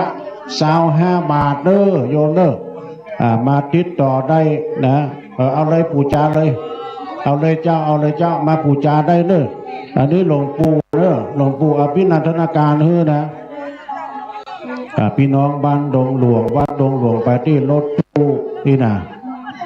ไปที่รถตู้ของพ่อหลวงเอาไปก็ได้ของดีมาดังนี้นะของดีไม่มีโรคฮะตามนี้ก็ได้แม่ตามนี้เดี๋ยวตุลุงจะสปีติโยเฮ้นะเอามาประเคนก็ได้ที่ตุลุงแดงนี่ก็ได้นี่ตุลุงแดงเพื่อนจะเลทั่วไปอ๋อขนมนะขนมมาเลยแม่อันนี้ยามอย่างนี้เชิญอาจารย์ศรัทธาท่านสาธุชนญาติโยมทั้งหลายอย่าอ่านมาเสียงเด้อลาแล้วมาปักต้นปักยอดปักปลายมาดังนี้นะศรัทธาญาติโยมตอนนี้ครูบาอาจารย์ได้มีสมณะเมตตามากันจัดหลายศรัทธาญาติโยมแม่เนี่ยเอาเมี่ยงมาตาลแหลมแล้วอันนี้ตาลนี่ก็แม่ตาลนี่อย่างตาลนี่เตะเลยมาเลยฮะโอ้ขอบคุณนะแม่เด้ออันนี้พระอาจารย์อ่านกันเดี๋ยวดูอันนี้แล้วก็มีมาเพิ่มเติมแถมคุณแม่สุวรรณีเนอะยาวิละร่วมทำบุญมาแถม1 ซองนะฮะเชิญกันได้แล้วก็มีแม่นางพันนีนันทิร่วมทำบุญมาแถม100 บาทเพิ่นตาลหลายเนอะอันนี้แม่พันนีโยมคุณแม่บัวคำโสภาแถม100 บาทแล้วก็มีแม่นางสุพินเนอะใหม่เขียวแถม120 บาทแล้วก็มีนายเลื่อนนางลำดวนบัวไหลแถม100 บาทเด้อเจ้าเด้อแล้วก็มีขอบคุณแม่เด้อแม่เอาน้ำยาเขียวมาให้แล้วเอามาปั่นทุลุงเอามาตาลแม่สีพันเนอะยาวิละแถม1 ซองแล้วก็มีมาเพิ่มเติมใหม่มีแม่เหรียญทองเนอะจันบุญเนาะเชียงใหม่นะสันทรายแถม100 บาทเดี๋ยวตุลุงแดงอ่านเลี่ยมกำอย่างกำไม่กำ2ตุลุงเดชถ่ายทอดสดเนาะโยมปอดทองสุขโยมแม่บัวบานเขื่อนขันบ้านสันพันเนตรอำเภอสันทรายเอาไม้เขาย่ำสายไว้แน่นแท็กป่อสมแม่ขันแก้วพุทธิยาแจมจรัสสันทรายสันพันเนตรแล้วก็โยมสาครใหม่เขียวโยมดลนภาคำพยอมแม่จันบานจันตะตึงแม่อย่างนี้จันทราเชื้อเรือนนิ้วบ้านกลางตุ่งสันพระเนตรสันทรายทูลอัมพาการจนาอันนี้มาจากจังหวัดน่านอนุโมทนาเนอะให้หอมกันมาอนุโมทนากับพี่น้องศรัทธาทั้งหลายไผจะรอเตียนปูจาขี้เพิ่งมาจังเพเนอร์แผ่น1ก็20 บาท20 บาทเอาสตางค์ปักบุญก็ได้เอาใส่ในนี่ก็ได้ถ้าต้องการเขียนชื่อเอาไปเขียนชื่อก่อนถ้าชื่อก็บ่ต้องการเขียนเอาสตางค์ปักบุญมากำนี่ไปได้เลยแผ่น1 20 บาท20 บาท5 แผ่น100 5 แผ่น100ในตอนนี้ก็พอรถพอลาตัวเนาะการจราจรอันนี้ที่ไหนดงหลวง ศรัทธาดงหลวงเนาะจะไปทางไรแหมศรัทธาดงหลวงจะไปเอวต่อลงไปพุ่น2 กันละยังนี่แหม1 2 3 4 5 6ตาจ้างหางดงตาจ้างหางดงเนี่ยตาจ้างเพียงหนองล่องอยู่กินข้าวตอนเนี่ยก็เด้อก็ได้โฮงทานจะเหลือนะพี่น้องนักเรียนผู้สูงอายุศพปาดช่วยพ่อช่วยกอยเนาะตัดใดบ่เข้าตีเข้าตางช่วยกันแปลงเนอะไผได้ขี้เพิ่งมาเปาะกันเพ่ถ้าได้ขี้เพิ่งมาบ่ต้องปูจาก็ได้เอาขี้เพิ่งไปใส่แล้วกันปุ้นแล้วก็ไปรอได้เลยตอนนี้เปิดโอกาสให้รอหลายเล่มละเจ้าตำรับหลวงพ่อพระครูสังวรศิลาภิรัตน์อยู่ในหันละเจ้าตำรับการรอเตียนอยู่ในหันละสบายมากนิมนต์ท่านพระครูปริยัติรัตนโชติทั้งนี้กำครับช่วยกันเปลี่ยนกันอู้กันจ๋าเพราะว่าท่านมหาสมชาติกับตุลุงยองไปหักแขกตั้งพุ่นอยู่ก็จะเปลี่ยนกันอู้กันจ๋าไปเจอเอะเพราะเปิ่นฟังผมตั้งแต่6 โมงมาละบางคนก็ไปละเมื่อได้ตุเจ้าที่จะย่างคนอื่นอู้พ่องนี่นะช่วยกันอู้ช่วยกันจ๋าเนาะไผได้โฮงทานมาก็ไปวางทางโต๊ะตั้งมานั่งเก้าอี้พวกเนอโต๊ะได้ว่างวางได้เลยเพราะว่ามีการจองไผปูจาขี้เพิ่งละมาตังเพปูจาขี้เพิ่งละมาตังเต้นที่อันยังก็ซับปะทุนเหลืองเนี่ยมันจะมีเต้นอยู่นี่หลังหนึ่งท่านทั้งหลายก็เอาขี้เพิ่งไปใส่เต้นไผจะปูจาหู้ภาพครูบาอาจารย์พระนักจัดรายการมาตังเต้นเพเนอใครหู้ว่าตู้เจ้าตนใดหน้าเป็นจะใดเฮาบอกเคยหันกำเตื้อไอ้นะได้ยินกับเสียงเอาไปพอหน้าพอตาเนาะเพื่อจะมีหมายเลขคือเลยเนอะว่าตนใดชื่ออันยังอยู่ทางใดนี่แม่ผู้จ้าไป4,000อันนี้ตุลุงแดงตีอู้ประเดียวนี่นะอยู่วัดแม่ห้องไข่ตุลุงดอยอยู่ในปุ้นยังอยู่ในปุ้นนิมนต์ท่านพระครูปริยัติรัตนโชตินะครับช่วยอู้กันจานิกรรมอนุโมทนากับทุกท่านเนอะมาปูจาขี้เพิ่งนี่เราไปวางพุ่นเนาะแล้วก็เอาใส่ในภาชนะที่เพิ่นจัดไว้แล้วก็ปิดน้ำโบยอันหนึ่งไปตักน้ำเพิ่งเลยขี้เพิ่งครับสร้างบุญอยู่ที่ใจพาเราไปในทุกที่ทรัพย์อื่นถึงเรามีทิ้งทันทีเมื่อเราตายทรัพย์อื่นต้องรักษากลัวเขามาลักเอาไปมีมากเป็นทุกข์ใจกลัวคนร้ายมาแย่งชิงแต่บุญไม่กลัวหายเป็นอยู่ตายก็อยู่จริงไม่มีการแย่งชิงเพราะความจริงต้องสร้างเองขอคารวะความเคารพพระมหาเถระพระเถรานุเถระเจ้าคณะพระสังฆาธิการครูบาอาจารย์ตุลุงตุป่อตุปีตุนาที่เคารพเจริญพรบรรดาศรัทธาญาติโยมสาธุชนพุทธบริษัททั้งหลายวันนี้ถือว่าเป็นวันสำคัญและเป็นกิจกรรมครั้งที่2ของคลื่นสีขาวเพื่อชาวประชางานแรกที่เราทำไปนั่นคืองานสะเก้าดำหัวสมมากาลวะครูบาอาจารย์พระเถรานุเถระงานที่2ที่เรากำลังทำอยู่นี่คืองานหล่อเตียนซึ่งเป็นปีที่19ที่ทางคลื่นสีขาวเราได้จัดทำกันขึ้นงานที่3ที่เราจะมีต่อไปนั่นก็คือการไปถวายเตียนซึ่งปีนี้เขาจะไปที่ไหนก็ติดตามทางสถานีวิทยุเด้อสำหรับบรรดาศรัทธาญาติโยมที่เดินทางมาถึงณสถานนี้ที่นี่เปิดห้องว่ากลางควงแก้วกลางควงแก้วแก้วที่1คือพระพุทธแก้วที่2คือพระธรรมแก้วที่3คือพระสงฆ์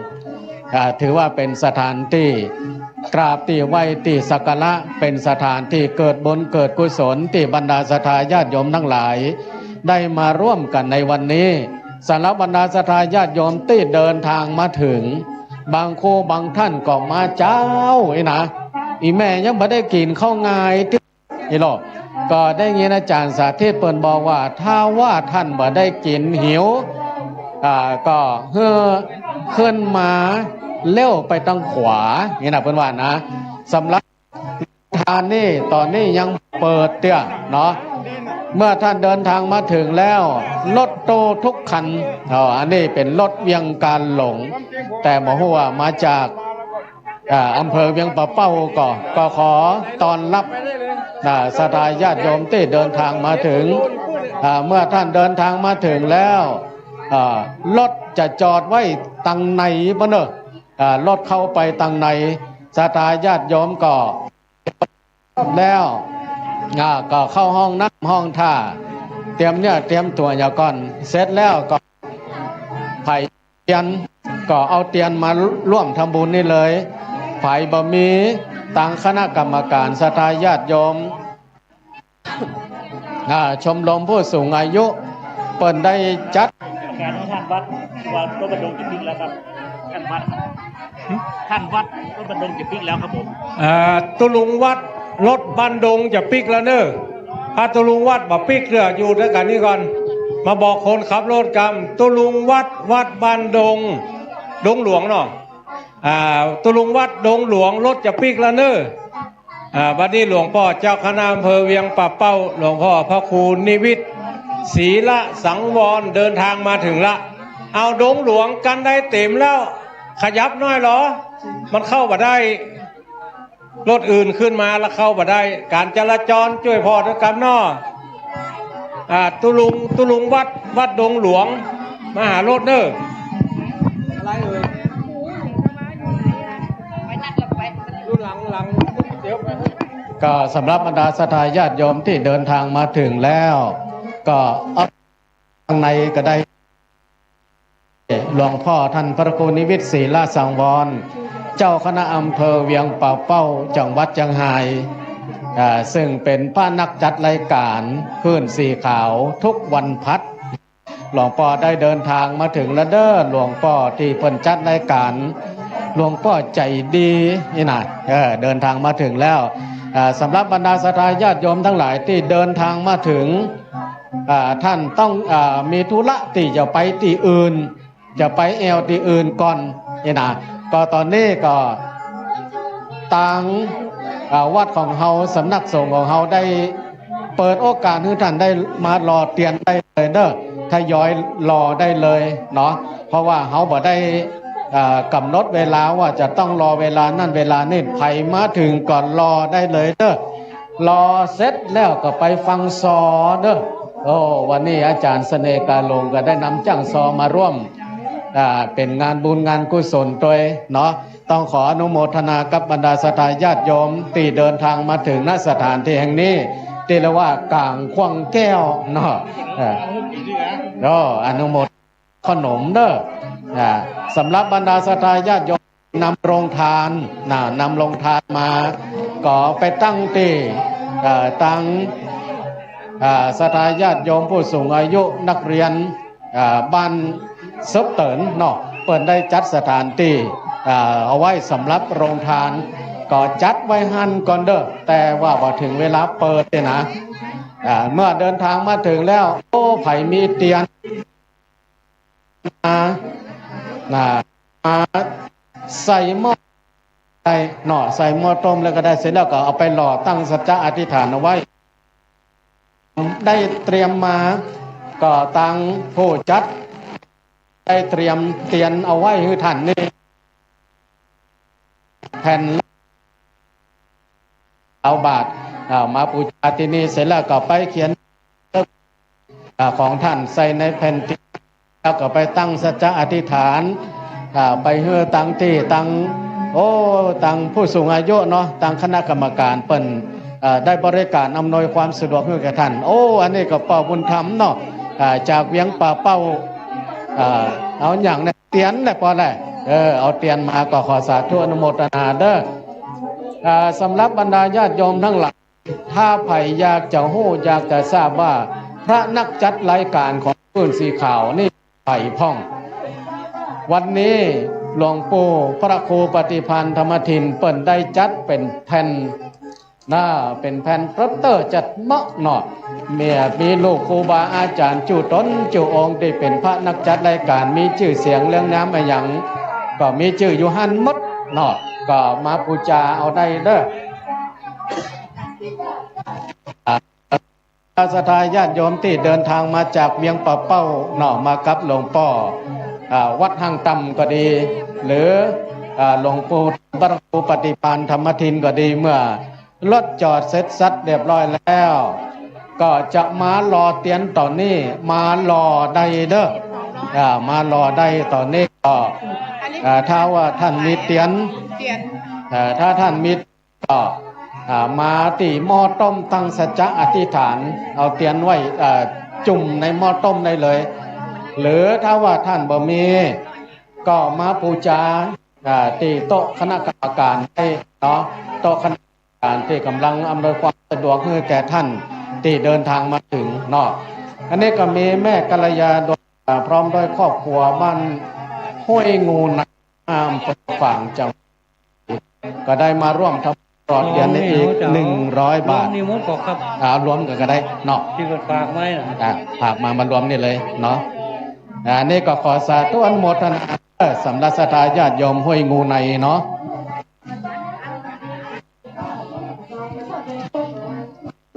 อันนี้ก็มีต่างคณะศรัทธาญาติโยมอำเภอเวียงในเปิ้นก็ได้ร่วมกันให้กันพร้อมกันเนาะ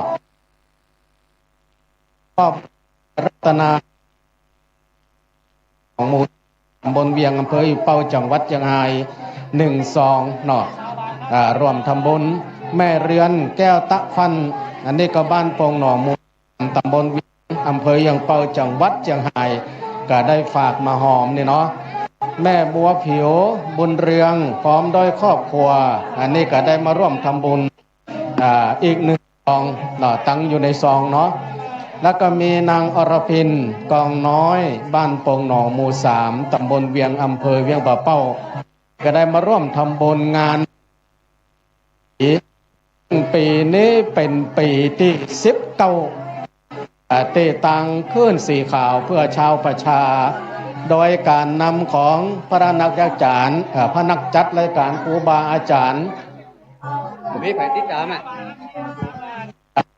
อาจารย์ที่เปิ่นได้ทำขึ้นมาเป็นปีที่ปีแล้วเนี่ยเราไปจัดรอตีวัดบ้านห้วยไปสะเก็ดปีนี้มาจัดพักสงฆ์สถาบันธรรมบ้านซบเตินตำบลซบปาดอำเภอแม่มะวัดเหลี่ยมลำปางเนาะปีหน้าจะไปที่ไหนเดี๋ยวก็ฟังแหมกำหลังจากงานหล่อเทียนครั้งนี้ถือว่าเป็นครั้งที่2ของกิจกรรมของขึ้นสีขาวเพื่อชาวประชาที่ได้จัดขึ้นงานนี้เป็นงานครั้งที่2กิจกรรมที่2กิจกรรมแรกคืองานสะเก้าดำหัวครูบาอาจารย์ซึ่งปีนี้เขาจัดวัดบรรพตสถิตวัดบรรพตสถิตก็จัดไปแล้วเมื่อเดือนเมษา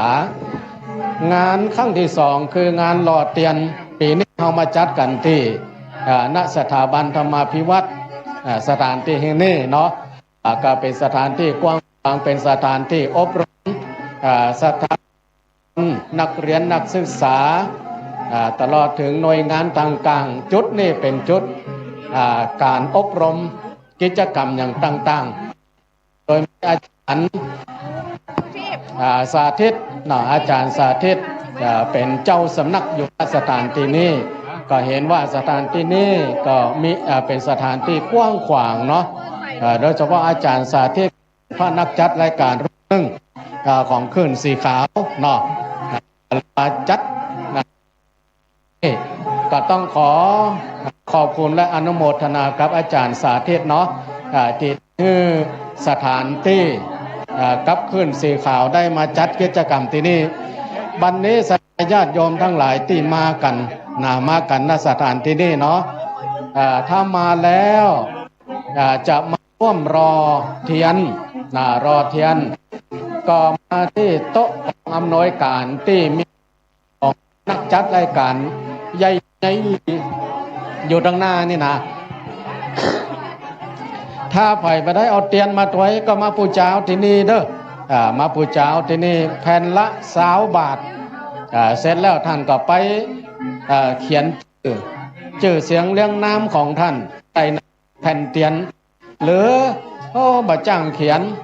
จะให้ตังน้องๆตังป่อซึ่งเป็นผู้สูงอายุหรือกลุ่มเยาวชนของธรรมาภิวัตน์แห่งนี้ก็ได้อำนวยความสะดวกให้แก่ท่านเนาะให้แก่ท่าน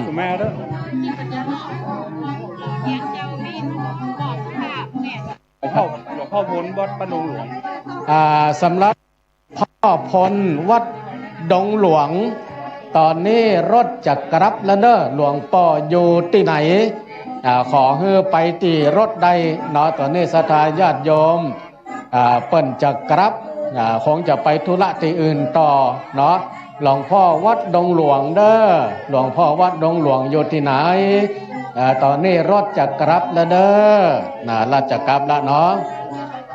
วันนี้ก็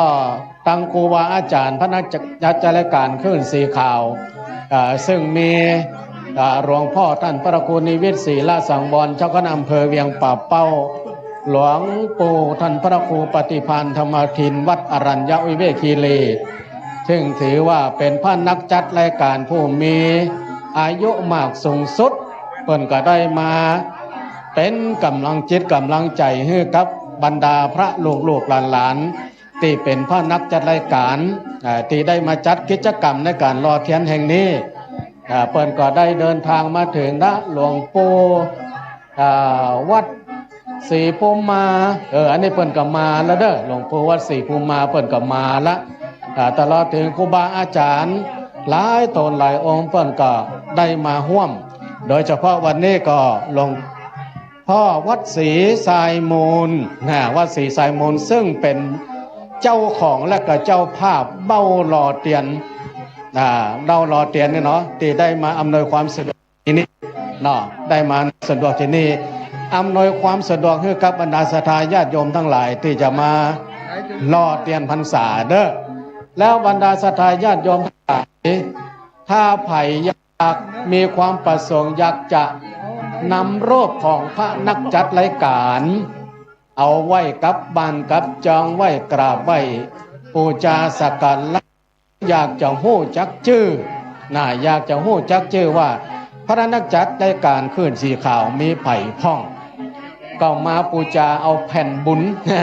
แผ่นพระนักจัดรายการจะมีนิโมดเนาะมีไผ่พ่องก็มาปูชาได้เด้อติตุปีอ๋อยกับขออภัยท่านอาจารย์พระครูปริยัติรัตนโชตินะครับญาติโยมเจ้าของโฮงตาลเนอเปิดเวลาเดียวเนอตอนนี้ห้ามเปิดเนอโฮงตาลนะโรงทานจะเปิดเวลาเดียวเท่านั้นหลังจากที่อาตมาภาพไปฮับเกณฑ์แล้วเท่านั้นนะฮะเพราะฉะนั้นตอนนี้โฮงตาลบ่เปิดเนอที่ไหนเปิดปิดเลยเนอโฮงตาลที่ไหนเปิดแล้วให้ปิดทันที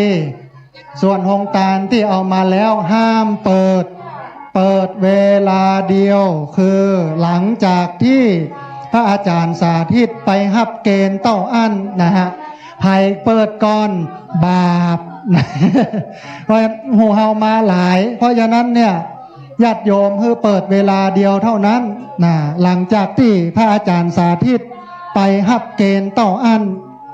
ปิดไว้ก่อนเด้อแต่ว่าเตรียมไว้แล้วก็จะมีญาติโยมที่เปิ้นมาเอากับข้าวไปถวายพระสงฆ์เนาะอันนี้อนุญาตกับข้าวถวายพระสงฆ์เดี๋ยวจะมีเจ้าหน้าที่ไปห้องเอานะฮะใครที่มีอย่างใดเนี่ยไปเอาเนอะอ้าวแม่จงดีเชื้อกันทาโยมแม่ไปศาลาด้านหลังบุญก่อนเนอะที่พักพระอาจารย์ไปพุ่นเลยไปตาลบุญก่อนเนอะนะเสร็จแล้วเดี๋ยวก็จะได้กินได้ตานกันญาติโยมเจ้าของโฮงตาลอนุโมทนาบุญที่มาทำบุญร่วมกันแต่เปิดเวลาเดียวคือเวลาที่พระอาจารย์ไปฮับเกณฑ์แล้วก็เปิดตัวก้นเท่านั้นนะตอนนี้บ่เปิดตัวโน้ใครหิวอดเอาก่อนกับข้าวที่ลำสุดคือมื้อที่หิวอีโลถ้าบ่หิวมันบ่ลำนะถ้าหิวไส้จะพุดแล้วอย่าอ้อยใจอันนั้นลำนะฮะเพราะฉะนั้นเปิดเวลาเดียวเท่านั้นนะครับ ญาติโยมที่บ่สบายเจ็บเป็นเย็นไข้คนเท่าบ่ม่วนอกม่วนใจไปเนอะเราออน3-4 คนโนเฟิร์นปาหมูไปที่ห้องพระอาจารย์นะจะได้ไปพอไปกอยตันหันเจิญเนอะเจิญเนอะ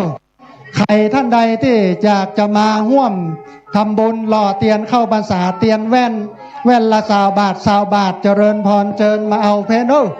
ตอนนี้มีญาติโยมกำลังทยอยกันมามากหน้าหลายตาเจียงใหม่ละปูนลำปางแป้น่านพะเยาเจียงไฮ้แม่ฮ่องสอนพี่น้องที่เป็นผู้ติดตามรับฟังสถานีวิทยุคลื่นสีขาวเพื่อชาวประชานี่เป็นวันบุญใหญ่เฮามาหอมกินหอมตาลกันที่พักสงฆ์สถาบันธรรมาภิวัตรยินดีต้อนรับพี่น้องจูผู้จูคนเนอะคนนักคนหลายขาดตกบกพร่องอย่างใดไปขอสุมาอาภัยสุมาให้ตัวเจ้าเลยเนอะนะเนอะญาติโยมเนอะอนุโมทนาบุญโยมแม่ว่าอย่างใดโยมแม่ร่วมทำบุญถวายส่วนตัวเนาะปดท่อแม่นิตยาปินตาคำอนุโมทนาบุญกับแม่เนอะที่มาร่วมกินร่วมตานกันพี่น้องโฮงการพี่น้องที่เอาโฮงการมาเปิดเวลาเดียวเนอะ11 โมงเกิดหลังจากที่อาตมาภาพไปฮับเกณฑ์เอาน้ำดื่มผลไม้ขนมเปิด24 ชั่วโมงถ้าใครหิวนะไปที่โฮงการน้ำดื่มเนอะน้ำดื่มผลไม้ขนมไอติมเปิด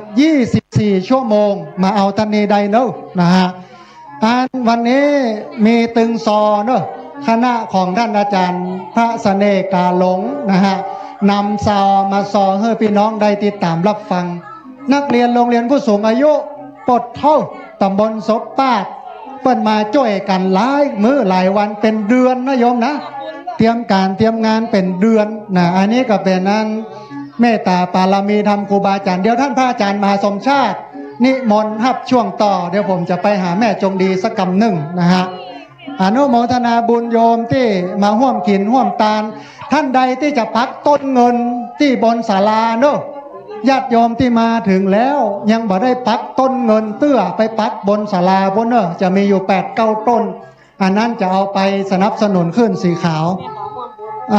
อนุโมทนาบุญกับโยมแม่พ่อบุญธรรมแม่สมศรีบุญตันบ้านลุกแม่ท่าเนอะ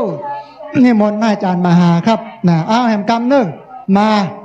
ป้อสังัดแม่รัชนีตะจันบ้านผาแมวคุณโยมครอบครัวป้อสีวงแม่จันเพ็ญพาชีวันอนุโมทนาบุญพี่น้องเนอะที่มาร่วมกินร่วมตานกันนะฮะนิมนต์อาจารย์มหาสมชาติครับอาจารย์พระครูปริยัติรัตนโชติพักคอกำนึ่งนะสถาญาติโยมเปลี่ยนกันเป็นชุดเนอะมากันหลายวันนี้หาโรงทานพักอินทรีย์โอ้ดีจังเลยมีโรงทานพักอินทรีย์แต่ว่ายังแบบเปิดแต่เนื้อสถาอีป่วยแม่ทั้งหลายรออย่างท่านอาจารย์บอกถ้าเขาเปิดตอนนี้มันจะแบบมีระเบียบเนาะมันจะเป็นปัญหากับคนที่บางคนก็วุ่นวายอันนี้มาส่วนตัวเหมะพ่อบุญธรรมแม่รัตนาสั่งคำฟั่นนะแล้วก็ศรัทธาญาติโยมนางจิราวันมูลวงนะได้ถวายร่วมบุญมาเป็นส่วนตัวแล้วก็มูลศรัทธาเรนูตอนใจร่วมทำบุญโรงทานมาอนุโมทนาบุญได้มีสุขศรัทธาไผ่อยากได้ปฏิทินที่ใครได้หูกในปฏิทินปีนี้ได้ปฏิทินไปมันแบบมีหูกเนอะศรัทธาตอนนี้หลวงปู่ได้เข้าใจศรัทธาอีป่ออีแม่ว่าบางคนเคยหันรูปครูบาอาจารย์คนใดองค์ใดจัดรายการอยู่ชื่ออะไรอย่างเปิ่นจะมีอยู่ในปฏิทินตอนนี้เหลือบรรนักแล้วเนาะมาปูจางเอาเนอะแผ่น125 บาทนะถ้าเอา4 แผ่นลดราคาเหลือ100นะมาเอาได้เลยตีปื้นเก้าขามที่ครูบาอาจารย์พระสงฆ์องค์สังฆเจ้าที่เพิ่นอยู่กันตั้งหน้านี่เนอะเอาละตั้งปุ่นมีซออย่างไรนี่ซอหล่องนานนะกะเนาะลูกหลานวันนี้คณะเสน่ห์กาหลงแก่อีป่ออีแม่ได้รับฟังกันวันนี้คลื่น เที่ยงยังบอกนะยังทยอยมากันแหมเรื่อยๆบางห้องก็บ่มีที่ขึ้นมาก่อนเดี๋ยวก็หาที่จอดรถกันไปตอนนี้ก็ปั่นกันจอดปั่นกันอยู่ปั่นกันกินปั่นกันนั่งปั่นกันยืนไปเนอะไผ่ที่เก้าอี้นะถ้าเก้าอี้เปิ้นแบบป้อนั่งอีปอยอีแม่ที่มีของวางไว้ได้เมตตาเอาของวางไว้ใต้เก้าอี้ของตัวเฮาแล้วก็ปั่นเก้าอี้ให้คนอื่นเป็นได้นั่งโดยเนอะถ้ายืนเมินก็จะปวดแข้งปวดขาเนาะช่วยกันบริการด้วยกันเนาะวันนี้ก็ต้องขอบคุณในนามของครูบาอาจารย์คลื่นสีขาวเพื่อชาวประชาท่านพระครูอภิวัฒนวิกรมหลวงพ่อผู้เฒ่าผู้แก่เปิ้นจะอยู่ศาลาตั้งหลังเนื้อศาลาประกอบพิธีที่มีพระพุทธรูปอยู่เป็นสถานที่ที่เปิ้นจะจัดพิธีถ้าศรัทธาเดินหันเจดีย์ที่เปิ้นสร้างไว้แล้วเตื้อนะศาลาหลังยาวนั้นแล้วครูบาอาจารย์เปิ้นจะนั่งกันอยู่ที่ศาลาด้านข้างเนอะตุลุงตุอาวตุปู่ตุอุ้ยอยู่กันตรงนั้นศรัทธาญาติโยมไปหันได้เลยตอนนี้แม่ศีลวันสายอินตะ60เรือ9 บาทแม่บัวแสงมาริน40 บาททิติดาภาจันแก้ว100เย็นแม่เอวังเย็นนางเอกวังเย็นร่วมกันเป็น100 บาทจากแม่ทะแม่จันเพ็งที่มาแม่500 บาทแม่สุวรรณียาวิระ40 บาทแม่สังเวียนสังเวียนเรียนอินวัง100 บาทแม่ดวนแม่เหรียญเครือแปง40 บาทสุรินบุตร100 บาทแม่ทองสุขใบอุยตะ20 บาทแม่สิริมาลี100 บาทแม่ป้อม60 บาทคุณกันสาย100 บาทนางปอม100 บาทคุณดารณีภาชีวัน100 บาทแม่จันสมยศมี100 บาทแม่ดาวันสิริแก้ว100 บาทยศแม่สุภาพศรีมอนปุยวง100 บาท10 บาทแม่ป้อลิงแม่แดงชัยวัฒน์40 บาทนายจักราเป่งหน้า20 บาทแม่บุญมีแก้วเป่ง20 บาทแม่บุญมา40 บาทนายจักจันตะ100 บาทแม่แก้วลำยอน100 บาทแม่แสงวันจันตะ60 บาทแม่นงเยาวจันจะขาว100 บาทแม่บุญเย็นคำเวียงสา20 บาทแม่แสงจันทร์สิริพันธ์20 บาทแม่อุ่นเรือนปันทกุล100 บาทแม่แสงจันทร์สิริพันธ์100 บาทนัจลาวังวงวัง100 บาทแม่จุ่มใจยะโส100 บาทที่ว่าอาจารย์เขาคือโยมแม่จงดีเจ้าไปหาดีอาคารข้างหลังโยมแม่จงดีเชื้อกันทาเนอะท่านอาจารย์รอป๊บอีแม่อยู่ที่ศาลาตอนรับตังในเนอะโยมแม่จงดีเชื้อกันทาโยมแม่จงดีเชื้อกันทาพ่อหมออินทร์เชื้อกันทาคณะจากอำเภอฝางอันนี้เรียบร้อยแล้วคณะจากอำเภอฝางเรียนเชิญเจริญปอนนะเรียนเชิญเจริญปอนเข้าไปพบท่านอาจารย์นะที่จะถวายเข้าของไออย่างต่างๆเรียนเชิญได้เลยที่ท่านอาจารย์สาธิตธีระปัญโยที่ศาลากาน้ำกาไฟแม่นางไข่ฟูอินตะกาน้ำกาไฟบ้านบ่อแห้วกาน้ำกาไฟสถานีแหม100 บาทแม่บัวเรียวตันสุนำบ้านปงหนองเวียงป่าเป่าถวายค่าน้ำกาไฟสถานีแหม100 บาทน้ำดื่มมีไหนแล้ว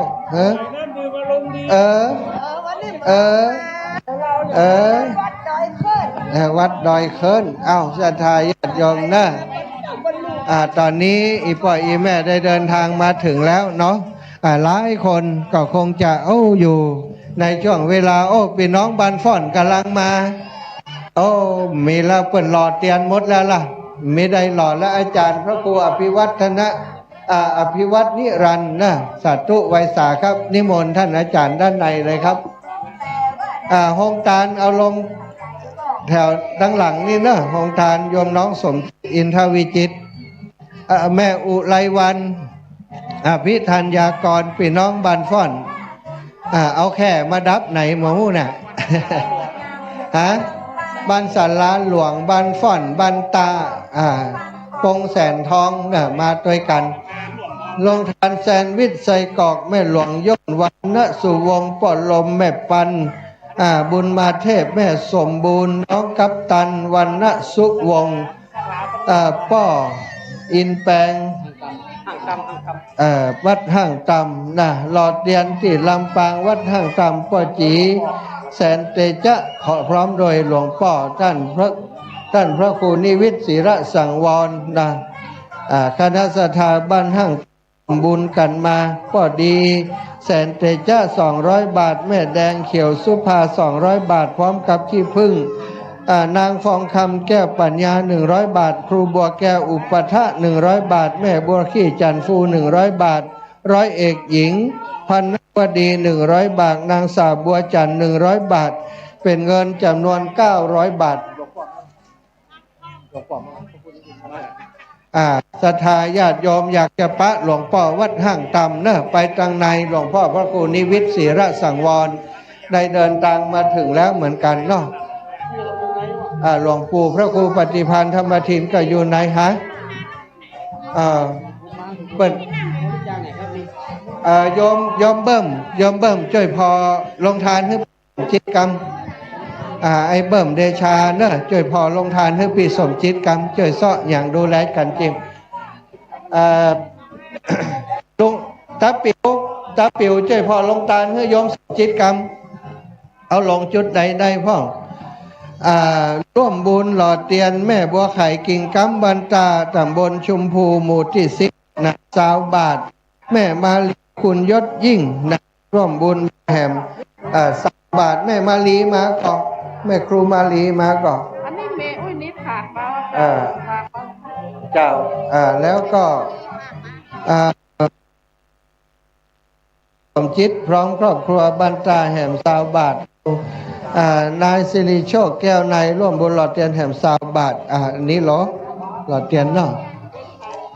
สาธุจ้าร่วมบุญหลอดเทียนนางนิดคำเงินบันโลหมู่4สันสลีเวียงป่าเป้าร่วมบุญหลอดเทียนมาแหม1-2ต่อฮือบะฮูเนอนางเหลียวคำหนอจากห้างชัดเนาะต่อได้หมูเนาะ300 บาทเอาโยมนะนี่นะ300 บาทสาธุเจ้าใส่ได้เลยแม่นางเหลียวคำหล่อนะจากห้างชัดคำหน่อจากห้างชัด100 บาทลงเรียบร้อยแล้วอาจารย์จะทิ้งไหนพิจิตตู้รถตู้อยู่เนี่ยตู้นี้รถกระแดงนี่ไงนี่รถตู้พอซ่อหาโต๊ะลงจริงถ้ามีก็ลงใกล้ๆเฮาอย่างได้พ่อง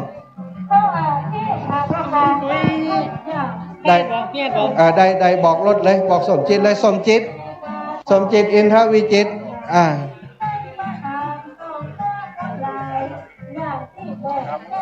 ต่อไปแม่ย่าเรียบวังสมบัติร่วมบุญหลอดเทียน100 บาทแม่นิดบุญรัตน์ร่วมบุญหลอดเทียนมาแหม100 บาทพี่น้องจากนากวมใต้ลำปางเนอะแม่พ่อนรงแม่ปานีเขื่อนสุวงร่วมบุญหลอดเทียนมาแหม100 บาทพ่อสีนวลแม่ฟองจันทร์สีตาบุตรบานปงแสนทองร่วมบุญมาแหม1 แม่ปราณีสายเกลือมอยปงแสนทองร่วมบุญมาแหม1 นะที่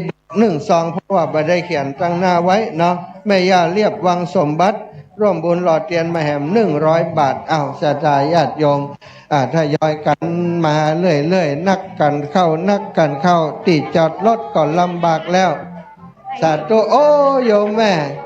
โอ้ยแม่ทองคำสาธุเจ้าสาธุเจ้าแม่รอได้เลยเจ้าแม่รุ่งทิพย์มะลินายภูมิพัฒน์มะลิร่วมบุญหล่อเทียนมาแหม100 บาท พิมพ์วิรุณใจนายร่วมบุญหล่อเตียนมาแหม200 บาทแล้วก็นางทิพวรรณจันทวงศ์หมู่4โลส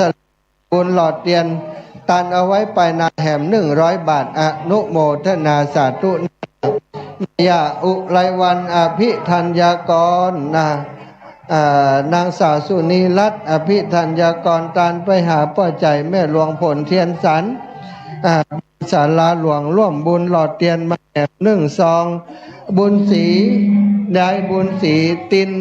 ณศิลป์บ้านศาลาหลวงก็คาร่วมบุญมาแหม40 บาทตอนนี้ต่างเพื่อนเอามาติดปากมาได้มาถึงแล้ว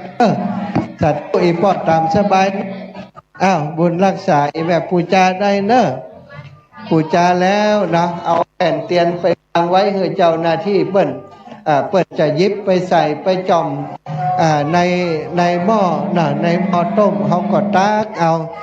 สตาตักเอาคือมันกุมห้าต้นเนอะเยาะลงไปเยาะลงไปคนหน่อยเดียวมันก็เต็มเนาะบ่ต้องห่วงเนอะบ่ต้องกลัวมันบ่เต็มบ่ต้องตักนักนะตักเอาไปแล้วเอาให้มันเยาะได้5 ต้นหยอดลงไปหยอดลงไปหยอดลงไปแล้วก็เอากระบวยนั้นเอาคือเจ้าหน้าที่ที่เปิ่นคอยดูเก็บกระบวยเอาไปใส่ไว้แล้วเปิ่นก็จะเอามาเวียนให้ศรัทธาพี่น้องได้เอามาตักแหมเนี่ยศรัทธาช่วยกันพอคณะกรรมการโรงเรียนผู้สูงอายุตำบลซบปาดช่วยกันดูแลตอนนี้ขออนุญาตท่านมหาสมชาติกำเดือนเชิญกรรมการมูลนิธิสถาบันธรรมาภิวัตรเข้ามาในศาลานิกรรมเนอะสัก 4-5 คนเพราะว่าต้นมันเต็มแล้วก็ศรัทธาเพิ่นมาถามหาไม้หีบมีแหมก็ดังนั้นขอกรรมการมาช่วยกันร้อนแล้วก็เอาไม้หีบไว้ให้ศรัทธาเพิ่นจะได้ปักต้นต่อไปคณะกรรมการการเงินเข้ามาในศาลานิกรรมเนอร์ตอนนี้เลยนิมนต์ทางนอกเป็นของตุติยุยเป็นตุติยุยเราตัวนี้เป็นแดงตุติยุยยุยเป็นเก่งนะยุยลูกกำการเกิดเขียนทั้งกัน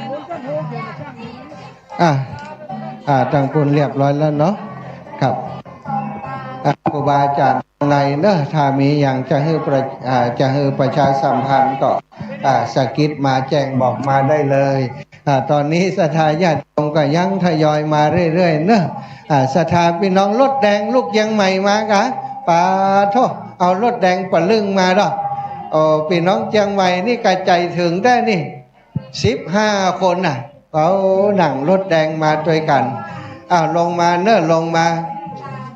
รถแดงบริการส่งถึงที่พี่น้องจากตังเชียงใหม่สัญลักษณ์ของเมืองเชียงใหม่ก็คือรถแดงเนอะศรัทธามาถึงแล้วขอบคุณโมทนาบุญศรัทธาญาติโยมเท่าแก่อีพ่ออีแม่ตังเชียงใหม่ได้เดินทางมาร่วมกินร่วมทานมาร่วมกิจกรรมหล่อเทียนพรรษาที่สถาบันธรรมาภิวัตรวันนี้ตังเชียงใหม่ตั้งใดเมืองกำลังถึงเนาะอาจารย์เจริญมาได้มาแม่บุญเรืองล้มมีไหนแล้วแม่กำนันเขาไปตานคุณยังแม่กำนันบุญเรืองเนี่ยแม่จงดีเชื้อกันทาถ้ามาแล้วก็คงถ้ายังบ่ได้ไปหาท่านอาจารย์สาธิตกรรมเตี่ยเชิญเจริญปอไปทางนั้นศรัทธาที่มาถึงมาหนุ่มน้อยถึงนั้นเข้ามาทางไหนเพ่เข้ามาฮ้อน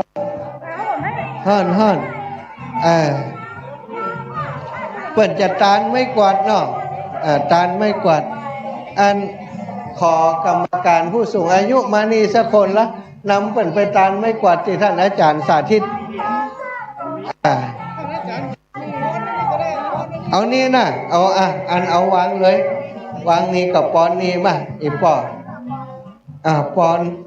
สาตุชยสิทธิมูลสถาป่อพิบูลแม่ฟองจันอ้ายเสาถวายตาลเป็นไม้กวาดนะพี่น้องจากบ้านบวกกลางสันกำแพงเชียงใหม่ถวายไม้กวาดมาจำนวน10 เล่มก็ขออำนวยอวยพรให้พ่อเจ้าแม่เจ้าและครอบครัวพี่น้องบ้านบวกกลางทุกคนทุกท่านอยู่ดีมีสุขอายุมันขวัญยืนฮิกอบปันมาหากอบปันได้จะเดินทางขึ้นเหนือบ้องไตให้ได้ปลอดภัยในสุขเส้นทางนั้นจงจังมีเตี้ยงแต่ดีหลีอภิวาทนาสีลิสานิจังวุฒาปจายโนจัตตาโรธรรมาวัฏติอายุวันโนสุขังพระลาทักษาเนอะจะไปแอวกินข้าวงายบัวก้างแหมสักวันก่อนบอกแม่รักไม่ปัญญาอิ่มปุจจาเตียนเข้าไปตั้งนามปอห่มหน่อยไปตั้งนาปุเลยปัญจะจดจืดตั้งนาเตียนของสมจิตแหละนี่ก่อนก็ได้ตั้งทีนี้ก็ว่าตั้งไหนทีนี้ช่วยดูแลตรงนี้ก็ได้ดูแลเรื่องนั้นเอาตรงนี้ไปเขียนแทนท่านอาจารย์ไปตุลุงมาตุลุงเฮ้อละออนได้ไปช่วยเขาเป็นกรรมการที่นี่นะ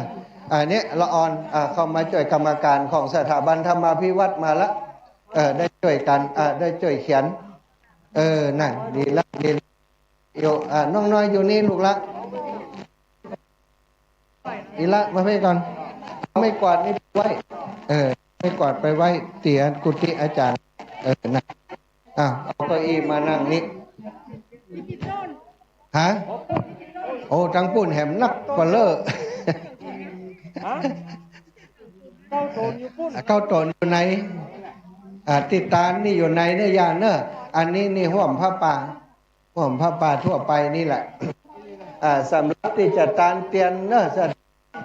9 เล่มพระสงฆ์อันนี้อ่านละฮะโต๊ะล่ะเปี่ยมผู้จะซ่อไหนเนอะถามที่อันตาปิ๋วเขาเนอะถ้าเขาไปช่วยซ่อพอลำบากอยู่สำหรับโต๊ะเจ้าศรัทธาญาติโยมก็ประกาศประชาสัมพันธ์ไปเรื่อยๆก่อนกันแล้วกันถ้าตั้งในครูบาอาจารย์มีอะไรยังก็จะเอิญสกิดมาเนาะสะโอสกิดมาแม่จันเปงมูลนิวางบันสันสลีเวียงป่าเป่าแหม100 บาทแล้วก็มูลศรัทธาแม่จันสมจันสวยทิพย์เมืองพรหมสันสลีเวียงป่าเป่าเจียงแฮแหม1ต่อไปก่อนนี้ก็เป็นคณะศรัทธาจากที่ไหนได้ส่งมาณบัดนี้นี่มีไผ่พ่องอินทันฟ่อนสมจิตอินทวิจิตเอาโต๊ะจีนนี้ต้องให้ท่านอาจารย์สาธิตแล้วก็นายทักดนัยคนสหายร่วมทำบุญหลอดเทียนมาแหม100 บาทบ้า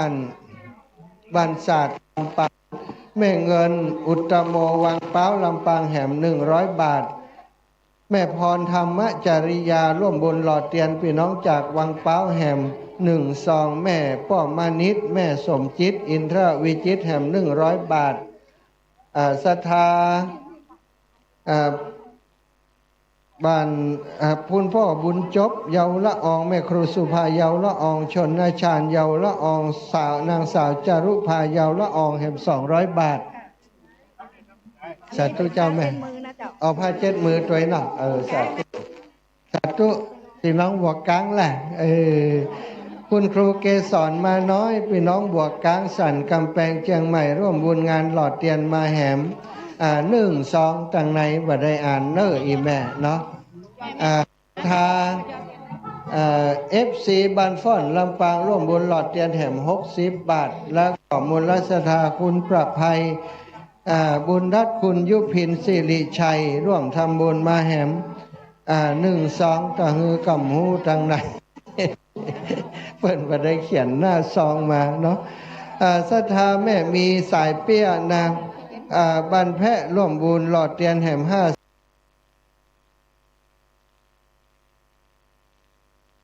50 บาทจากลำปางศรัทธาพี่น้อง แม่แก้วร่วมบุญบันตาร่วมบุญมาแหม1 2ทวัชชัยอินทรวิจิตนายดลวัฒน์ อินทวิจิตรนายณัฐพลอินทวิจิตรบานฟ้อนร่วมบุญหลอดเทียนมาแหม1 2สุภาพรคำแปลงทิพย์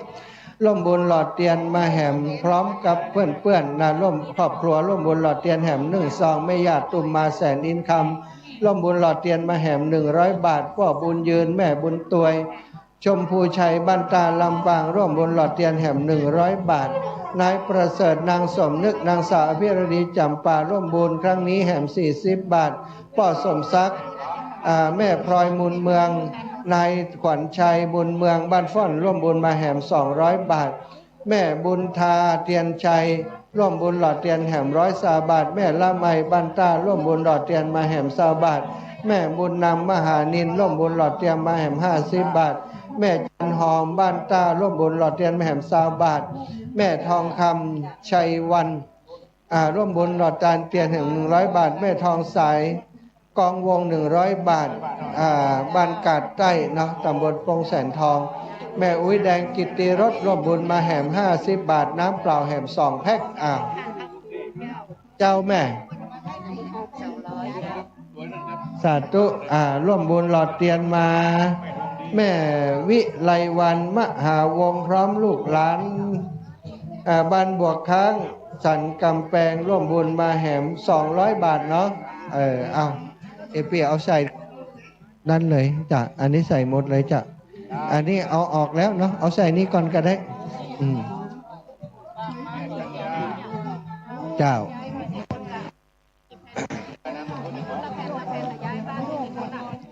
ศรัทธาญาติโยมเนอะตอนนี้เนาะก็หลายคนหลายท่านก็ทยอยกันมาถึงแล้ว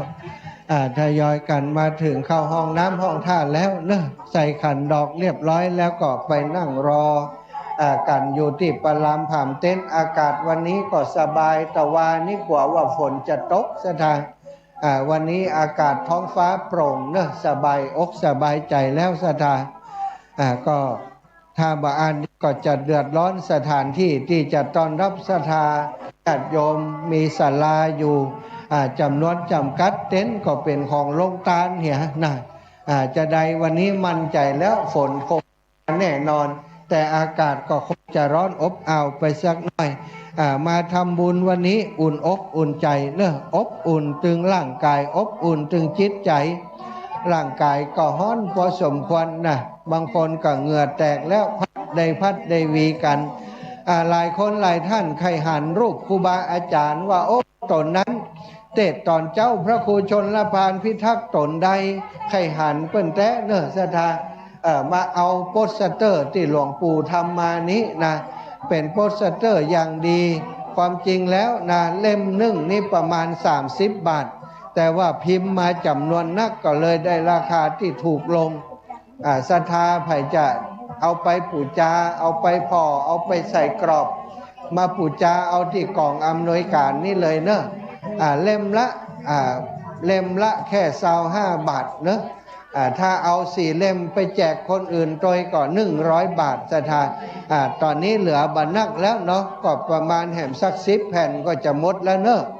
มาเอาเหี่ยเนาะเปิ่นม้วนไว้หันสัก10 แผ่นแล้วก็จะหมดแล้วเอาขี้เพิงมาลูกอีพ่อบุญธรรมบ้านโป่งหนองเอาขี้เพิงมาร่วม1 กล่องถ้ามันเหลือจะเอาไปไว้บรรพตเมื่อละจะเอาไปช่วยงานอันวิทยาลัยสงฆ์โอ้ยแม่เทียนแก้วหน่อยเดี๋ยวก็ป้าเปิ่นอีแม่ตึงได้ป้าเปิ่นกันเดี๋ยวตะกี้เปิ่นไปพุ่นเฮาหันอยู่ตะกี้เปิ่นเดินไปพุ่นกรรมเจ้าสาธุจ้าอ๋อเจ้ารักษาโยมแม่สมพองเมธาวนิชหัวเวียงถวายพระอาจารย์สมชาติ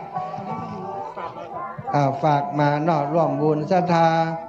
จากเชียงใหม่แม่อุ้ยจันฟองนางสาวเหรียญทองเขียวใหม่บ้านเต่าไหอำเภอทุ่งรวงทองร่วมมาแหม100 บาทป่อทองคำแม่สาวคำดี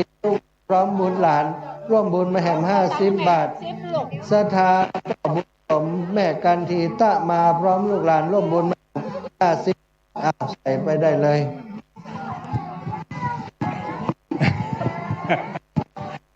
ลูกว่าไม่ขำมือก็มีป่ะประเดี๋ยวนี้มันใกล้เวลาที่จะฉันพัฒทหารเพลนะครับขอแตบไต้ไวสาครูบาอาจารย์จุตนจุองค์นะครับมาร่วมกันรอเตียนก่อนนะครับ เพราะขึ้นสีขาวต้องการภาพเอาไปแม่ชื่ออย่างปูจานี่ตุลุงบุญเปิ้นปูจาแผ่นต้องการภาพไปทำโปสเตอร์นะครับขอนิมนต์พระเดชพระคุณหลวงพ่อพระครูนิวิตศีลสังวรเจ้าคณะอำเภอเวียงป่าเป้าหลวงพ่อพระครูปฏิภาณธรรมทินหลวงพ่อพระครูอุดมศิริทัศน์แล้วก็ท่านอาจารย์พระครูเอาละคล้องสายไม้กันละอาจารย์พระครูอภิวัฒนวิกรมแล้วก็ครูบาอาจารย์ขึ้นสีขาวทุกรูปนะครับนิมนต์มาหล่อเตียนก่อนนะครับเพราะใจเวลานี้เป็นประโยชน์นะครับไอ้แม่มาตั้งโฮมไหมกันเข้าตั้งโฮมไหมไอ้แม่มาตั้งโฮมไหมมาตั้งโฮมไหมก็เดี๋ยวจะเป็นลมเวียงป่าเป้าเวียงป่าเป้าบ้านอย่างก็โป่งเทวีมาทำให้มาปูจาเอาขี้เพิ่งตั้งหน้าเราปุ่นนิมนต์ครูบาอาจารย์นะครับท่านอาจารย์พระครูวัดหนองผาขาววัดม่อนห้วยแก้วแล้วก็วัดอย่างก็นี่ถวายส่วนตัวเนาะแม่บัวลันจำปาอินอายุวโนสุขังนิมนต์นะครับครูบาอาจารย์ทุกรูปนะครับมาเข้าแถวรอเตียนก่อนนะครับแต่เจ้าเปิดฮือศรัทธาได้รอก่อนประเดี๋ยวนี้จะเป็นรอบตู้เจ้าสามเณรตัวเนอร์สามเณรกูองค์นะครับพระเจ้าประสงค์ทุกรูปนะครับที่อยู่ในมณฑลพิธีแห่งนี้นิมนต์จุตนจุองค์เลยเนอร์นิมนต์จุตนจุองค์เลยอันนี้รอเตียนนี่ถวายส่วนตัวแม่กินทองเมธาวนิชบ้านหัวเวียงอนุโมทนาเนอร์บัดนี้ญาติโยมพี่น้องอำเภอฝางอำเภอชัยประการอำเภอเวียงหนองล่องละปูนเนาะพี่น้องทางในแหมอยู่ให้พ่องพูดอำเภอฝางชัยประการเวียงหนองล่องแม่อายเนาะแม่อายท่าตอนก็ได้น้อมนำมายังจตุปัจจัยทายธรรมทั้งหลายมาถวายสนับสนุนพิธีหล่อเทียนเข้าพรรษาของสถานีวิทยุคลื่นสีขาวเพื่อเจ้าประชาในวันนี้บัดนี้อาตมาภาพเป็นตัวแทนได้ปฏิฆาเพื่อรับเอาแล้วขอบุญขอกุศลขอความดีความงามที่ญาติโยมได้กระทำมาดีแล้วนี่นั้นขอจงมาเป็นตบะเดชะจงมาเป็นพระวะปัจจัยจงมาเป็นอุปนิสัยนำส่งญาติโยมทั้งหลายนั้นจงมีแต่ความสุขความเจริญได้เข้าถึงซึ่งโลกียสุขคือสุขต่างโลกที่ผู้คนใฝ่หาได้เข้าถึงซึ่งโลกุตระสุขกล่าวคือมรรคผลนิพพานอันเป็นการสิ้นทุกข์อันเป็นการดับทุกข์โดยเร็ววันใจยะสิทธิ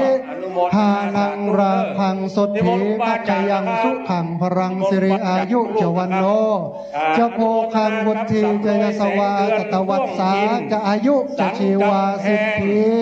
หะวันตุเตสำรวยเสียงเดือนสาธุอนุโมทนาบุญกินบุญตามเนอะนิมนต์ครูบาอาจารย์ทางเพศนะครับนิมนต์มาทางเพศนะครับตุลุงยองนิมนต์ครับแม่อนุโมทนานิมนต์เนอะครูบาอาจารย์พระนักจัดรายการก็ตามบัจจัยนักจัดรายการก็ตามนิมนต์จุตนจุองค์นะครับไปได้มันจะเต็มจะได้ใส่นั่นนะครับนิมนต์จุตนจุองค์นะครับสามเณรเอาลักเอาใครก็คนแกมบ่น่ะเจเอาเน้นเอาลักมานิมนต์หลวงปู่ดอยนิมนต์หลวงปู่วัดมอดสาธุค่ะสาธุค่ะช่างภาพเนอะได้เก็บภาพตรงนี้กำเก็บภาพบันทึกภาพอันเป็นภาพนิ่งโดยสาธุอนุโมทนาแม่คำมูลขัตติยะวงบรรลุแม่ท่าได้ร่วมบุญถวายค่าน้ำค่าไฟสถานีวิทยุ 106.50 วิทยาลัย สถานีวิทยุวัดบรรพตสถิตมาแห่มนึ่งซองอนุโมทนาบุญให้แม่เจ้าและครอบครัวอยู่ดีมีสุขอายุมันขวัญยืนเด้อสาธุสาธุบันทึกภาพกิจกรรมฟังตลอดเนาะถ้ามีพายุวิทยุก็มีสื่อกลางได้อู้จาได้หู้จักกันเนาะหู้จักกันตั้งเสียงบางคนบ่ได้หันหน้าครูบาอาจารย์ไผไข้หันครูบาอาจารย์เนอะศรัทธาญาติโยมตอนนี้มายื้อพอที่เปิ้นรอเตียนนี่เนอะตอนที่สูงเหลือเปิ้นคืออาจารย์วรรณชัยชยานันโท สูง150 อาจารย์วรรณชัยนะชยานันโทวันนี้หลวงพ่อพระครูสังวรศิลาภิลักษ์ท่านหลวงปู่พระครูปฏิภาณธรรมทินท่านอาจารย์พระครูกัลยาณปราโมทย์หลวงพ่อท่านอาจารย์พระครูสถิตสารคุณท่านอาจารย์พระครูศรีรัตนคุณมากันเพียบเลยท่านอาจารย์มหาเสาแก้วแล้วก็ลูกเนนน้อยจากวัดปากตางเจริญเนอะศรัทธาลูกเนนหมู่นี้ห้ามพอหน้าเนอะศรัทธาถ้าไผ่ได้พอหน้าถ้าซบตาแล้วเป็นได้ฮักเป็นได้อินดูกูคนได้นะมันถึงอดจกย่ำมาได้เนอะหน้าตาหน้าฮักหน้าจังนี่เป็นเนนที่อยู่กับลูกเนนที่อยู่กับท่านอาจารย์พระครูอภิวัฒนวิกรมมาเรียนภาษาไทยด้วยท่านอาจารย์ตึงวันเนี่ยนะกอไก่ขอไข่นะบางเทื่อก็กอไก่ก็มีนะกอไก่ละอ่อนลูกหลานเอามาเปิ่นมาจากบนดอยหลวงปู่ใช่ยังซอดังเหรอเป็นยังไงเจริญพรเจริญสุขสวัสดีญาติโยมทั้งหลายตื่นเช้าล้างหน้าด้วยน้ำใสล้างใจด้วยน้ำธรรมวันนี้เรามาพบกันในงานกิจกรรมประจำปีของคณะกลุ่มชาวพุทธทั้งกลุ่มคลื่นสีขาวและบัจจัยสีขาวมาเปาะมาหอมกันที่นี่วันนี้เป็นวันพิเศษของหมู่เฮาทั้งหลายเนอะการรอเตียนนี้ก็เป็นการปฏิบัติธรรมขั้นสูงในญาติโยมทั้งหลายจะได้ว่าปฏิบัติธรรมขั้นสูงคือเฮารอเตียนโดยตามโอวาทคำสอนของพระพุทธเจ้าก็คือรอด้วยลักษณะศีลสมาธิปัญญาอยู่ในโครงการหล่อเตียนและอยู่ในกิจกรรมแยกออกมาญาติโยมทั้งหลายเป็นศีลนั่นเป็นอย่างใดที่ว่าเป็นศีลก็คือความเป็นระเบียบเรียบร้อยในเข้าแถวแล้วก็ไปเอาน้ำบวย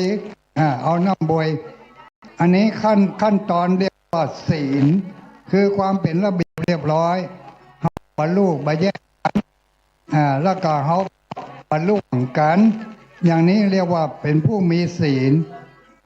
สมาธิตอนไหนเรียกว่าสมาธิตอนที่เขาโบยไปตักที่เพิ่งตั้งแต่หั่นไปเป็นสมาธิแล้วก็ก้อยเอาขี้เพิ่งไปหยอดที่กระบอกเตียนตานส่วนโตตุลุงดอยเดี๋ยวอธิบายมันเสี่ยงก่อน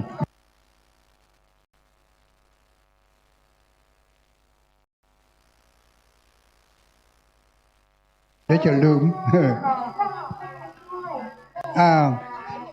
ตอนสมาธิก็คือเขามีความตั้งอกตั้งใจเอาน้ำบวยไปตักเอาทูบตัก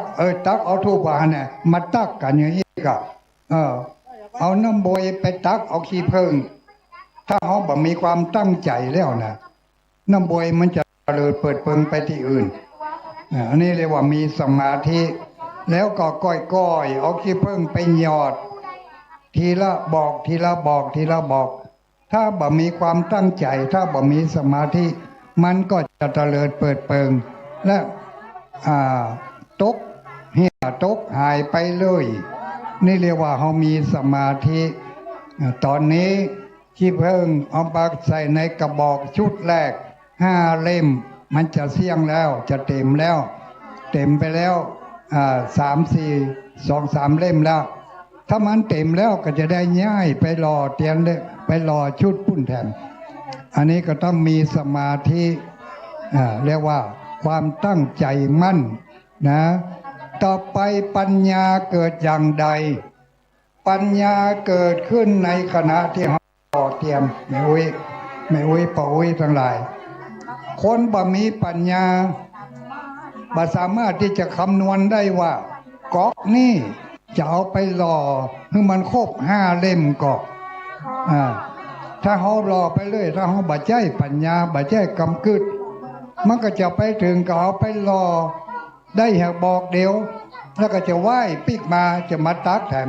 แสดงว่าเราไม่เคยได้ยินได้ฟัง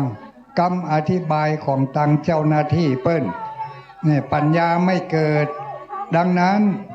ศีลสมาธิปัญญา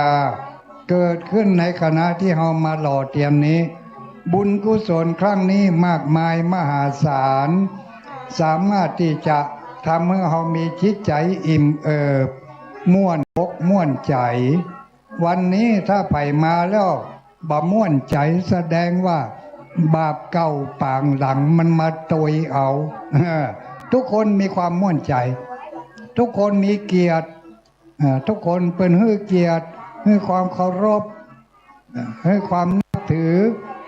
เป็นที่ถามหาของคนทั้งหลายผู้มีเกียรติมีความปลาบปลื้มปิติยินดีเขาทำวันนี้เป็นที่ฮักของเทวบุตรเทวดาไผหันไผก่อฮักพอไม่ปี้นั่นหรอเอากระบอกขี้ผึ้งไปก้อยหยอดใส่กระบอกเตียนที่ได้รอเอาไว้ถ้าอกตั้งใจกันกูคนบุญเกิดขึ้นกับเฮาแล้วเนอะบุญอีกอันหนึ่งเกือบลืม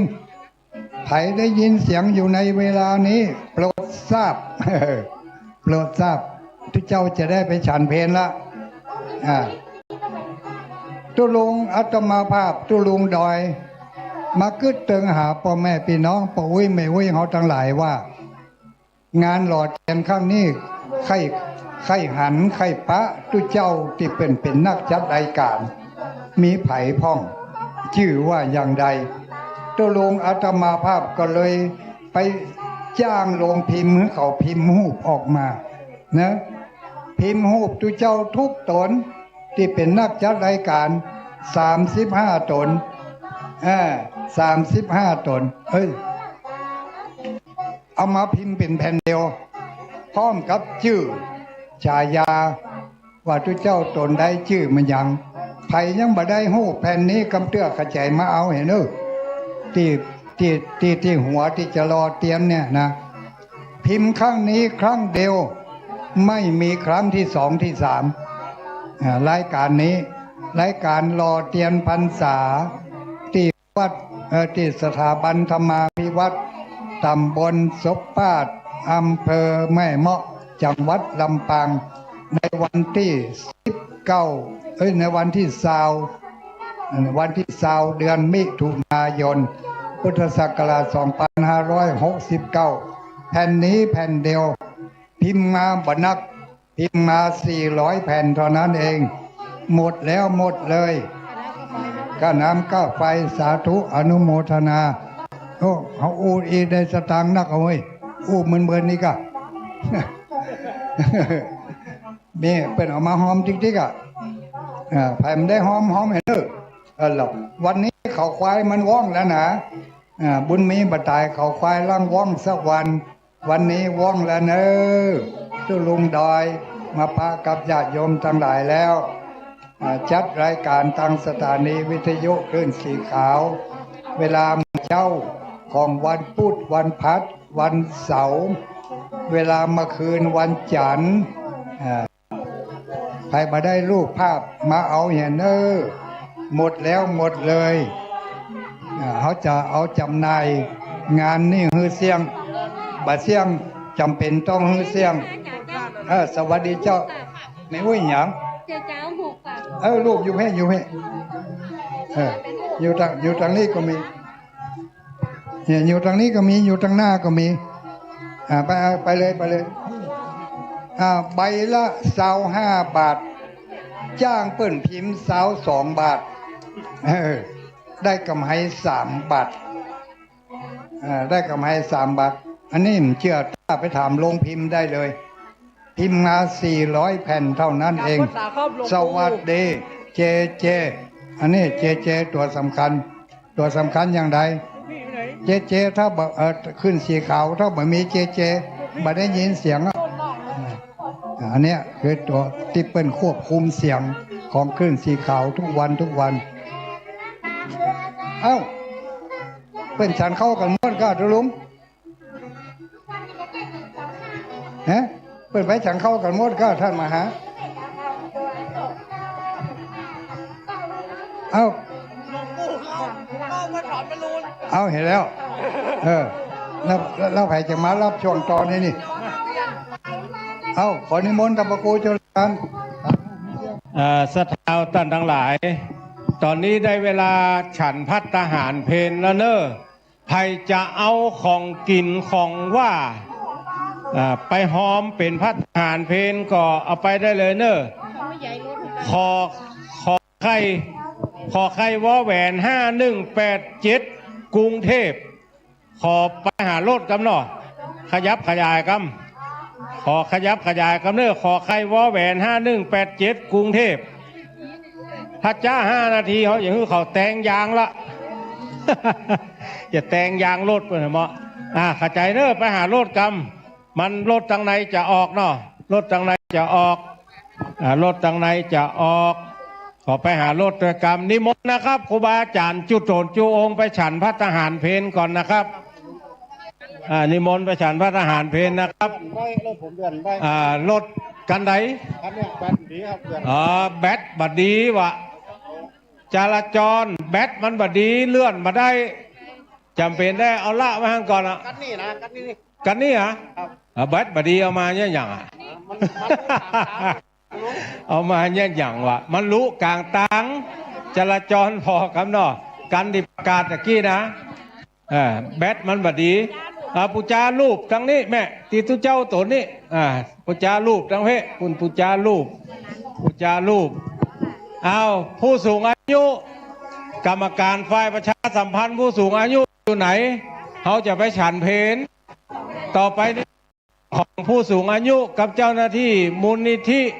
ทีละปัญโยจะจากกับศรัทธาทั้งหลายเนอะละส่วน